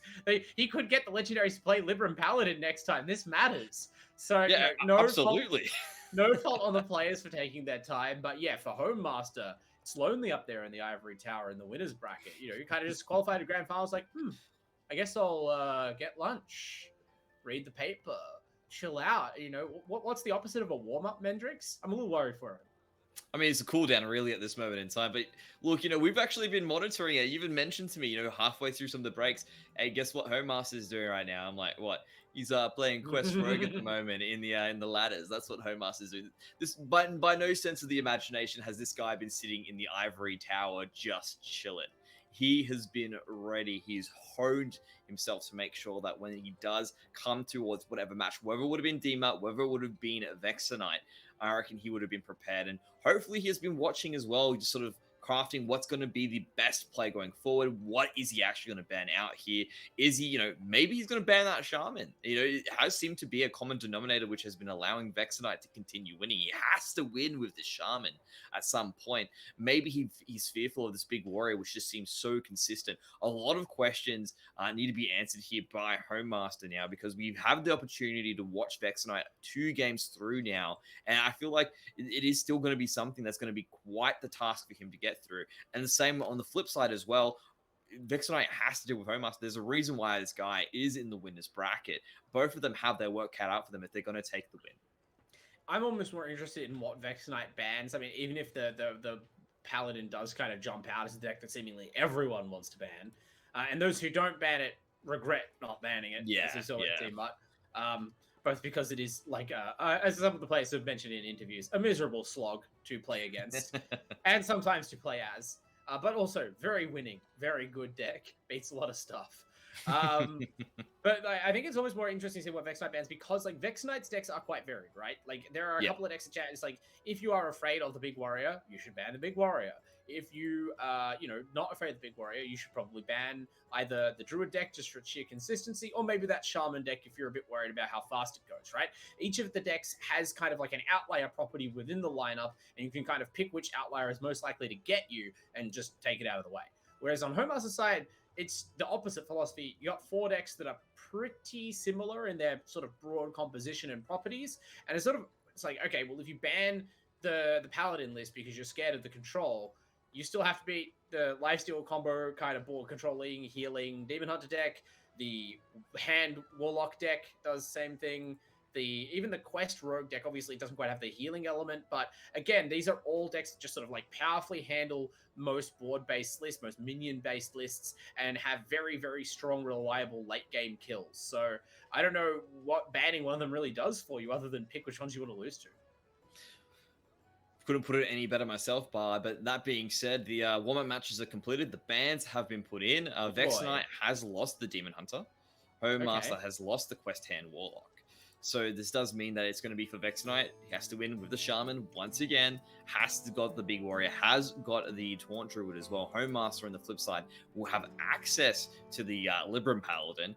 Has also got, of course, that Quest Rogue that we've seen. He says he's practiced quite a fair bit, has really put a lot of time in grinding it out. And, of course, also has that good old, I believe, OTK Demon Hunter within that arsenal as well. So going to be very exciting, as well as we are going to be jumping into that match shortly. Yeah, in fact, already there. It's hard to say that the Warlock ban is a surprise, because I feel like everyone who hasn't banned the Paladin has banned the Warlock. Those lists seem to be kind of opposed to each other, and the questable log list is certainly very scary. But at the same time, yeah, it seems like a big problem for Vexnite, right? That big warrior list, whenever it's not banned, has been the trump card, really. It seems like in a lot of situations, really had some strong wins. Don't know how well it's going to go against these decks. There's lots of ways for them to handle the minions. The Paladin deck just goes, I think, even over the top of the Scrapyard Colossus spam with all those gosh darn Guardians. And yeah, the question is, can Vexnite change the pace? Will you even be able to get this Shaman deck past the quest row? Because I think if you don't, things may become more difficult quickly. Well, a good start's definitely going to be that Kindling Elemental right off the back here as well. Basically, going to have that 1/2. Is going to discount the next set of the elementals coming across. Home Master is just quite happy to, of course, just pass our next turn. Of course, this quest rogue does typically start a little bit later into the match and needs a bit of time to ramp up. We'll be following through with the good old Auction House Gavel just to really just make things a little bit more discounted going forward, and of course, put out 3 damage towards that face.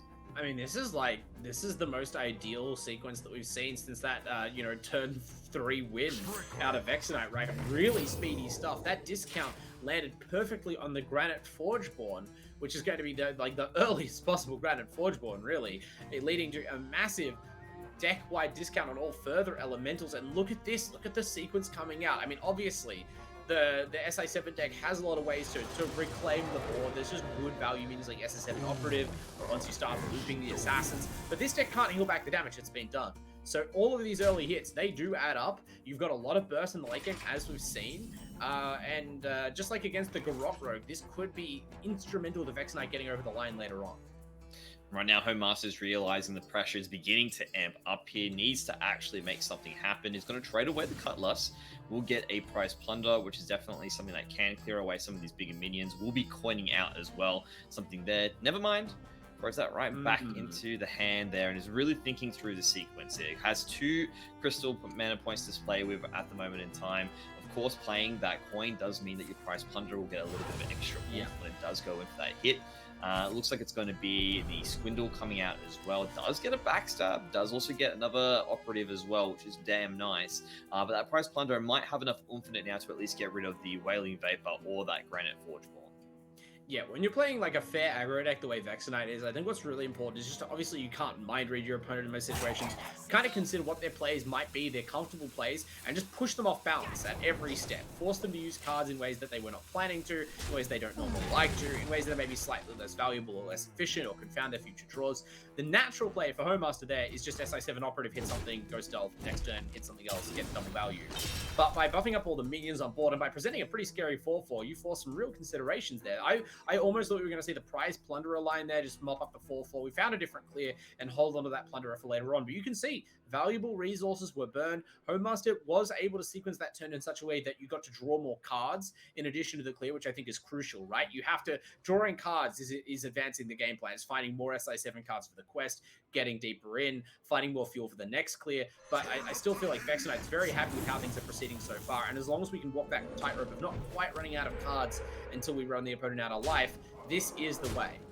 Yeah, I think that's exactly what seems to be the case with Vexnite. You can see actually using 2 points of that mana actually just to get out a healing totem rather than playing out another card here. So he's going to hold on. I mean, the other thing as well is most of them actually cost a little bit more anyway. So that makes sense in that sense. We'll play out another Operative. Of course, it's going to be that Rush with a good old Stealth coming into play as well. You're going to be using that Prize Plunderer to finish things off as well at the same time. And yeah, I mean, look, it was able to get the kill on the side of things there, but of course, Vexnite can still go towards the face. Yeah, slight stay of execution though here, as the remaining cards of Vexnite's hand, including that last drop of the Canal Slugger, they're more defensive, more board control focused cards. You'd really love to have seen a Fire Elemental, and at least we do draw some significant burn off that Primal Dungeoneer. But we're still a little bit shorter than we could have been on damage, forced to have a slightly lower tempo turn. Nice Taunt Totem though, all the small things matter right now as Vexnite continues to whittle away Home Master's health. Not that much left, and even another Primal Dungeoneer off the top could already be sort of counting out lethal over the next couple of turns, and Vexnite definitely has the time to spare. We are nowhere near finishing this quest line. Yeah, so we do have a operative just chilling out in stealth for the time being. Has the option to obviously throw down another one to continue those quest lines, which needs to be done here. But like you said, Homemaster needs some answers, and Secret Passage might give him the option to make that work. He's going to be throwing them down Foxy Fraud, Shadow Step, do you see, and a Skulker as well, and another Shadow Step. Doesn't really have something that can, I reckon, make it work. But of course, at least he can clear something away for the time being. He can, of course, like you said, just use a Shadow Step to bring that back, and obviously play that for this time being as well. I mean, it works terrifically, in fact, just because we had that operative lying around, right? Yeah. The key thing is that this is like 3 or 4 more SI7 guns. Like we went from the quest is miles away to we're almost finished the quest.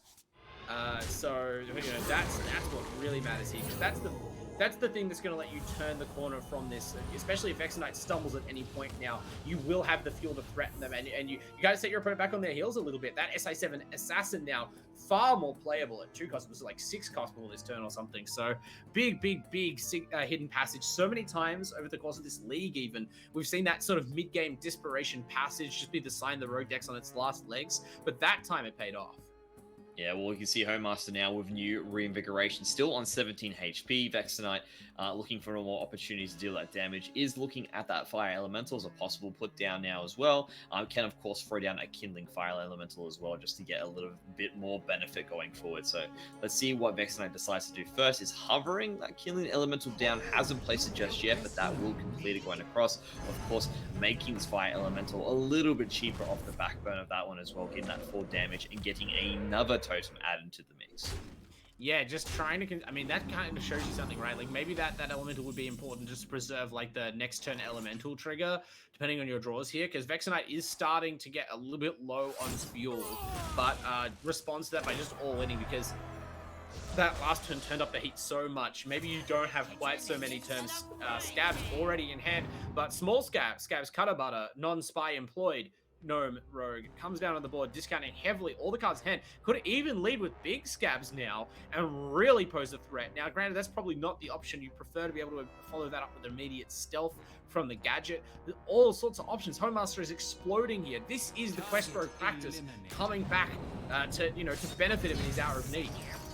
And he's going to drop down that Spymaster Scabs as well. So we're talking about the entire line putting into place here. Look at all those gizmos being added into the hand as well. And now Vexenite knows that the timer has relatively been hit at this point. There's not much left to it. Another Primal Dungeoneer, though. I can hear you going, ooh, at this moment in time. That might be enough to actually find that little bit extra that Vexenite needs to find the last bit of kill here. That was so I mean, I couldn't help myself, right? That was like, I was about to pronounce Vexenite dead and buried. Here goes the Dungeoneer. This is so interesting. I guess it's worth seeing what you have to have. Alakir of all things. But the thing about this, I almost thought we maybe hold off on the Dungeoneer for a turn, because you've got these 2 cards here, the Lilypad Lurker and the Canal Slogger. They're obviously not killing your opponent, but it's very important to not die. 28 life is a lot. I suppose it's quite unlikely that you die this turn. Even so, it's tricky. I guess you can just try to play this out now, but none of that's Fire Elemental. The damage is a little short by the looks. So you can look to just like throw out the Lilypad Lurker for the time being, and that can at least get rid of the Spymaster Scabs. But that does, yeah. I guess that just, you just have to go for face, I think. I mean, Scabs is just too tough to clear. The Lilypad Lurker would be the option, right? Turn Scabs into a frog. And that's really potent, because you can't even like reset the scabs really at that point. But there is so much other damage in hand, right? All of these spy gadgets, they really add up. Even with just the other minions on board, you sort of look at 28 life and go, 28 life's a lot, right? I'm probably fine. I have Alakir next turn. This rogue deck, probably that pause was just like, does this rogue deck have any taunt? But boy, but the Battleground Master, might you regret not turning scabs into a frog here? That is so brutal. I mean, that's the difference. Okay, to be fair though, there is another 6 damage or something there at least, maybe even 8 damage. The weapon hit didn't come through there. So the Wind Fury probably would have gotten the job done even on just the assassin there. Ultimately, the rogue deck just explodes off that hidden passage then. That was ridiculous. That was a hidden passage to the magical Christmas land of whatever you want. The Shadow Steps suddenly just buying you a free quest completion and just moving your clock up 2 turns immediately on this poor Shaman deck. has no Yeah, response. I was looking at it first. I'm like, Shadow Steps, not going to do much. But then again, like you said, the quest line's so much more important here for the quest rogue. Typically, those Shadow Steps, yeah, they're kind of nice with all the other rogue iterations floating around, but they're really not going to be giving you so much value. But for the quest rogue, it is an absolute boon to have it. And you can just see, like you said, basically buying a lot of time just removed from the fact that you can just basically complete that quest and bring in your win conditions off the back. So nice little pickup there, of course, straight away here for Home Master to clean up against Wax Knight there. The Shaman continuing to not really hit the mark in those earlier stages does mean that now Home Master has access to the Paladin and, of course, the Demon Hunter to finish things off. Vexenite, though, can still bring out the Druid or the Big Warrior here as well. And I think we might see the Druid next. I think that's the typical sort of curve that comes across from Vexenite when it is available. When he doesn't win on his Shaman, he basically shifts gears and says, you know what, let me bring up something a little bit more consistent, which is going to be the Druid. I expect Home Master would probably follow through here with the Demon Hunter. I think he likes to leave that Paladin for last. Yeah, I mean, maybe your opponent concedes rather than has to play as Paladin. Nope, here we go. Okay, they changed Paladin it up. Against... Oh, this is such a match. This could be the decider here, at least in the first set, right? If Vexenite wants to even reset the bracket, and keep in mind, if Vexenite topples Home Master in this first best of 5, he has to win another one right after. They do get different bans, but man, what a grueling schedule. At the very least, this could be a turning point. If you can get the win with the Shaman here, if you can beat the Paladin deck, that would be very big, right? Obviously, Home Master can run the Paladin back again, but you know, of all the ways to beat the Paladin, maybe going under it with a really fast elemental start is the key. The problem I foresee is that this Paladin deck does have healing. We saw how it ended, how the Shaman ended up short of damage, even against the Rogue deck, right? When the pressure was on, just a couple of draws that lent themselves more to defense, more to mid-range and board control, cost you the lethal, as you had to, you know, run out Primal Dungeoneer, spend mana drawing cards. And that is even more fatal against a deck like this Paladin that could just seize control of the late game with a single card. And what's really good here as well, for Home Master has most of the cards that you want to have there just off the bat. Obviously, the King Variant's not something that you will want to be rolling out just yet. The Aldor Attendant is pretty much an excellent start off. Of course, reducing the cost of all those Librans for the rest of the game here. And of course, E1-3 body at the same time. But Vexenite is not slowing down by any stretch of the imagination, immediately dropping down those elementals and putting them onto the board. And the Knight of Anointment will also come in. Will draw a Libram of Hope, which is, again, a nice card, but not what you want to have at turn 2. I mean, yeah. Ultimately, there's a lot. This deck, like with the Big Priest we saw earlier, there's a lot of cards in the deck that you just accept. You're going to draw some number of them, and they're not going to be useful for a very long time. But at least you know you've got that one there, and these can get pretty cheap, right? Like, depending on what we draw in the next few turns, you might see this Libram of Hope come down a lot earlier than you expect, or on Vexenite's side of the board than you would hope to see. Yeah, well, the Whack-A-Null Hammer is coming down here as well. Will be used to clear away the Aldor Attendant. So, of course, a Libram of Wisdom coming back into the mix there. And that will allow this Wailing Vapor to get a little bit more stronger and also deal some damage. Down to 25 here for Home Master. 28 still available for Vexenite. He's going to cop a little bit to the face there from that Knight of the Anointment. But looking at everything here, still a lot of cards in hand for both Home Master and Vexenite, respectively.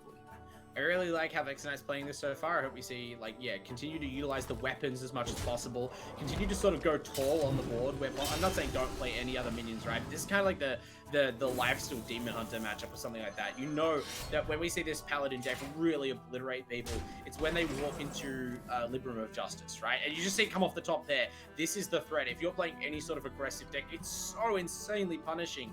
Libram plus City Tax, Libram plus Barov, you know, even just using Libram of Justice to suddenly turn these 1/1s and 2/2s into a board clear arrests so much momentum and buys the time you need for the Libram of Hope to just swing the game right back in your favor. It doesn't take long at all. So Vexenite just needs to make sure that you get as much minion damage in the early turns as you can without exposing yourself to something like that, right? If you're spending mana, hitting with a weapon, buffing your Wailing Vapor, at least that's not going to, you know, play out minions that ultimately won't live to the next turn.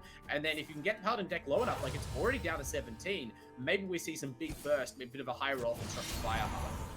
We do see that it's going to be that Liberal of Justice coming down as well. Is actually going to use the Paladin and actually clear some of this as well. One of the minions to take it out. And yeah, you can see the pressure's on. Like, that's really big here for Vexar. He knows that's one down off the bat there already, which means he can start going a little bit more taller again, or perhaps a little bit more wider, but still needs to take into account the second. Okay. Hit to the minion. I mean... I mean, you have to trust Vexo, right? Made legend with this deck, definitely knows what's up. That is a brave call, right? Like, I would be so terrified of Paladin turning the corner. I'd be pointing everything that can go face at face. I feel like you just dodged the bullet, right? Of you force them to use Libram of Justice and not combo it with, say, the city tax, not gain a bit. Every bit of life that you deny is so important. But by clearing away the minions, I guess, is very respectful of this kind of play, right? Like potential buff go face play. I feel like if you lose to that, you were going to lose regardless as Vex Knight. You even have the Lily Pad Lurker and the Canal Sloggers, right? We saw kind of last game. Those will help you if you get into trouble against enemy minions. But the real concern is what happens when the first Restore 8 health card gets played and you have to just concede, basically. Well, it's going to buff up this good old Alliance Bannerman just a little bit more. It's going to be at least a 5-4. Of course, getting that Divine Shield, making it a little bit bigger with a Libram of Wisdom as well, and that's going to be nice to clear things away. Vex Knight will leave the rest of it up, because of course he can't actually clear these away with his own class hero, but at least at that same time, we'll be able to put out a little bit of damage. Now, Vex Knight he's got the Lightning Bolt in hand, has another Primal Dungeon there. The Instructor Fireheart as well can come down to really generate a little bit of extra value if that wants to be the play here. Okay. And that is a nice use, again, of the Gabble just to make things a little bit cheaper.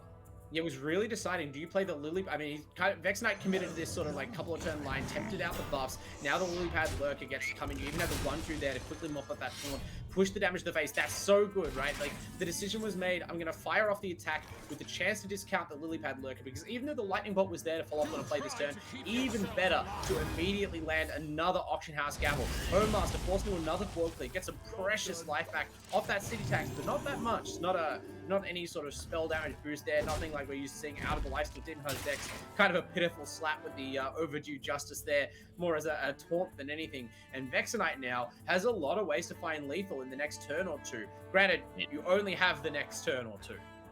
Look, I mean, we've got here Lightning Bolt.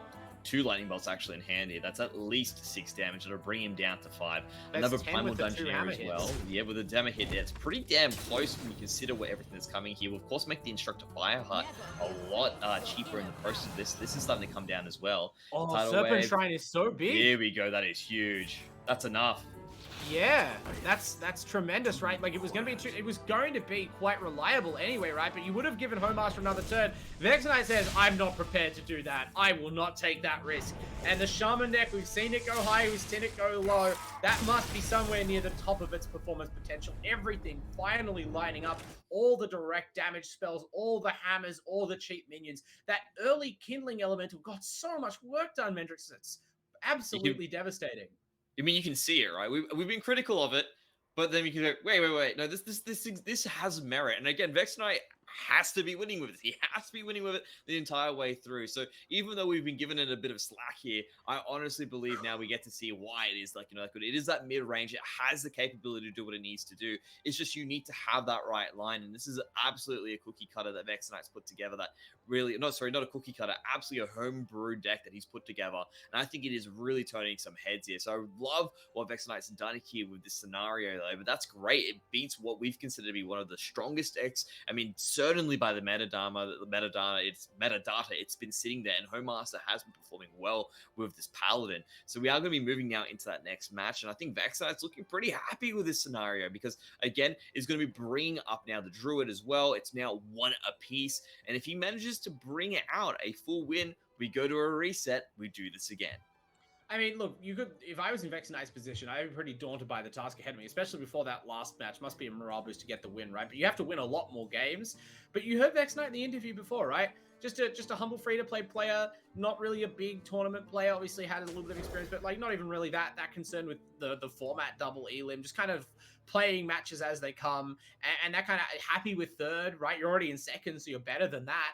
And you're going to get a lot of free-to-play packs under your belt after this, regardless of the outcome. That kind of freeing, self-satisfaction, the freedom from pressure from yourself to win this grand final. You must make first place. You've come this far. That can count for a lot across any esport. And Vexenite, with this draw, this is quite a powerful opening hand here. Do we go straight in for Coin, Battle Guard, Bone Shield Brawler, maximum tempo? I'd be tempted. Yeah, I would actually be very tempted as well. Looks like that seems to be Yeah. the line coming across here from Vexenite. Immediately the coin comes out. We do have the Razor Main Battle Guard come into play here as well, and looks like the Bone Shield Brawler as well. And right off the bat here, things looking pretty dicey for Home Master. I mean, if any deck can pull this back, in theory, it's the Lifesteal Demon Hunter deck. But look at the hand.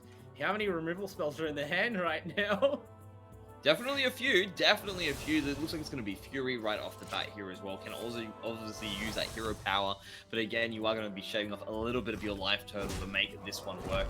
That will get rid of that Bone Shield as well. No chance to actually get the benefit from the damage coming into the play. But it does mean that this Razor Main will be able to make something happen. We've got a Jerry Rig Carpenter coming down here.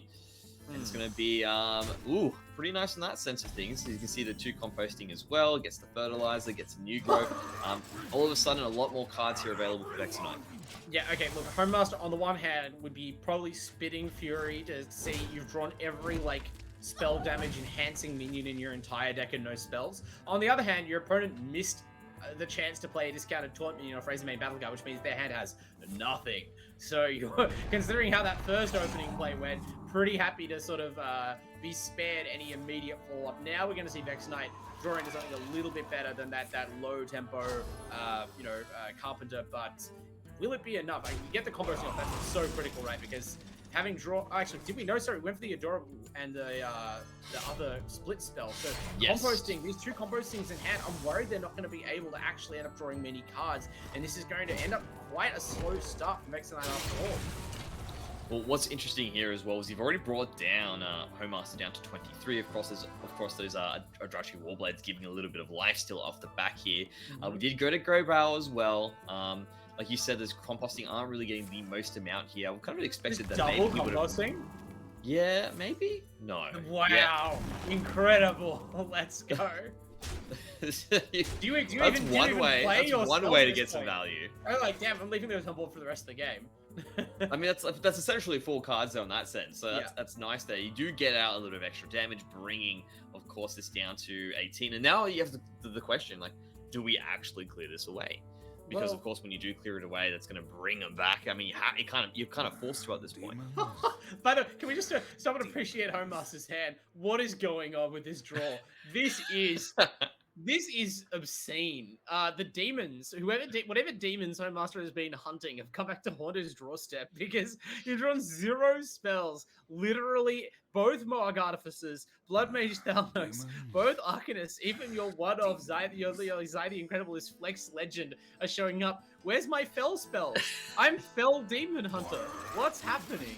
And look, I would love to hear what Vexenite is trying to think is in Home Master's hands right now. Just passes the turn. What is that? What does that say? I'd be so confused. Vexenite would be like, wait a second. Don't these normally get comboed with spells? Why would you just drop them right? out? Checking the deck list. He has spells, right? There's spells here. He's gonna have spells. Well, here comes the Arbor up though as the return here. He's just thinking about that to make the play. That's going to, of course, bring out a lot of damage out of the blue. He's actually going to use that to obviously trade out 1. I can understand why he wants to get the benefit of course, the composting at the same time. Also get the lead. The Fell Gorger is going to come across here. We get a Fell Barrage. We get a spell. It can't miss on that draw. If you played that and drew a Moag during the third Moag, Demon comes out. I would call what the hell? My Fell Gorger is malfunctioning. Hello? Yeah, I mean, Vexenite, that was so interesting, right? I wonder, you say you're getting the composting value, but you clearly...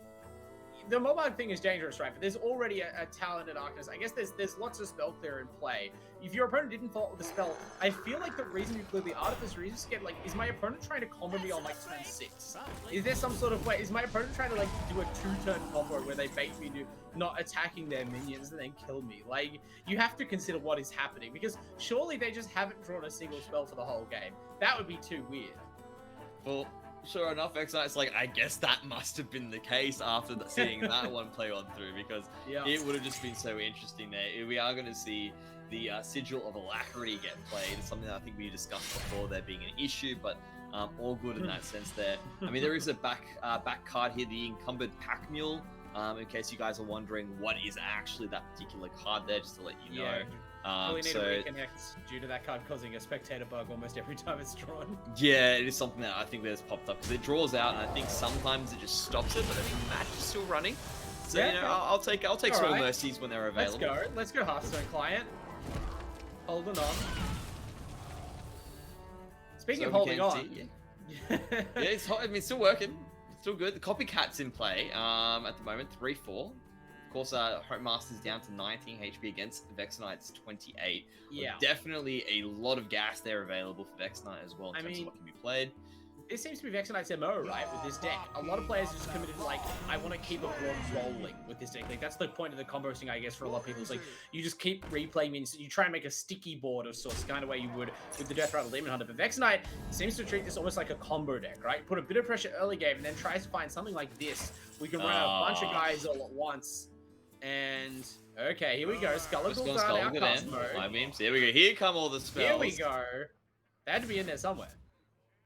Coming on through, discounted as well. Pretty unfortunate for Vex Knight, of course, playing the double peasant. Realized, you know what, if you're not going to play any spells, I'll just play the peasants. But unfortunately, does mean he's not going to be able to get the benefit from it. The other thing we have to take into account, the Oracles of Elune haven't been picked up by Vex Knight yet as well, which means that combination is still available with another Great Bow at some point. We do have the options for the purchase the Ashfallen, a Gunnar, Glavesmith, and Spectral Sight. Typically, we have seen Homemaster actually opt in for the Kurtrus or the Ashfallen, while most other players opt in for it, because again, you do get a pretty decent effect on it when it is going to be the Outcast, the fact that it is going to be immune that turn. But it is going to be the Spectral Sight, wants to get more card draw out of it rather than clearing away anything that's actually on this board. Well, the thing about this right now is that you don't really get to aim Kurtrus, and it would be a pretty bad hit to, like, not kill the Copycat and then kill a Peasant that you can murder with your zero-cost Spellscreen Blast. So I feel like the thing about this, like, the Illidari studies in particular, is that often you're not just, like, looking for a card to play in the future, you're looking for a card to play right now, because as soon as you draw another card next turn, it makes the Outcast lines more complicated. So you're really looking to fire off something straight away. Could have gone for the Glenark Weaponsmith or whatever, and picked up that Lifesteal Blaze to kill Greybow. Kills Greybow, which is, like, that's not always what people go for. But I suppose you have to accept that you're not completely ridding yourself of that trait soon, if ever. And so merely removing its stats from the board adds up. But yeah, letting the Peasants draw. Are we going for Fatigue here? I mean, it's a possibility.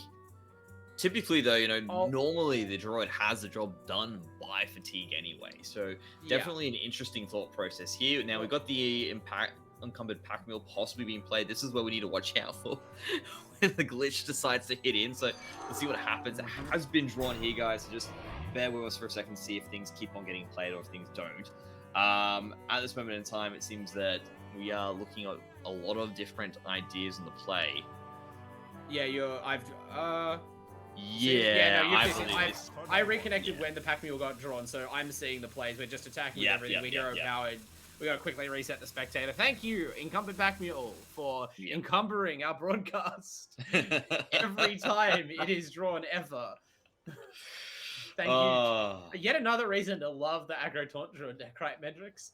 Absolutely, considering it seems to be played, you know, nearly 100% in all the decks we've had throughout this tournament so far. I mean, to be fair, we did get pretty lucky that most of them get banned out, so that's something. That's a mercy from the players. They know it's got a 10-0 matchup against spectators, but Homemaster drawing Magtherodon, kind of an interesting spot. I feel like the other reason, right, we didn't really sort of mention, but Fellscreen Blast, as tempting as it is to line it up on those Peasants, right? This might be what you were holding it for, right? It is the combo card with Il'gynoth. And you do have to win at some point. So maybe that's what we were saving it for. We did have to burn a lot of our spell damage minions in the early game. Now we might have to instead go Magtherodon, Talented Arcanist, clear the board with Fellscreen Blast, gain a bunch of life back. You can answer a Magtherodon. There will be a Greybow in play, but I mean, what's your alternative right now? This is so much pressure. Yeah, the other thing as well is I'm not sure if you're going to clear that Annoyatron as well. I should, because it's going to... Magtherodon blows up the whole board. Yeah. Oh, actually, no, hang on, wait, you can't. There's not enough room. That's the thing about Magtherodon. Oh, no. If there's not enough room to summon all three channelers, the card is... You gave them guys and fill this like is permanently dormant. And you'll never That's actually be able to actually summon insanely just a dead awkward. card. Just a Okay. dead card. Okay, so as you can see here, he's realized that as well. Double It is going Il'gynoth, to be though. that, but that's going to be nice. Yeah, double Il'gynoth, double Jace the Darkweaver as well. So nice little play on the side there to really find something out of the awkwardness. But of course, that means it's going to delay the plan of Home Master a little bit. Yeah, Home Master, that was such an awkward spot that you just so tempted to clear the board, but leaving the Peasants around backfires in an unexpected different way. That being said, double Il'gynoth is one thing. Double Jace Darkweaver. This is not like the other games where we saw that card where we drew the deck back to front and there was basically no spells being cast. I think we've seen a lot of our fail spells here. Crucially, we've seen things like the Chaos Strikes, which are not only, really good for providing sudden lethals or bursts of lifesteal with the Warblades, they just draw you a bunch of cards. So with 2 discounted copies, I guess we'll only get 1 discounted copy, I think. But yeah, regardless, Home Master has a couple of very big turns coming. Vexenite needs to finish the job. Oh, and looks like he's actually looking for the kill healer as well. As you can see, he's actually going to put out those sharks. Benefited from that Oracle of the Illusion to make sure that's going to be clear, which means that talented acrobatus. We're never using that Magtheridon ever. The board yeah, is pretty so... much. The Annoyatrons live up to their name. Coming down in force. But the other thing as well is he doesn't have any spell screen blasts at the same time to actually Well, the Jaces are fell screen blasts. True. But yeah. I mean, it's so annoying that these Jaces are slightly too expensive to play alongside Il'gynoth. Otherwise, you might just pull the trigger and go. But yeah, maybe we'll see an attempt to play Jace and clear some of the board to get Magtheridon down. Like, that would actually probably free up the room you need. We're just getting maximum value out of these by playing out all our fell spells first. Well, here comes the Jace Darkweaver just to clear the board, as you suggested, so everything's coming down here as well. The Fell Beams, of course, at the same time will bring back some life for Home Master as well, as you can see, actually scoping up quite a fair bit. It's got at least 10 extra attack as well in the process Is this of going doing to kill everything every as well. taunt? No. Okay. Close. I mean, very close. Vexenite narrowly avoiding getting punched for 13. That Jace Darkweaver is scary. That poor Annoyatron didn't really see it coming. He's really like, I know I'm annoying, but I'm not that annoying. Come on, man.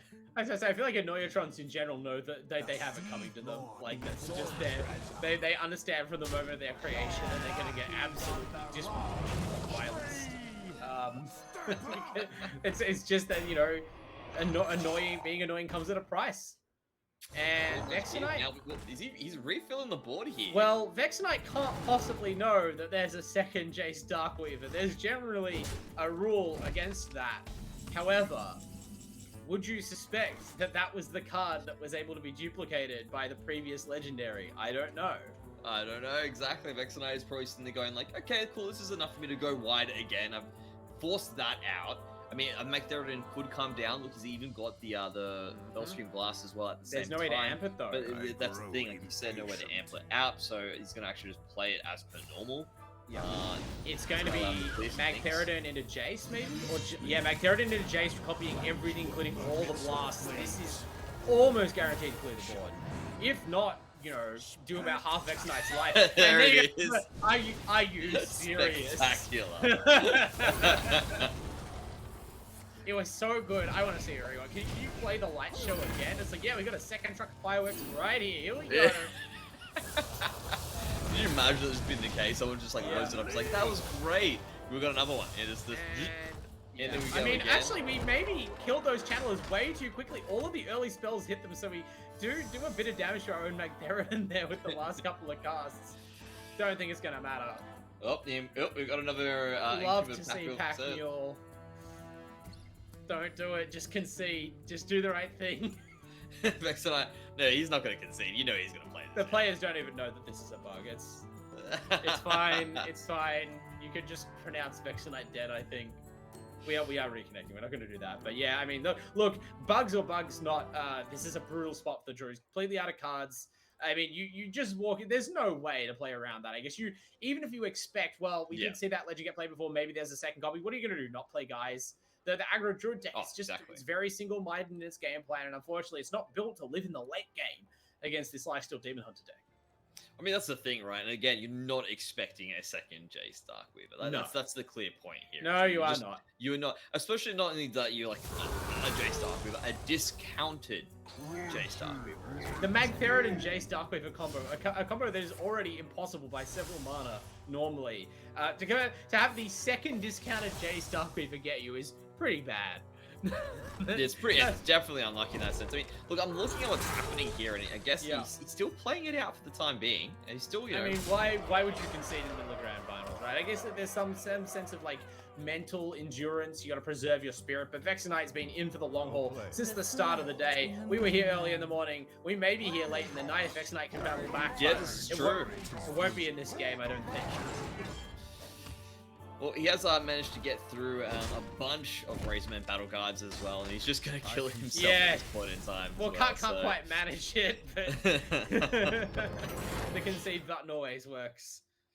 So it does mean that Home Master is now going to be 2-1. He's on match point, not just match point, championship point.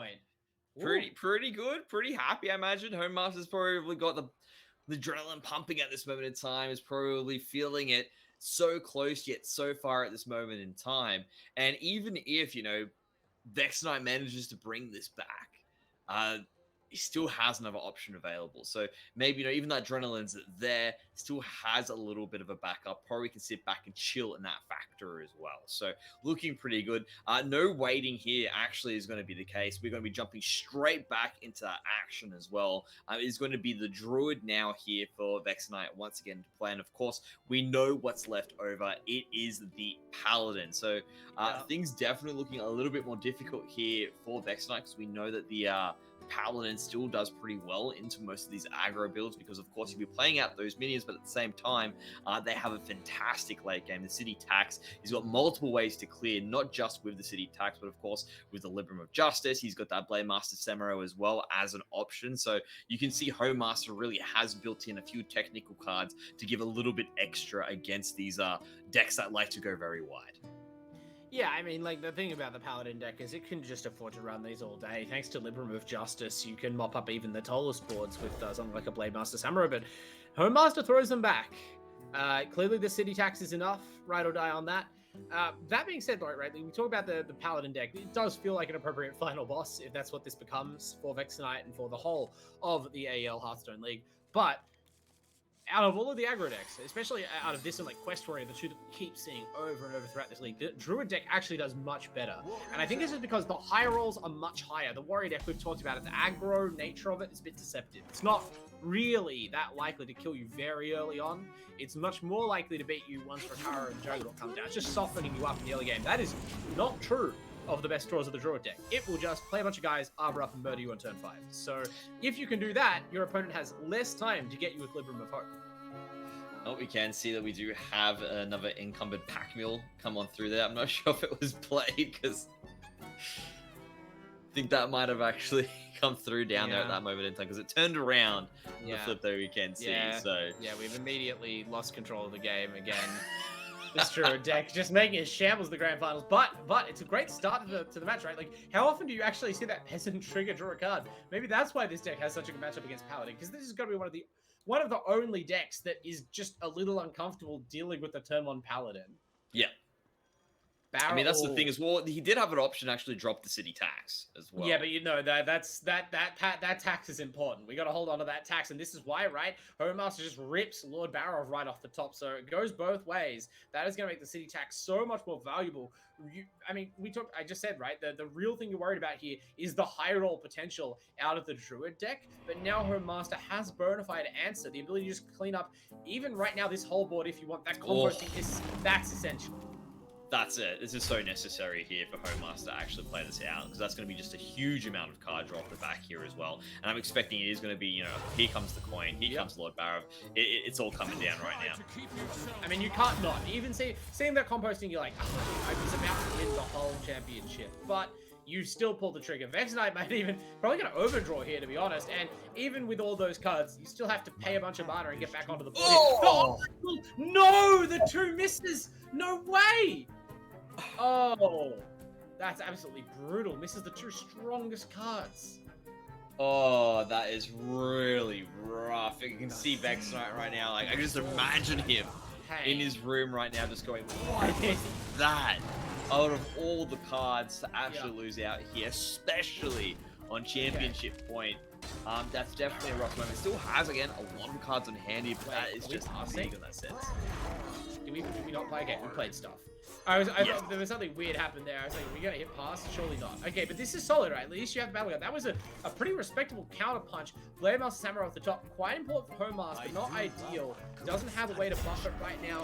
Doesn't have a way to reduce the health of enemy minions. So the board clear potential is not as high as it normally would be. And there's a slightly awkward spot, right? Look at the hand for Home Master. Lady Liadrin is like the last card you want to play in this deck in a lot of situations.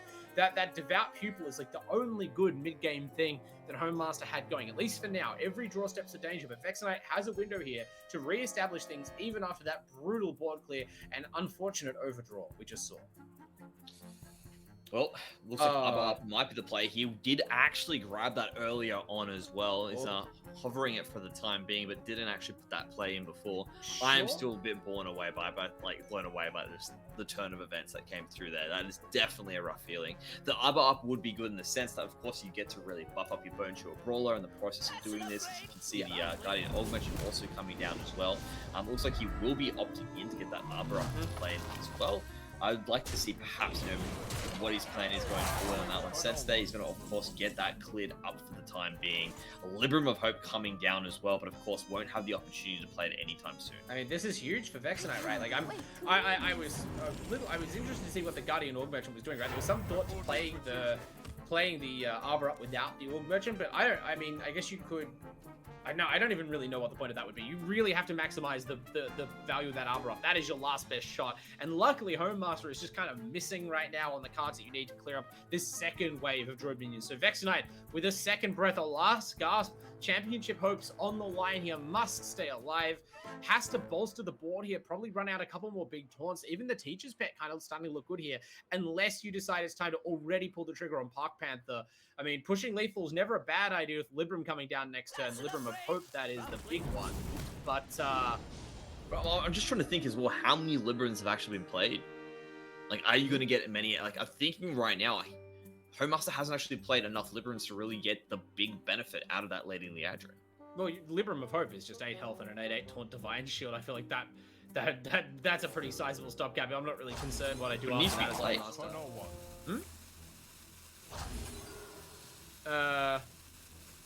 There's a lot of damage coming right now. I think that's lethal. Yeah, is that all the way through? Wow, okay.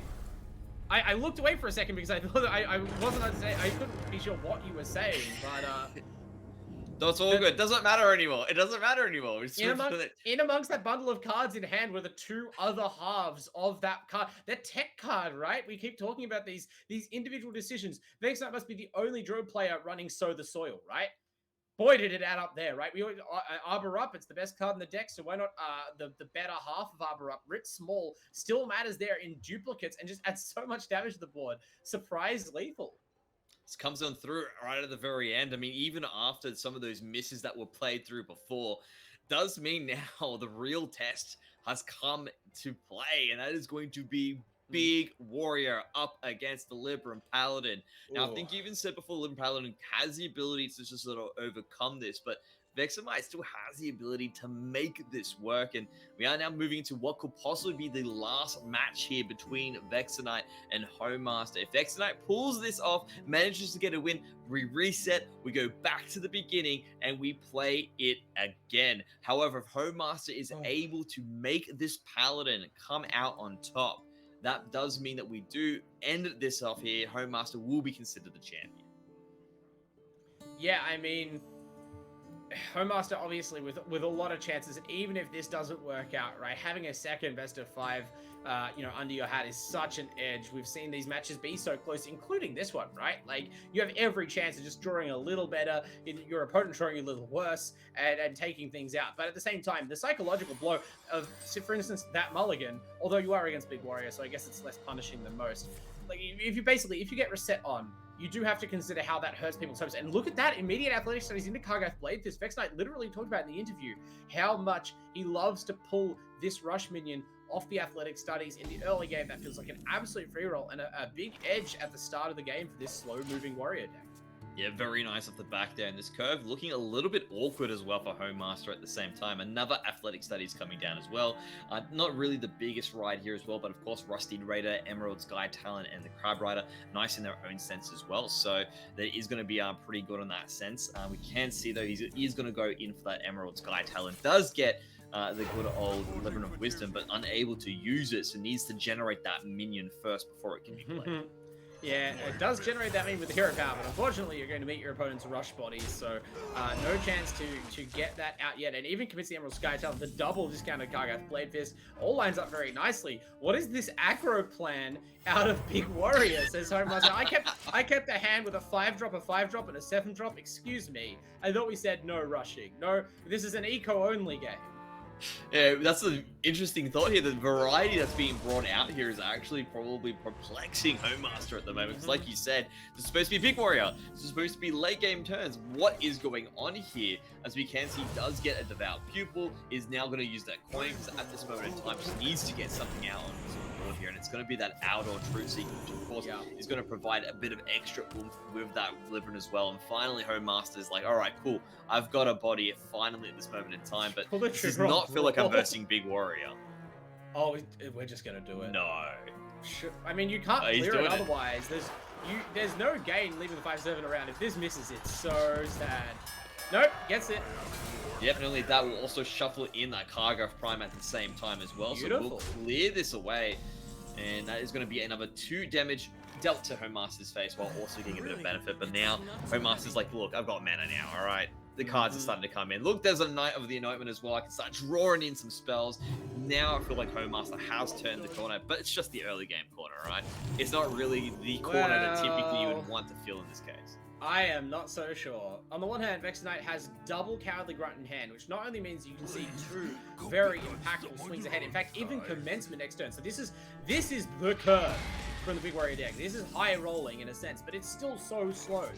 There's not a way to accelerate any harder into those cards. Whereas the Paladin is just slamming these Outlaw Truth Seekers. The Librams are so discounted. We're gonna have a corrupted Libram of Judgment. I genuinely think that Homemaster's deck has the firepower to beat the Scrapyard Colossus, beat the Rattle Gore, beat all of this dumb stuff that comes out of the Warrior deck. And we've now drawn 3 out of, I think, the 5, 6, I guess, counting the Kargath Prime, available targets for all our sort of cheap minion into play spells. So you risk even running out of options if your doorstep isn't favorable for you. But this is at least quite a 40%. Yeah, here it does come on in now. We do have pretty nice there, Scrapyard Colossus as well, and the Rattle Gore. So both of these guys bringing all of their arsenal seamlessly at once around this turn 7. And Homemaster now definitely needs to think through the next step of this particular line here. But like you said, it's going to be, in hand. Yeah, it looks like it's going to be that Libram that's going to be coming down here. He's thinking it through. Of course, that Rattle Gore, you need to choose through the Divine Shield first. Even if you get the Scrapyard Colossus off your back, it will come back as a Fellcrack Colossus. It looks like the Noble Mount also being buffed up as well, just getting this Knight of Anointment a little bit extra on the back here, and he wants to clear away these Divine Shields first. Yeah, I mean, look, you do not want to take any extra... I guess, never mind. Disregard that. That's how little you care. Wait! Whoa, hang on! I wonder if Homemaster knew that was going to happen, because that's not what I thought would happen. Really? You didn't think the Rattle Gore was coming back? I've never seen that interaction. Liver of Justice reduces it to 1 health. In my mind, it says, okay, resummon this with -1/-1. It's got no health. It's dead. Nope. Okay. Never mind. I completely misread how that would work. So Homemaster... Oh, no. This Rattle Gore, it's got some power behind it, my friend. You need to silence it. Okay. All right. Well, look. I got that wrong. However, Homemaster was more prepared. Homemaster rocking that Devout Pupil, having the full board, right? And the thing about this is, mostly, if you're Vex tonight, this is what we see time and again with this Big Warrior deck. Your game plan is put a big guy into play. The next turn, if they've killed that, play another big guy. Presume they've run out of ways to kill big guys and wait for them to concede. This Paladin deck, not big on conceding.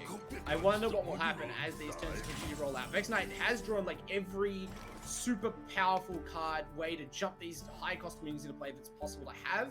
but you're not even really putting any extra damage on the Paladin after that initial hit, and you can lifesteal all of that back with the Libram weapon in hand. Not to mention, we're finally seeing the Librams of Hope. So, you know, when you're trading even, the Paladin deck can do this for so much longer than you can. Well, we still have the rest of this match coming out now for the time being. Like you said, Home Master is here to play up to 25 HP, so quite happy to trade out in that sense of that. Quite in the sense of that thing. He's now beginning to put the pressure back onto Vexenite here, who can't go to the face just yet. Did draw an Outrider's Axe, has a Koshe Kashe as well. The Troublemakers are both available, and Scrapyard Colossus. We're very close to what will be a turn 10 here, so it makes you wonder what's going to be the next play. I imagine it's probably going to be, you know, just let's hit that Cowardly Grunt into the Ancient Guardian. That seems to be the only line here across the board to summon something a little bit bigger up into the play here. Looks like it's the Prime Target Prime. Yeah. Beautiful.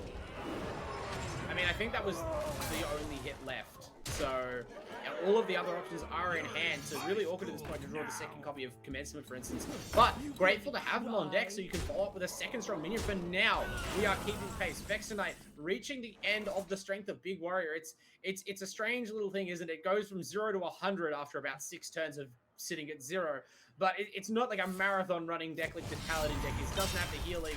It doesn't have the ways to recruit its cards. Just return all the levels to hash. And unfortunately, the board players are so strong. Home Masters found them all with the help of those Knights of Anointment. And I worry whether that was Vexenite's last legs. I mean, looking at this here, I mean, yes, there's a lot of cards that are available here, but I mean, let's have a look. 25 HP, no cards in hand now. We got a Corrupted Liberator Judgment. That's true. Home Master. We still have a Felcroc Colossus. We still have. Oh wait, Rancor. Okay, that's solid. Rancor it would be better to have pretty Brawl, decent, right? in that sense. If you're playing to run a Home Master out of cards here, you need to clear this board up. Troublemaker will help, and then you have to hope for like no Lady Liadrin for a while, no Libram of Hope, because any of those big bursts of power are going to really set you back. We are also on like sort of the last of Vexenite's relevant resources here. But I guess you can keep drawing cards with the Outrider's Axe. It's just a question of like, what are you looking to draw? The rest of the deck is all kind of, you know, minefields and stuff at this point. They're not really cards that are going to help you finish Home Master off before the remaining heavy hitters in the Paladin deck come out to play. And Meta Broomstick is going to be the draw That's not card the there. heavy Probably hitter. not what you wanted to have there as well. So, unfortunately, we'll trade, you know, obviously one of the Knights of Anointment into this Felcroc Colossus. Needs to get that through. This, of course, will allow him to generate some extra cards to the hand. As you can see, the Liberator of Wisdoms are beginning to make their way back in. But, of course, this Felcroc Colossus has still got a little bit of legs left into it. And it is just, again, this trade out as well. He's going to be actually hitting himself into this one to make sure it's finished off. So that means there's going to be none of it left here, of course, as well. And I mean, yeah, we were talking about this idea of there being a lot of, you know, is there any legs left for Vexenite here? But Home Master's also running out of stuff as well. I mean, he can go for face here. This Rattle Gore still has at least another 5 resummons left within it as well. So it is going to be a 6-6, then a 5-5, then a 4-4, then a 3-3. So there's still quite a fair bit left, and there's no taunts available right now. So some attacks can go straight to face here for Vexenite. Yeah, look, I admit, Home Master's deck doesn't have that many misses in it, right? City Tax can be traded back in. Hand of Adal draws a card. Knight of Anointment draws a card. All of, even the cards that aren't Lady Liadrin, Libram of Hope, Varian King, you know, all of this stuff, even those ones tend to redraw you a card. We're hitting the bottom of the barrel here for Home Master. I mean, 1 or 2 more misses on the draw step. I guess anything's possible. I gotta count how many more misses are even in the deck, but yes, Vexenite is borrowing some life right now. Well, we can see here now, we'll shove that Gurgle Prime back into the deck there as well. Liberator Wisdom returned to hand. The Corsair Kashe coming down as well will draw a weapon. Gets the Bulwark of Azzinoth, but I don't think that's anything. Oh my really god! needed. Oh! It's the last nothing card in the deck. That's so here. brutal. Home Master must be wondering what god he has angered. Well, right now he's going to reinforce here. Of course, does have the Liberator Judgment, so of course, hit into the Radagor to get something back. I guess he can kill it first. Yeah, You can see he's just throwing everything in right now to make it a little bit yeah, weaker you've than suddenly use had to it get transition some back nice to deal. survival mode. Like, that has to be it there. Okay, so this is going to bring back the Radagor. It's now a 4-4. And the other Troublemaker is even in Vexenite's hand, right? In another world, in a lot of other worlds, Vexenite's hand is at the very least just full of kind of non-threatening minion removal. But it's not. If you know, the board is going to be full of like 12 power of guys again next turn. That is almost literally the last minion in Vexenite's deck, but it may be enough. Well, as you can see, he's just continuing to buff up these minions. Just smashing this Rattlegore down. Stay Just down. using it to just ram into this Rattlegore. Rattlegore's back again. He's 1-1. That's it. He's finally down. A snack the count size here. Rattlegore. Minefield is now into place here as well. Yeah. I think, well, obviously the next play, he's going to clear away Okay. this outdoor attender. I mean, you draw a So- card, but like, yeah, I don't know what card you're hoping to draw there. Blade Storm, so I feel like you one. hit in the face, but I guess either way, right? This guarantees all the troublemaker summons hit face as well. So Yes, exactly. Yeah, He's also going to have a little bit extra armor up as well. almost always the same amount of damage, and this way you at least guarantee you keep all the bodies on the board. And All right, Homemaster- let's see what we get. Oh Hey! no! Is it good enough? How cheap are No. these? How cheap are these liberals at home? They're pretty cheap, but We played every discount. that's not enough. He's got no taunt. He can't win this. No No. way! We're going to a Homemaster. reset bracket.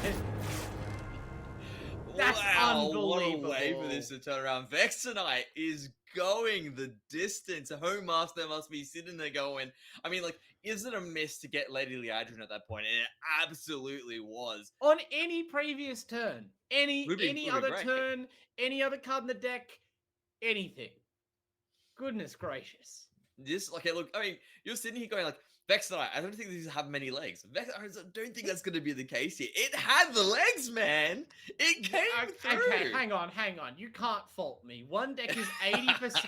One deck is 80% cards that are incapable of dealing damage to end the game. The other deck is like 80% cards that essentially end the game on the spot. They went the opposite way to what the stats would suggest. Okay. All right. I'll give you that. Don't have to worry about it. Look, I understand that some I'm crazy embarrassed enough things as have is happened Mendrix. Please let me have my dignity. That was an outlier. I protest.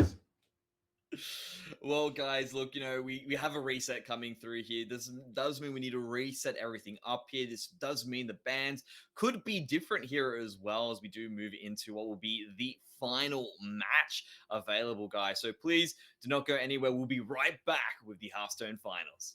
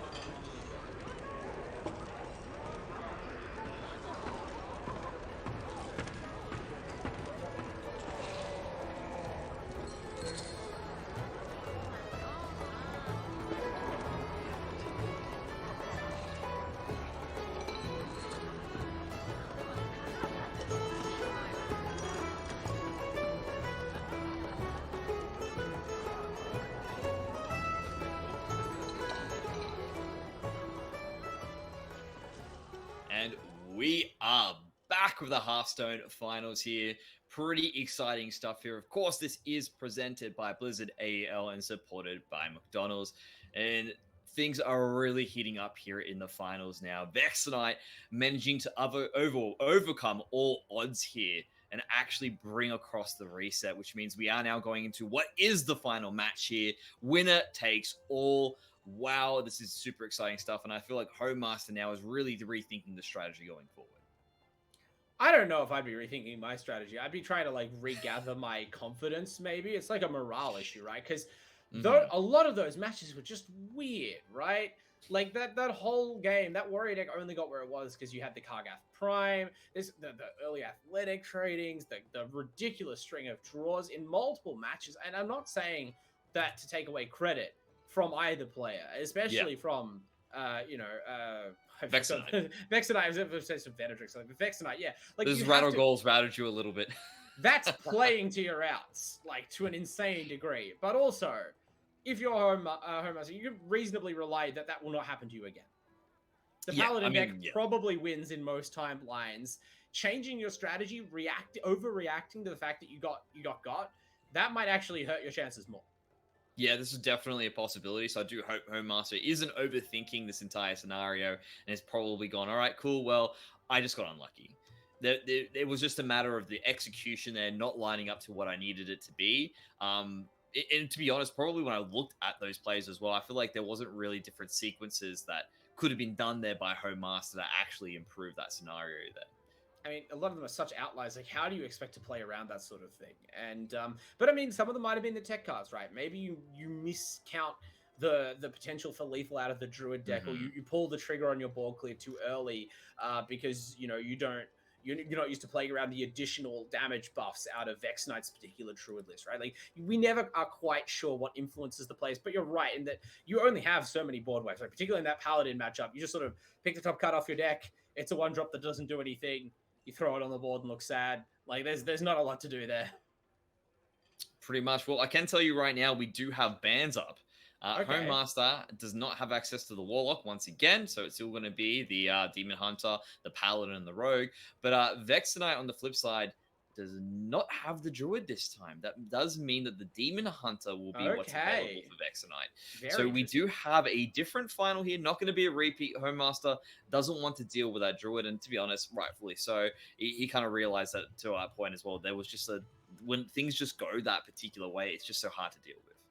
I mean, I guess the Druid deck, we've come such a long way, right, from the first couple of weeks. So the Druid deck was just obnoxiously unbeatable, and it seems like a lot of players kind of see it as a known quantity, something they can control, something they can deal with, right? Some players have banned it, a lot of players have let it through. But whether it's this particular tweak, these tech choices that have been made, the matchup against the lineup that Home Master has brought, we've just seen it suddenly go back to, no, this deck it high rolls too often. It's too good too much of the time. I don't want to deal with it. I'll take my chances with the Demon Hunter deck. At least the pace of that deck is slow enough that maybe some of these these lists have time to draw their cards and get their own game plans in motion. I don't think we've even seen the Lifesteal Paladin combo Lifesteal Demon Hunter combo against the Libram Paladin, have we?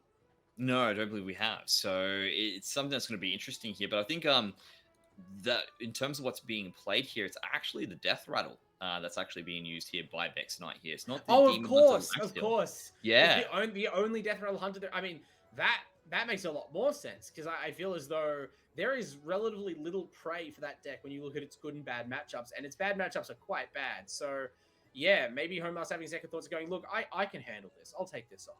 Certainly yeah.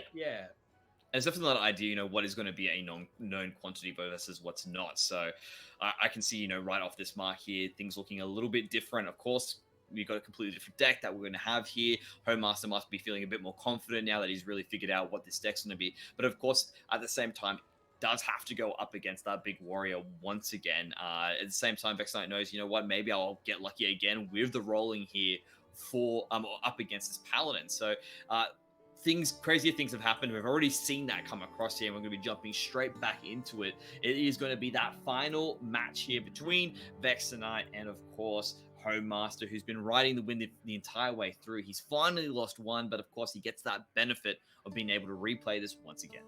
I mean, did Homemaster even drop a match, even go to losers during the state qualifiers? I can't remember. I believe so. Possibly the first loss in this entire long league. So, nose now bloodied. Will Homemaster be rattled? Will he bounce back? Adjust to the ban decisions? I feel like it was justified. Doesn't seem like just a knee-jerk reaction. I got to change something. Believe in the plan that got you here. But Vexenite, speaking of believing, what a run all the way through the lower bracket with these, slightly free-to-play deck choices, with these oddball out-of-meta card selections and strategies, even ones that have seen a little bit underpowered at times, have found what the stuff that's required when it's needed. This looks like another great opening hand, to be honest. And looking at it here, you can see has got the Instructor Fireheart as well for a bit of a later. The Wailing Vapor is always a great start here for this more aggro Elemental Shaman deck as well. Holding onto that Canal Slugger as well at the same time, but I feel like Homemaster has a much better curve this time as well. As you can see, goes the Aldor Attendant, reduces the cost of those Librams, immediately buffs it right on up there with the good, basically making it a 3-4, and that will clear away the threat. Immediately has a 3-3 nice and tall here up against Vexenite. Yeah, incredibly important draw though with the Hand of Adal, right? Without access to that card, there's trouble brewing. We saw what that elemental can get done in the previous matchup between the Shaman and the Paladin. Wow, that's quite a roll. I agree. That is definitely quite a roll. 3/4 legend, your spells are poisonous against the giant Paladin deck. That's all right. I mean, that can't stay on the board, but Homemaster might have a devil of a time clearing it. That could even potentially end up delaying the play of this Devout Pupil, because you definitely don't want that getting sniped out by a random spell, even if it's a lightning bolt. So, look, it probably isn't going to have a massive effect on the matchup, but it just goes to show this has been a wild night, Mendrix. You said stranger things have happened. We know stranger things have happened. We literally just watched them happen. Possibly the strangest things that you could experience. And yet here we are, still trucking in these grand finals, ready for more. Well, as we are now getting down to it as well, we do have the option for the Canal Slugger to get on through. Of course, that Overload may be the play here. We've already got two big minions back up. Well, I wouldn't say big minions, but considering we're on turn 4, to have 2 3/3s out here, especially for a Paladin, pretty damn nice right off the bat here. You can see they are going to be cleaned up. We do have, of course, that Stoneclaw Totem as a taunt there, just stopping them from coming across.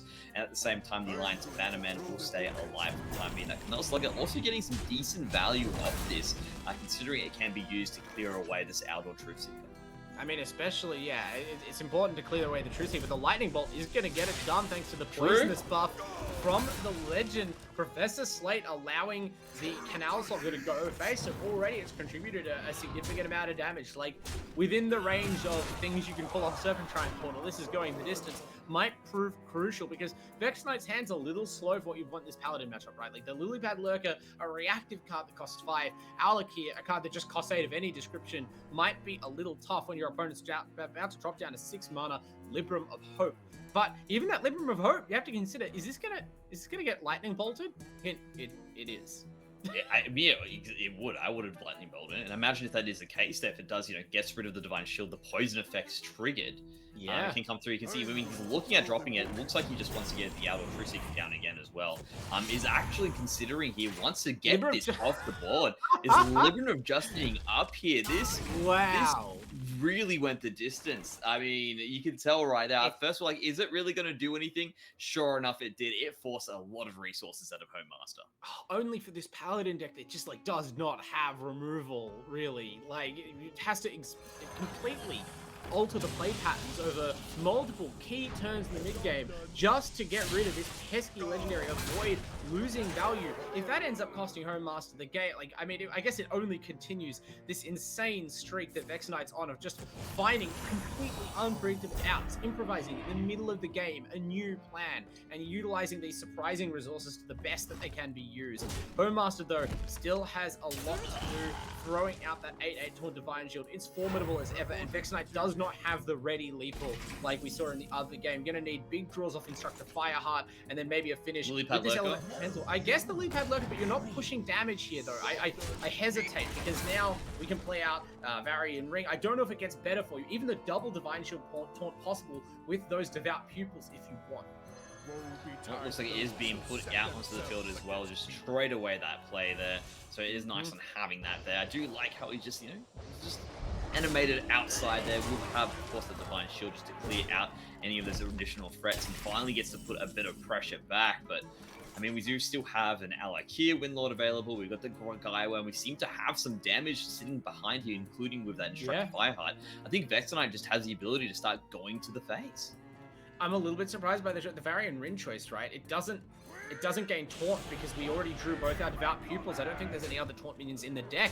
And so this Alakir, which I had written off as a source of damage, gets to go face for an absolutely crucial 6 damage. It may not be enough if there's healing available for Homemaster, but I wonder how much Homemaster may immediately regret pulling the trigger on Varian. Did he fully account for the fact that the Divine Shield taunt minions, the pupils have already been drawn, and it would not provide a big taunt body? And Vexenite has it next turn, unless there is some ridiculous amount of healing that can come out of the You can corrupt this Master. Libram and go in for 5, which I think preserves you. 4 damage and 3 damage if you play an elemental. So you can literally, I'm pretty sure he's played an elemental last turn. Yeah, his so play was Alakir, so it's 9 damage. Yeah, he's got 7 damage. Yeah, so 7 damage plus you have to clear all these minions. Yeah, that's... Wow. I mean, that might be... Like, we talked about, say, how some of these losses, there's just nothing you could have done. Not to say that you should definitely anticipate your opponent always having Alakir specifically and it making the difference. That one was preventable.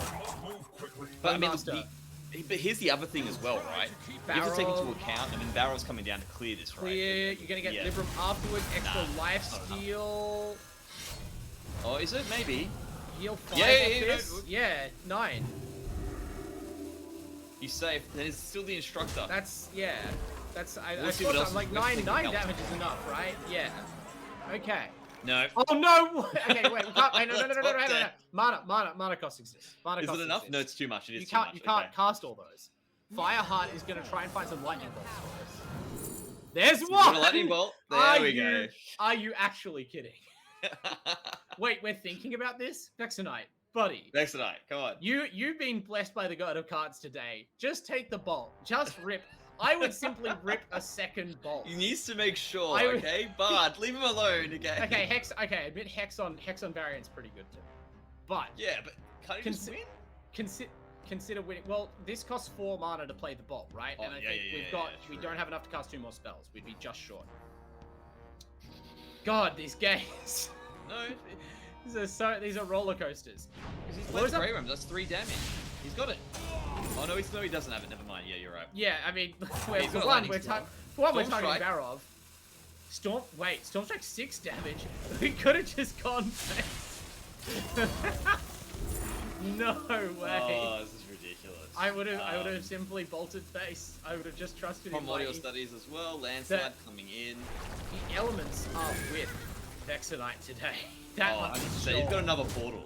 This is ridiculous. Yeah, he's got. Okay, he has to have it in the next one. 10,000. Oh no, Libram, no.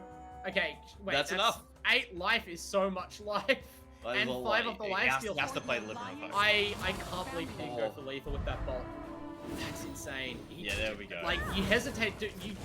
You just have to go. You just have... This is even the Sometimes. first match of the best of 5, right? This is not even championship point again. You had the chance. What a crazy ball. But look, we've been focusing on Homemaster. Vexenite is under a lot of pressure here too. Like, you can't... At some point, you must think, well, I've been very lucky so far. How much more lucky can I continue to be? I certainly wouldn't just go Lightning Bolt Storm Strike off my Professor and win right away, huh? No, of course not. It gets a Lord Barrow of all Wait, things as what? well. Hang on. There's Divine Shields. This can't work. And Yeah. also no Battle Cry. This is just the dumbest Wow. match. So he's using that The there. Rush Minion? I refuse to acknowledge that there's any way that Vexenite comes back now. Like, we've burned through so many Yeah. resources, and it has to Even be... Vexenite knows this as well. How much sweat do you think is on Homemaster's brow right now? You take a shower between every individual game of this set. You must be just sitting there going like, come on, no way. There's no way this is going to do this to me now. You know Come what's on, no way. It happening, just comes Hearthstone. up. Just comes up there. You can just see it happening as well. Like, we've been just like constantly generating spell after spell after spell. And it's just kind of like, is it enough? Is it going to be the one? Is it this the case? And like you said, if you just went for it, Yeah. that Just would have been believe- enough there. Just but believed an inch more in the luck that got you this far. I mean, look, understandable why you wouldn't. But I mean, I guess it's all about the respect for the Paladin deck. You can't Yep. give them another turn. You have to say, no, it doesn't matter what I think I'm drawing, even if I can get some sort of nice clear. Don't let them play any more cards. Don't let them... I mean, I guess I guess on the one hand, you see the variant and you think, well, they mustn't have anything else, right? Because otherwise, why would you play this no taunt variant? But you also know they have 2 more taunts in hand. You're just relying on them having no more healing. But they have the... Yeah, look, it's an incredibly tough situation. We're not going to get too hard on Vexenite. You don't expect to be in a spot where you have that choice, right? That match looked over. I mean, it just seemed... Like, there's definitely probably, like, these guys play a lot of Hearthstone, right? They play a lot of this game. I honestly feel this is probably one of the situations where you just haven't experienced that one yet. I feel like that's one that's where you've just gone,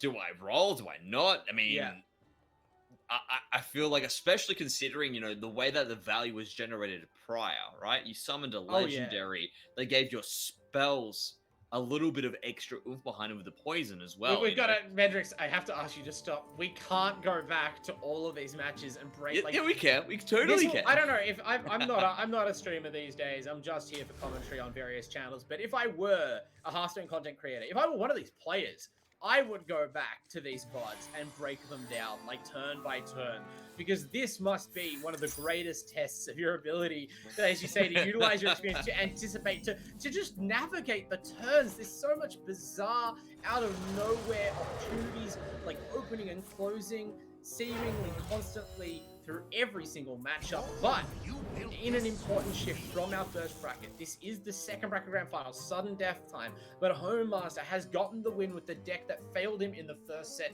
the Libram Paladin of all things. It's over the line, 2 more wins, and he will lift the trophy. Well, Vexenite is bringing back the Shaman. I mean, it's looking a lot better now, considering what we've just watched before as well. This is what's good. Mind you, as well, we did have a ban on the Druid, which means there's not going to be any pack mills. There'll be no problems there as well from the spectator side of things. But we can see Vexenite right off the bat here is going to have a pretty good line. He's going to go immediately for the Wailing Vapor, follow through the Kindling Elemental as well. That's going to get him some buffs here, put some decent quick damage out, and even has 2 Fire Elementals ready to roll to actually create something here. So he's got that option Gavel going at the same time. Another Cage Master Custodian is going to help out quite a fair bit. And I think the speed of this Shaman might be enough to deal with the Quest Rogue the way things are going.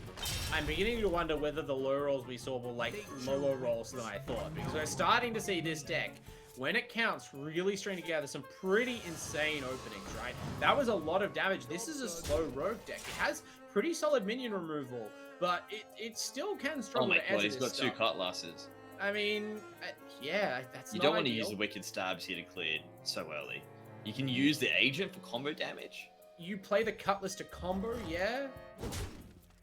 I mean, he's looking into it. He's taking damage at the same time as well. He's getting the combos out now, but I mean, he's already down to 18 HP. He's going to have the Fire Elemental follow-ups as well. He's already got Lightning Bolts, another Auction House Gavel to make things cheaper as well. I mean, things looking really good for Vexenite here to possibly close out a quick win against this Quest Rogue. Yeah, the opening, the curve has been so good here. Really, really ideal stuff. Obviously, there's no other ways to this deck to control it necessarily, but having that opening now into not only discounting your minions, not only a steady stream of direct damage from weapons with full up from that bolt, but as you said, the Fire Elemental is probably the best top end to be discounting. You just want to end this match, and you want sources of direct damage to get you over the line, because that's when Homemaster will be hoping that at least I'm taking damage now, but once I draw a couple of copies of SI7 Assassin, we've seen those can turn the corner pretty quickly. It's such a powerful tempo swing, but it may not be enough given how much burn, how much reach is available to Vexenite Shaman. We can see there has already drawn out that Whack-A-Null Hammer as well. As you can see, it has all those 1-2s in hand here. Homemaster might be thinking, hey, maybe I can actually let these... I wouldn't even think he'd be thinking that. He needs to clear this set and have control of the board, because of course he knows there is a Whack-A-Null Hammer in this lineup. Does mean that these can get buffed up as well. So as you can see there, we'll drop down that Operative, get that Rush, get the Stealth directly afterwards as well, which is nice in that sense. So looking like he will be able to clean the door, clean away the board, gets him back. He gets a Lightning Bolt. My God. It's all happening. Vexenite preparing to strike back. It wants to drag us to another 5-game set. It seems there's no end today. Yeah, he's also making them cheap at the same time as well. Yep. And he's going to play this out, so that's going to be a perfect mana curve. He actually set up with the cheaper Fire Elemental beforehand to get more damage. There's no way. Yeah. Homemaster Secret Passage. Walking. May not realize it. There's no Secret Passage. We've seen it before. Secret passage to what? The source of healing? That's not a... I mean, I mean, how can this rogue deck discover healing? We've seen some insane I stuff, don't but know, maybe. the discover cards are key, right? Like a lot of these other decks can pull cards out of nowhere, but this rogue deck, it really only has a finite spread. I think it can discover rogue and mage spells, but you're not going to get the chance to like trigger an ice barrier or anything like that. You're just going to get fire elemental bolt. What do you want to put on the top there? Yeah, what do you feel? What do you feel like? I feel you put the Alec here there because it's not going to have a chance to. Yes. Play. I don't even know. I mean, like, it's not going to matter. Oh, here we go, Primal Engineer. Well, that's the one he actually chose. Yeah, well, Yep, good that's for not you. mattering. Vexenite with one of the best draws yet out of this deck just scours the quest road from the earth with direct damage. It's just, Master back to even. One Vexenite coming out big with that one on the play here. Homemaster was thinking, okay, fair enough. High rolls can still keep on coming, but at least, you know, the fact that we was able to get the Paladin across the line before, he's very practiced on the rogue here. Probably not practiced against this particular deck, I would imagine. Vexenite now has got still access to the Demon Hunter, the Death Rattle version, and of course, the big warrior that we've been loving throughout this tournament so far. To be honest, now I've been converted on the Shaman. I really do like this build that has actually come across here from Vexenite. It definitely has the ability to just pop out some insane damage early and just limit it across these control decks. So a lot of crazy things really popping on through here. But again, anything could happen. We now one apiece here. This tournament is going down to the wire. I mean, look, it reminds me a lot of, going back to my Magic the Gathering roots, it's just like a classic red burn deck. You've got a lot of cards that just deal a lot of damage, a little bit of additional control, but mostly it's just damage that you have a lot of control over where you direct it, right? And it's not necessarily, obviously there's the elemental synergies, but the deck has such a concentration, you're not really assuming that you need any specific combination of them. You're just going to kind of have that on tap. So it's more about knowing, based on the resources you have now and the cards you might draw, when do you need to put the damage to face? When do you need to clear the board? When can you make it a race? When do you need to dig? When do you need to sit back and try and assemble burn? It's really surprisingly complicated, and Vexenite, of course, has the practice, right? This is his pet deck, the first deck that took him to Legend, and that experience has come to show here. It's gotten him back into an even position here in the deciding matchup, but he has to put that deck away now, has to go to the ones he's less familiar with, like this Death Rattle Demon Hunter, and make it work against Homemaster's extremely proficient quest rogue. And we're jumping into it now. Fel Rattler, Razorbaugh, Cult Neophyte are the options for Vexenite. On the flip side, though, we can see that he does have access to most of his operatives as well. One of the Cutlasses and the Extortion also happening to sit there as well. So Homemaster does have a few options on hand here, but I think Vexenite's got a pretty decent curve as well. Yeah, I mean, Vexenite, this is maybe the best time we've seen, best draw we've seen from this Death Rattle Demon Hunter so far. You've got the 2-drop Razorbaugh and 3-drop Death Rattle cards in hand, so you have that sticky board starting turn 2, and that's the mathematics this deck's built around. It has, I would assume, nearly as good a matchup against Quest Rogue as it does against some of the other sort of late game focused decks, because the Quest Rogue deck is banking on its removal, like this I7 Extortion, to help fend off early aggression, but the removal is just inefficient against the specifics of Vexenite's list. Well, it's going to pop out that good old S1 or SI operative is going to get the kill, but as you mentioned, is going to bring up a Death's Head Cultist with that Death Rattle here, so the sticky minions remain to stay. Obviously can't trade back into it because that is going to be a 2/4 Tusk. Piercer is going to be picked up here as well, has an option to throw out that Fel Rattler if it needs to, so we can see what is going to be the next sort of line here for Vexenite. Doesn't really have, I guess you could say, the most efficient play here. You want to hold on to that Fel Rattler for something else, but he's just going to drop it out anyway, and I'm quite happy to play out the most, I guess, right into that curve that he's picked up.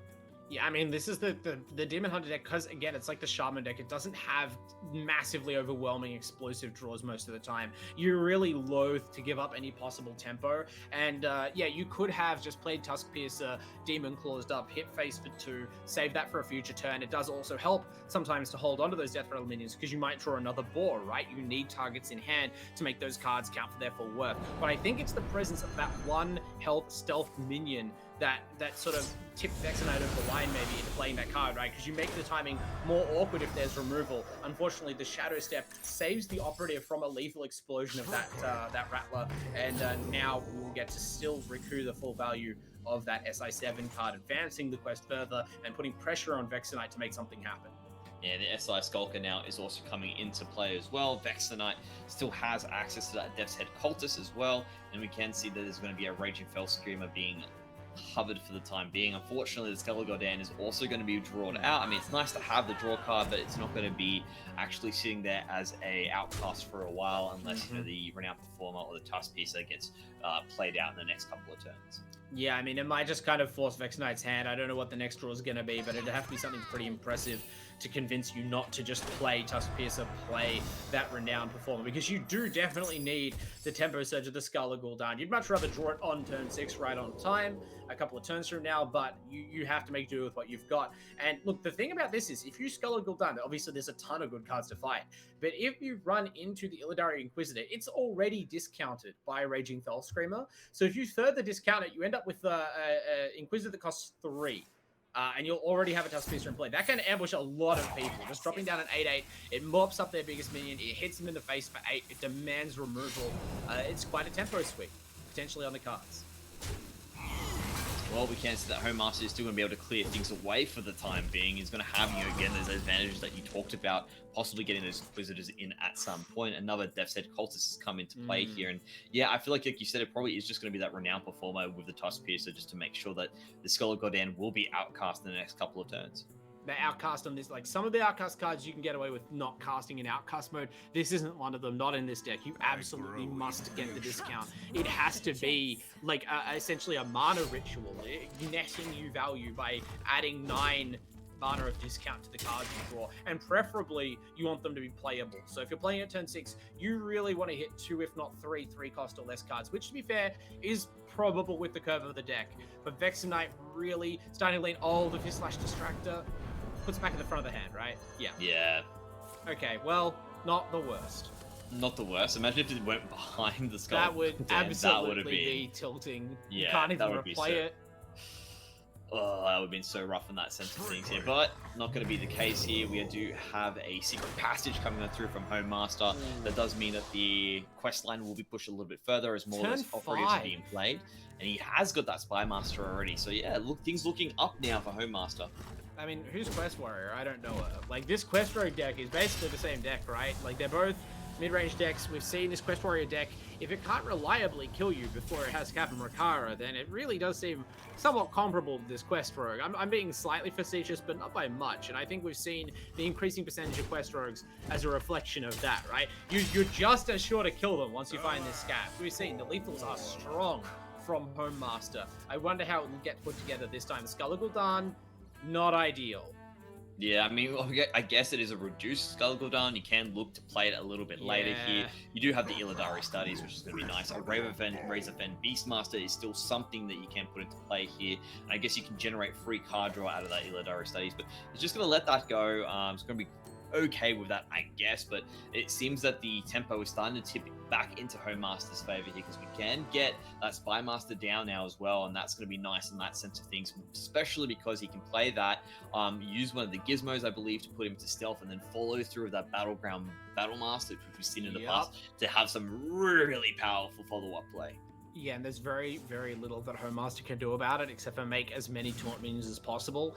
Now, this may be where you're happy to see Talon Forgering, but I don't think that's a winning game, right? Because then you could actually just play 2 SA7 Assassins to melt any taunts for 0 mana and still kill them with Battleground Battle Mastery to Scabs.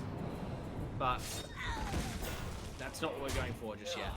Yeah, this is just ridiculous from Homemaster now. You can see the amount of value that he's been able to generate. He's got, he's going to be 16 HP in that sense of things, so he's pretty happy with his sense now. But we do have what's going to be the use of the Illidari studies now. Skull, Gul'dan, Glide. Glide could be the... That would be all right. Bit of a troll pick. I mean, there's a 9/9 on 4/4 board that are about to murder you, but you have 27 health, so you're presumably not killed. Wait, can you outpost, glide? Your opponent redraws a hand of cards that are too expensive to play. I was looking at it, the line, the most thinking evil about it. Play. He's got two Vexer Knight? No. He's dropping it now. You want to have some sort of... Look, it's understandable. You would rather play an actual minion. I'll call Neophyte, though. Mm-hmm. Oh, these are expensive rogue cards. Oops, ouch. Homemaster, I guess, you could argue that that's not punished because you didn't like shuffle 1,001 cost spy gizmos into your deck. It would have been absolutely brutal if you played Spymaster Scabs. But also, presumably, if you did that, you would have a stealth Spymaster Scabs in play, which is pretty tricky. That being said, this is so much damage. This is like lethal in 2 turns, pretty reliably. Yeah, you can see now it's going to come down. Look, that 9/9 on board there takes him down to 10 HP. Ouch. So Vex Knight definitely feeling the pinch on that. Oh wait, one. okay, Rattles Phil. come through. Oh, that's actually so awkward. You'd really need that to be in the deck to hit it off of Deathspeaker Blackthorn, right? Because Blackthorn is the only way that you can sort of generate enough value in taunts and rushes to clear this. And yeah, if you got Talon and that snake, maybe you can clear 3 minions with the snake. Talon defends against the others. It's not going to work out that way though. Yeah, no, you can see he's just going to be able to just with 2 turns to do it. He still has a 9/9 that can definitely chew through everything that's going to be happening here. You can see now he even says he's like, you possess true power. He understands that it's going to be enough, and Vex Knight will yield this one now for the time being. So that does bring it into another championship point once again for Homemaster, who's now managed to get up to 2-1 up against Vex Knight. Vex Knight still has the Demon Hunter, still has the big warrior here. But of course, the last sort of step here is going to be the Demon Hunter here for Homemaster. So a bit of a change here coming across here. He can choose to play it once again. I'm going to be interested to see if Vex Knight decides to play out that big warrior, which seems to be a signature for him throughout this tournament. I would like to see it one more time, but I still feel like you want to play your Demon Hunter into the OTK Demon Hunter that Homemaster is bringing. I mean, it depends, right? On the one hand, I suspect that the Demon Hunter matchup is much more favorable to Vex Knight. It's much easier, right? Whereas the big warrior is very tough, but you have to win them both.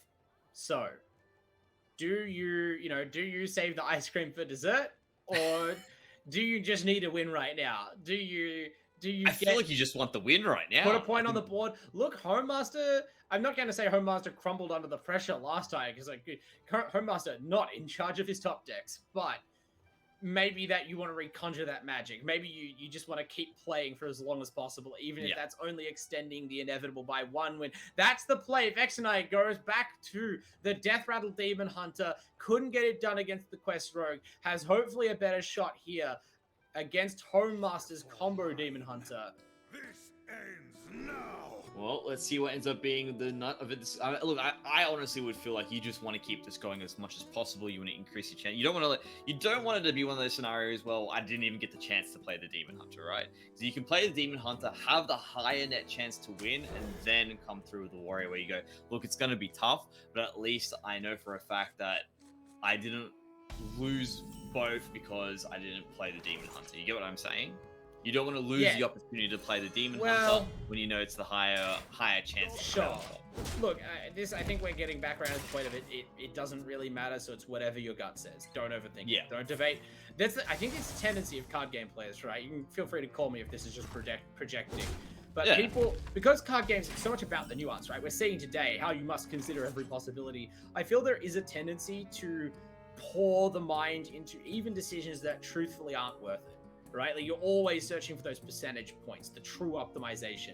There, at this point, just pick a deck. Just pick a deck and pray. You need to win with both. The matchups are fixed. Only the actual gameplay within the match matters now. And Vex Knight with a strong opening here. It's not a Death Rattler, but the turn 2 Cult Neophyte, especially against a player going second with the coin, can really mess up their turn 2 plays, right? You don't really have proactive turn 2s as Homemaster. Maybe you're thinking of coining something out. Not anymore, you don't. Yeah, you can see that actually did sort of play it up. He just went for the hero power and sat on 1 extra mana crystal. So like you said, did bring things down a peg in that sense. The Illidari Inquisitor has been picked up here. So Vex Knight has 1 set of finisher into play here, but of course it won't be coin, won't be discounted, won't be anything for the time being. And it's going to jump down that Razorfen Beastmaster, which is nice in that sense of the matter, because of course that means we'll be able to summon up something else directly afterwards. But I mean, of course, here the Felgorge now coming out for Homemaster here, just to have an extra option there, and that will start to clear up and, of course, provide a little bit of sustain, which is definitely going to be needed here in this OTK Demon Hunter going up against the Death Rattle version. Yeah, look, we've seen a lot of struggling from this Combo Demon Hunter list in the last couple of games. A surprising amount, given it's been quite a consistent performer throughout both these finals and some of the state qualifiers that it showed up in. But this hand from Home Master, this looks like the goods. It's finally endured all of the horrible draws it seems that this tournament has in store. Touch wood, touch wood. But yeah, look at that mix. Beautiful blend of the removal enablers that the deck leans on, enough that you have some to spare for the combo. Yeah, I was going to say, you just cast a curse. Oh, mate. glide? No way. You were like calling that out. I'm like, dude, he just got an outcast glide. I'm like, dude, That's when are you going to finish? sad. Dude. And then when I see comment, there's the caster curse. Okay, well, look, at least Vex Knight's hand is kind of terrible now. You've got 2 persistent peddlers, you got to trade one of those away. Your Skull of Gul'dan's locked in the middle of the hand. Home Master still has Moog Artificer and Fellscream Blast and the Warblades. Still rolling. Only a setback. All my losses were lessons, etc. But yeah, a huge win for Vex Knight, and honestly, takes guts and knowledge to know that that's the play, right? Glide doesn't really feel like a huge gotcha in a lot of the times, but that is definitely the situation. Oh, the second Inquisitor's awkward. Those are expensive cards. He actually had that before, which is probably why he shot out the glide. I feel like he's gone, you know what?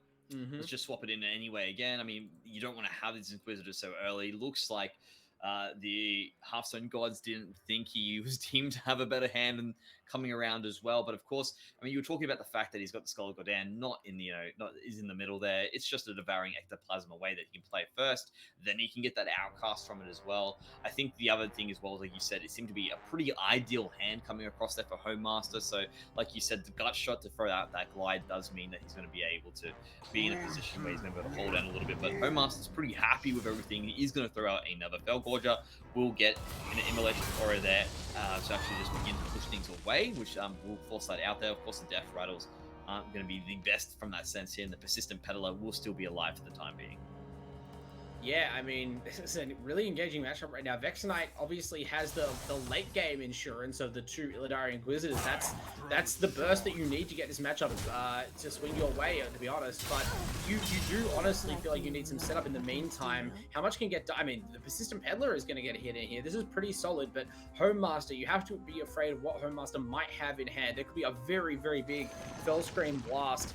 You know, the temptation to run out Deathspeaker Blackthorn must be high, but is it still correct if it opens you up to a huge lifesteal attack like we've seen Home Master unleash previously? Well, he is going to bring down Home Master to 13 HP, soon closing in on the Illidari Inquisitor. The I-Beam will, of course, set that back just a little bit in that sense. The Eldritchy Warblades as well, granting that lifesteal.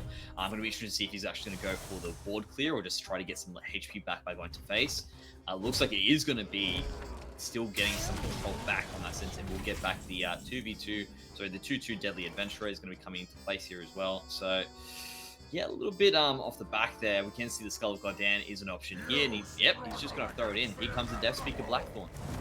I mean, you can't not. Like, this is one of the things where I sort of say, like, oh, well, you know, how can you, play into this card, but you can't not play your best card in your deck. Deathspeaker Blackthorn is the reason to be Death Rattle Demon Hunter. So now Home Master gonna have to fire back a return shot again. This is a pretty souped up Blackthorn, right? Not every Death Rattle Demon Hunter deck plays Talon Forgery, and you can't always hit it off Blackthorn, but it's definitely the high rolly end of what this card can produce. It's gonna be interesting though, because I don't even know what card it would pull up at this point. I guess one of your 4-drops, but even just the Taunt Divine Shield doing some work here. Well, he has managed to get himself back up to 30, so that's something that's pretty nice on the side there. But the thing is, of course, he's got those 2 Illidari Inquisitors. Here comes a good old use of the Skull of Gul'dan. We'll get, of course, the Firewatch Post, a Renowned Performer, and a free Cult Neophyte here. Also has that corrupted Fellsteel Executioner. So a lot of different things could be coming into play here for Vex Knight yet. And Home Master needs to find a way to get some card draw back in. Otherwise, the damage that he managed to heal up just before might just come flying back into his face, and he might not have a way to return it back. But Vex Knight, playing it slow, looks like he will clear the board first before actually opting in to go for things. Yeah, I mean, this is tight. I mean, look, you could say that Home Master's sort of running low on gas here, but we've seen Home Master pull out some incredible lethals, right? This is a very explosive build of the deck. But Vex Knight, I guess I'm not surprised by the outcome overall, because I already said this is a match where the Death Rattle Demon Hunter is favored. But this draw, I wasn't sure had the punch, but man, that glide play was so huge. He's actually going to keep up that talented Arcanist as well. I mean, again, you know, What's it going to do for you, right? Yeah, it's not really going to do point. anything at this point. Yeah, it's pretty much there. Illidari Studies, of course, is going to come up. Skull Godan, that's pretty nice. Outcast, we'll draw that in through the play here now as well, so we'll get something back. There's going to be the Sigil of Alacrity for free, Illidari Studies for free, the Il'gynoth as well, discounted. So he's actually being able to bring some things back here, but of course needs to wait another turn. Yeah, I mean, at least you found it, right? Because you couldn't wait that much longer to find it. There's still 15 cards in the deck. It's honestly kind of fortunate for Homemaster to be able to grab it. Wait, is this another 0-cost Sigil of Alacrity just chilling in the hand? I think so, yeah. You got it. Okay, all right. We didn't pass turn. I was really confused by that the other game. Like, is someone lagging? Because I was trying to rack my brains if there's any reason not to run that card out. But of course you want to draw deeper. Of course. He's got 9 and 8. I want to find the pieces. Is that enough? 8. No, just short. 17. Yeah, no, not enough. I mean, you go for it because you have another Illidari next turn. There's no reason to try and like set up a Felstall execution or anything like that. You just clock them. So Homemaster's going to be pressed to just go for the Il'gynoth. This draw could actually be really impactful, right? Because I'm sure if you had more time... Whole Neophyte would be very impactful too. Oh, yeah. Lucky these cards are already discounted. Here we go. That's pretty nice. Oh. Thalnos. Okay. Let's think this through. I mean... For starters, I don't think you can even clear the 8/8. I think this is it. Yeah, there's no way. The Skull's too expensive. I thought maybe you could target your own Thalnos to draw cards, but just it gets too much. The Cult Neophyte probably weighs in as well. And look, it's to be expected, right? We sort of say that's the ice cream matchup. That's the now you got to eat your vegetables, your sprouts, your whatever thing you don't really like. This is the nasty main course. Can you do the same thing with a much clunkier warrior deck? It's done so well throughout the tournament. It even managed to topple the Libram Paladin last time around. This may actually be an even harder assignment. I'm not sure. And I mean, this is what's so great about it. I mean, this literally went the full way. As long as it possibly could. We got the reset. We still went the full way for the best of 5. It's finally the decider. Still favored for Homemaster based off the data, based off, just the archetypes that are coming into play here as well. And I mean, I don't want to count out this big warrior. It has done some pretty incredible things in the past as well. So we are jumping now into what is the final match here for the Hearthstone Open Cup. The first iteration of 2021. What a way to end the year, in terms of things here. I mean, there's probably going to be a few more tournaments, but we're damn near close to it as well. So it feels like Christmas has come just a little bit early for us. And wow, looking at everything here, it is not what you want there. You don't want to have that troublemaker coming on in just yet. So we are going to throw that away. Still not the best curve here for Vex Knight. Homemaster looking a little bit happier in terms of what's there, but that Athletic Studies off the bat definitely is nice. Is he going to get a Kargath? Nah, he's not going to get that lucky on that sort of sense. Let's be real. Vex Knight's deck doesn't have a curve. Like, this is not a traditional deck. It doesn't go 1, 2, 3. It goes like nothing, 6, 10, 10, 10. Right? I think this is pretty I mean, that's what kind of makes it exciting, and that's what makes it so explosive. So Vex Knight, I think, is just happy to have the Cowardly Grunt, as he has somehow managed to every single game on stream. I mean, yeah, it is definitely one of the higher rolls that he's been able to get. Gets the Scrapyard Colossus as well, but that's something you're not going to see for a long time. I don't think that's something that you definitely want to have. I'd be more happy to possibly get a Commencement as well. Homemaster in the same stretch of this as well. It's just continuing to draw up. Can throw that Moarg, but I think you just want to hold it. Gets the Il'gynoth as well. Skull of Gul'dan, unfortunately, trapped between a lot of different cards there as well. But considering Homemaster has got a lot of pieces of the puzzle here, plus a Blood Mage Thalnos, it's looking pretty good in Jace. I mean, a lot of them have everything they want in the end game here, but not really what they want in this early game. Yeah, look, I mean, the one who can actually kind of accelerate the game plan if they really want it is Homemaster. I don't know that we'll see it. I think we're very unlikely to see it, especially in a game with so much weight, so much riding on it. To risk your Il'gynoth in this situation would be very bold. But there could even be a chance to do it, especially if you coin it out, right? But I guess there's just so much removal that you're almost certain to not risk it. The scenario to get an early lethal for Homemaster, I think, would be if you draw the Warblades. Like, because you're used to seeing that you're counting the potential for Il'gynoth with, like, the spell damage from Moarg Artificer or whatever, but having a bunch of Furies into a double damage face hit from the Moak Warglaves, that's something you're not always ready for if there's an early Il'gynoth. So maybe that's something Homemaster can think about. For now, though, you just have to consider carefully, okay, there's not a lot happening right now, but there will be soon. So what can I do that's most valuable? Is it worth throwing out Blood Mage Thalnos, making them kill it so I draw a card? Do I just tap the face a few more times in exchange with the armor up? Like, these are real decisions, and they're quite hard to make because the impact is so subtle now. But you'll know if you miss lethal by 1 point what you should have done.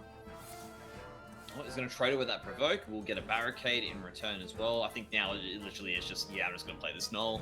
Okay. This is the first real like value play that seems to have come out from these players at this moment in time here as well. Not sure if there's a way to actually clear it out for the time being. There I guess is. it probably is. Yeah, you can play like, you know, for example, the Talented Arcanist and then fall out with the I-Beam. That's one way to obviously deal with it. But of course, you're not really getting the most amount of benefit. But it looks like it's going to be the Blood Mage Thalnos and the I-Beam, yeah. Yeah, even gets the Outcast I-Beam by playing the Thalnos, and gets to attack as a result. Thalnos is on the board. So yeah, I mean, I guess there's no reason not to play the null, but that inside, I don't really know what you're meant to do. I don't think there's a viable game plan where you try and completely stonewall Homemaster from having targets for fell spells until you play the Cowardly Grunt. But I do have a feeling that not much before the Cowardly Grunt trigger is going to matter. The Magtheridon might. This is the matchup for a Destroy All Minions trigger. Yeah, exactly. But the thing is, you want to be using that Magtheridon also more as a clear instead. We finally get that Skull Gul'dan to be in that outcast area as well, and we'll be coined out on turn 5. So this is a really nice play. Yeah, and look at the draws. Quite nice hits as well. Gets us out the Eldrachi Warblades. Probably not worth the hit yet. You need to conserve that durability. And Vexenite, I mean, you're happy to keep around those 2 taunt minions, theoretically. I don't know whether that clues you into the possible Magtheridon play. You can just run that out and sit the Magtheridon there. You're not really in danger of dying to this big warrior deck if you take a turn off and they don't hit, you know, they don't get cleared by it.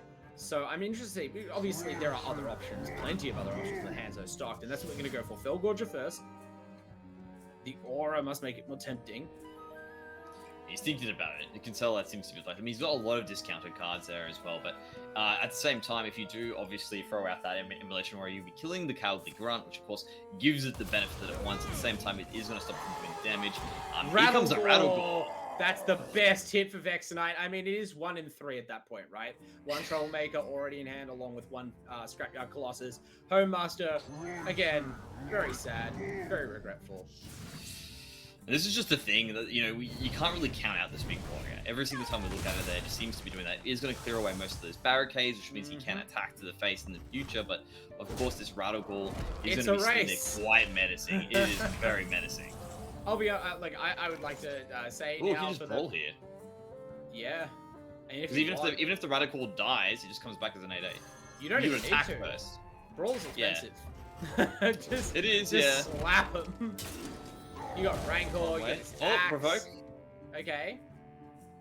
You don't need to play any of this. You can just armor up. Never mind. He's fine with that there. Okay. Blade Storm. That clears everything. 1 big hit right on the side here as well. And of course, at the same time, you know, he knows that one's going to be here. So let's see how we go. This Fury is up. We're setting up a 2-turn lethal. We can go Fury, giant hit. I guess we'll have to... Actually, no, never mind. We can't go Fury, Il'gynog if we go Skull. So we're just going to charge. We're not even going for the double damage lifesteal hit. We're just going to lifesteal and then Jace and then second enormous face punch. And the philosophy as well, just to make sure he's got enough poppies to do what he wants to. He realizes the setup is there. Could have played that Fell Scream if you're planning to just charge up Jace, but I suppose that's 0 cost. It's very high value. Actually, the whole combo is discounted. This is a 1,000,000 damage next turn. He can do it, yeah. It's over. I'm just checking to see if there's anything. I don't make me do Moag Artificer maths, but you can go Il'gynoth, Artificer, Arcanist, Fell Scream, Blast all my guys, you die. That's it. That's like 9 doubled. Yeah. Homemaster should have it. That's the wombo combo. Those are the optimal Gul'dan hits. Wow. Is that 8 armor? That is 8 armor. He will be on less than 30 life, and this combo kills you for 30 life. So we're on our way, I guess. Armor up again. To 28 or something. Yeah, 28. Yep. So, yeah, he still has him. I don't want to say it because every time I cannot get what's happening in these insane matches. I'm fairly certain that Homemaster is also uncertain, which is understandable. We're okay. Because of course, like he probably was like, I've got this, and then the armor came, and he's like, wait, do I have this? Right? That's literally what's happening right gracious. I don't know what's happening. I admit I don't play this Demon Hunter deck.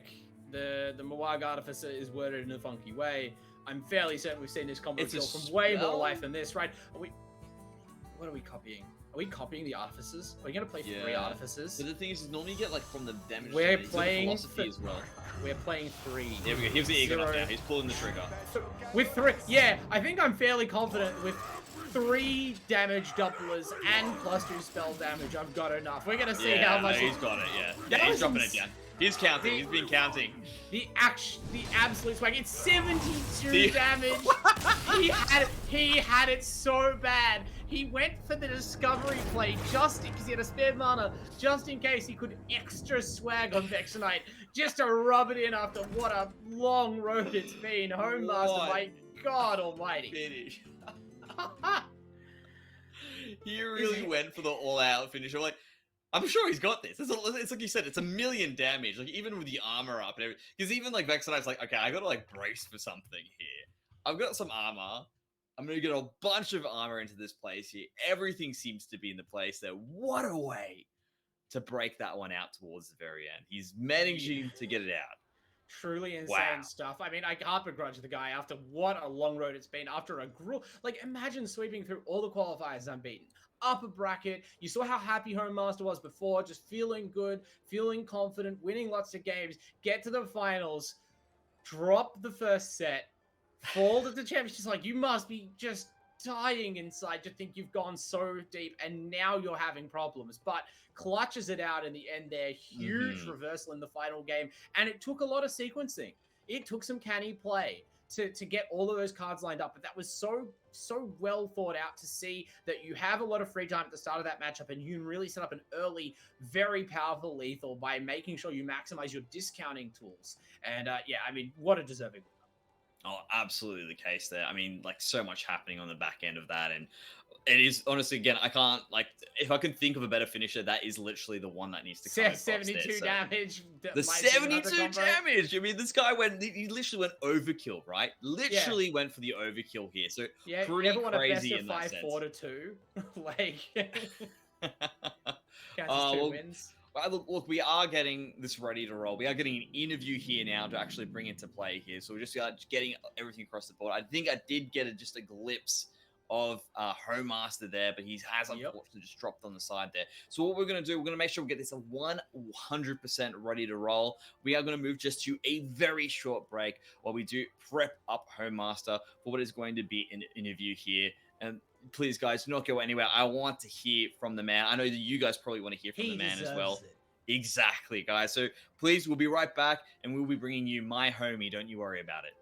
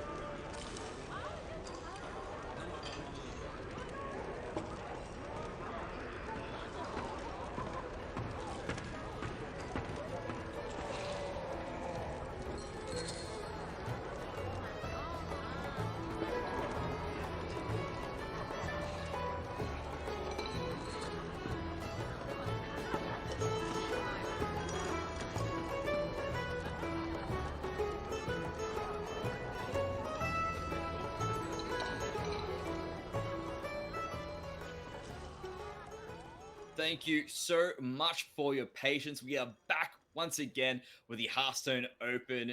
Wow, I can't believe, I'm still like buzzing from what happened there in the finals here. Everything that you've seen today has been presented to you by Blizzard, AEL, and of course that fantastic support coming across from McDonald's. And wow, just a way to put it. Bard, before we do bring in Home Master for this interview, what have you got any words that you want to add to this one?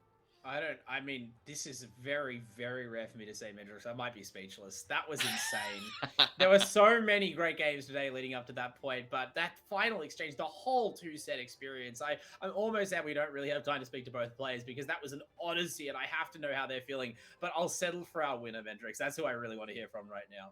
Well, considering which, speak of the devil, my homie, he's here. Home Master, how are you going, mate? You want to know something? I was playing that last game on mobile. Okay. Flex. Weird there flex, you go. right? Yeah, as you do. I'm like, I was walking around the house playing it. I'm pepped up, man. Every single round, every single match was 3-2. Went to the limit. Then having to do it twice. I'm pretty tired. I'm pretty exhausted, man. All right. And I know I misplayed. I know I misplayed a lot, but less than anyone else, apparently. Never punished. we didn't see it, so don't worry about that sense. So no, that was never the comment on that side. But I want to ask, like you said, you've been here. All the games have been going 3-2. Have you been following it the whole time, just like watching the matches, like waiting for your own build up here? Yeah, I watched the previous two games the whole way through over lunch.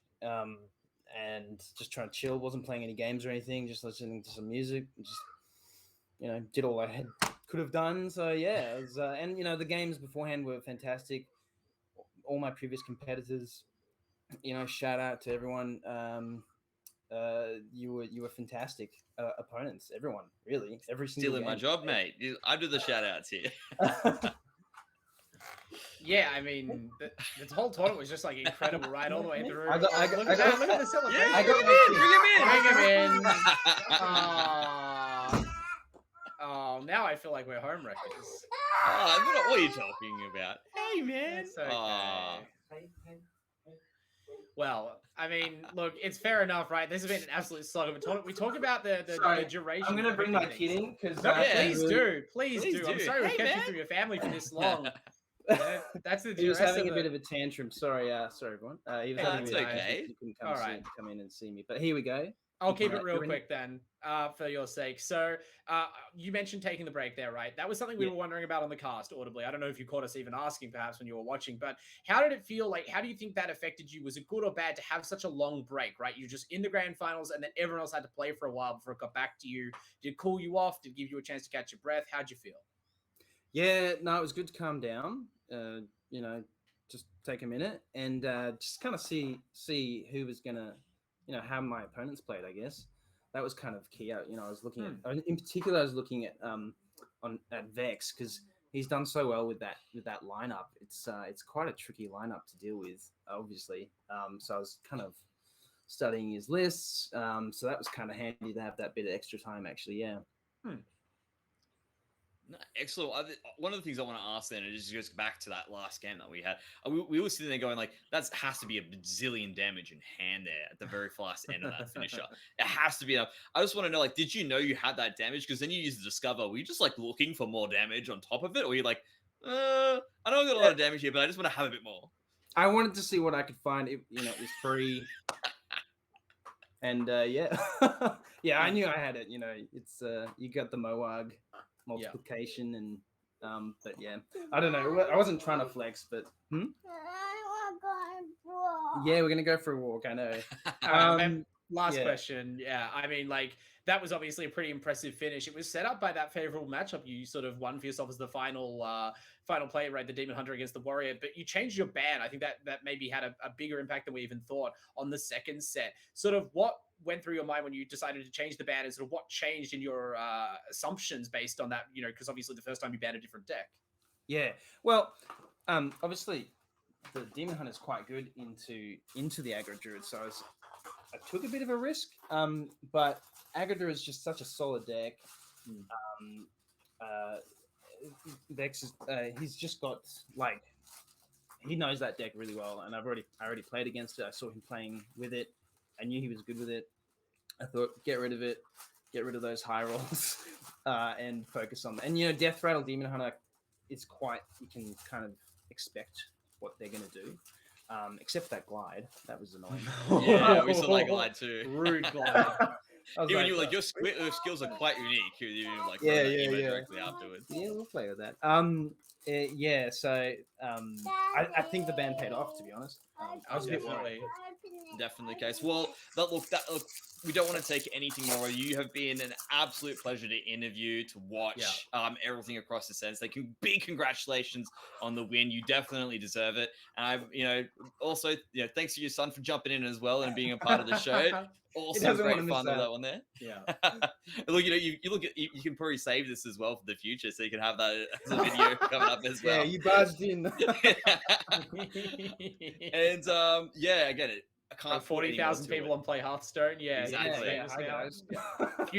Future world champion card gamer. Apparently. Oh yeah, here we come. Here we Early come. Maybe you beginnings. will. All be. right. Yeah. Exactly. We that's never what I know. meant. Yeah. Yeah.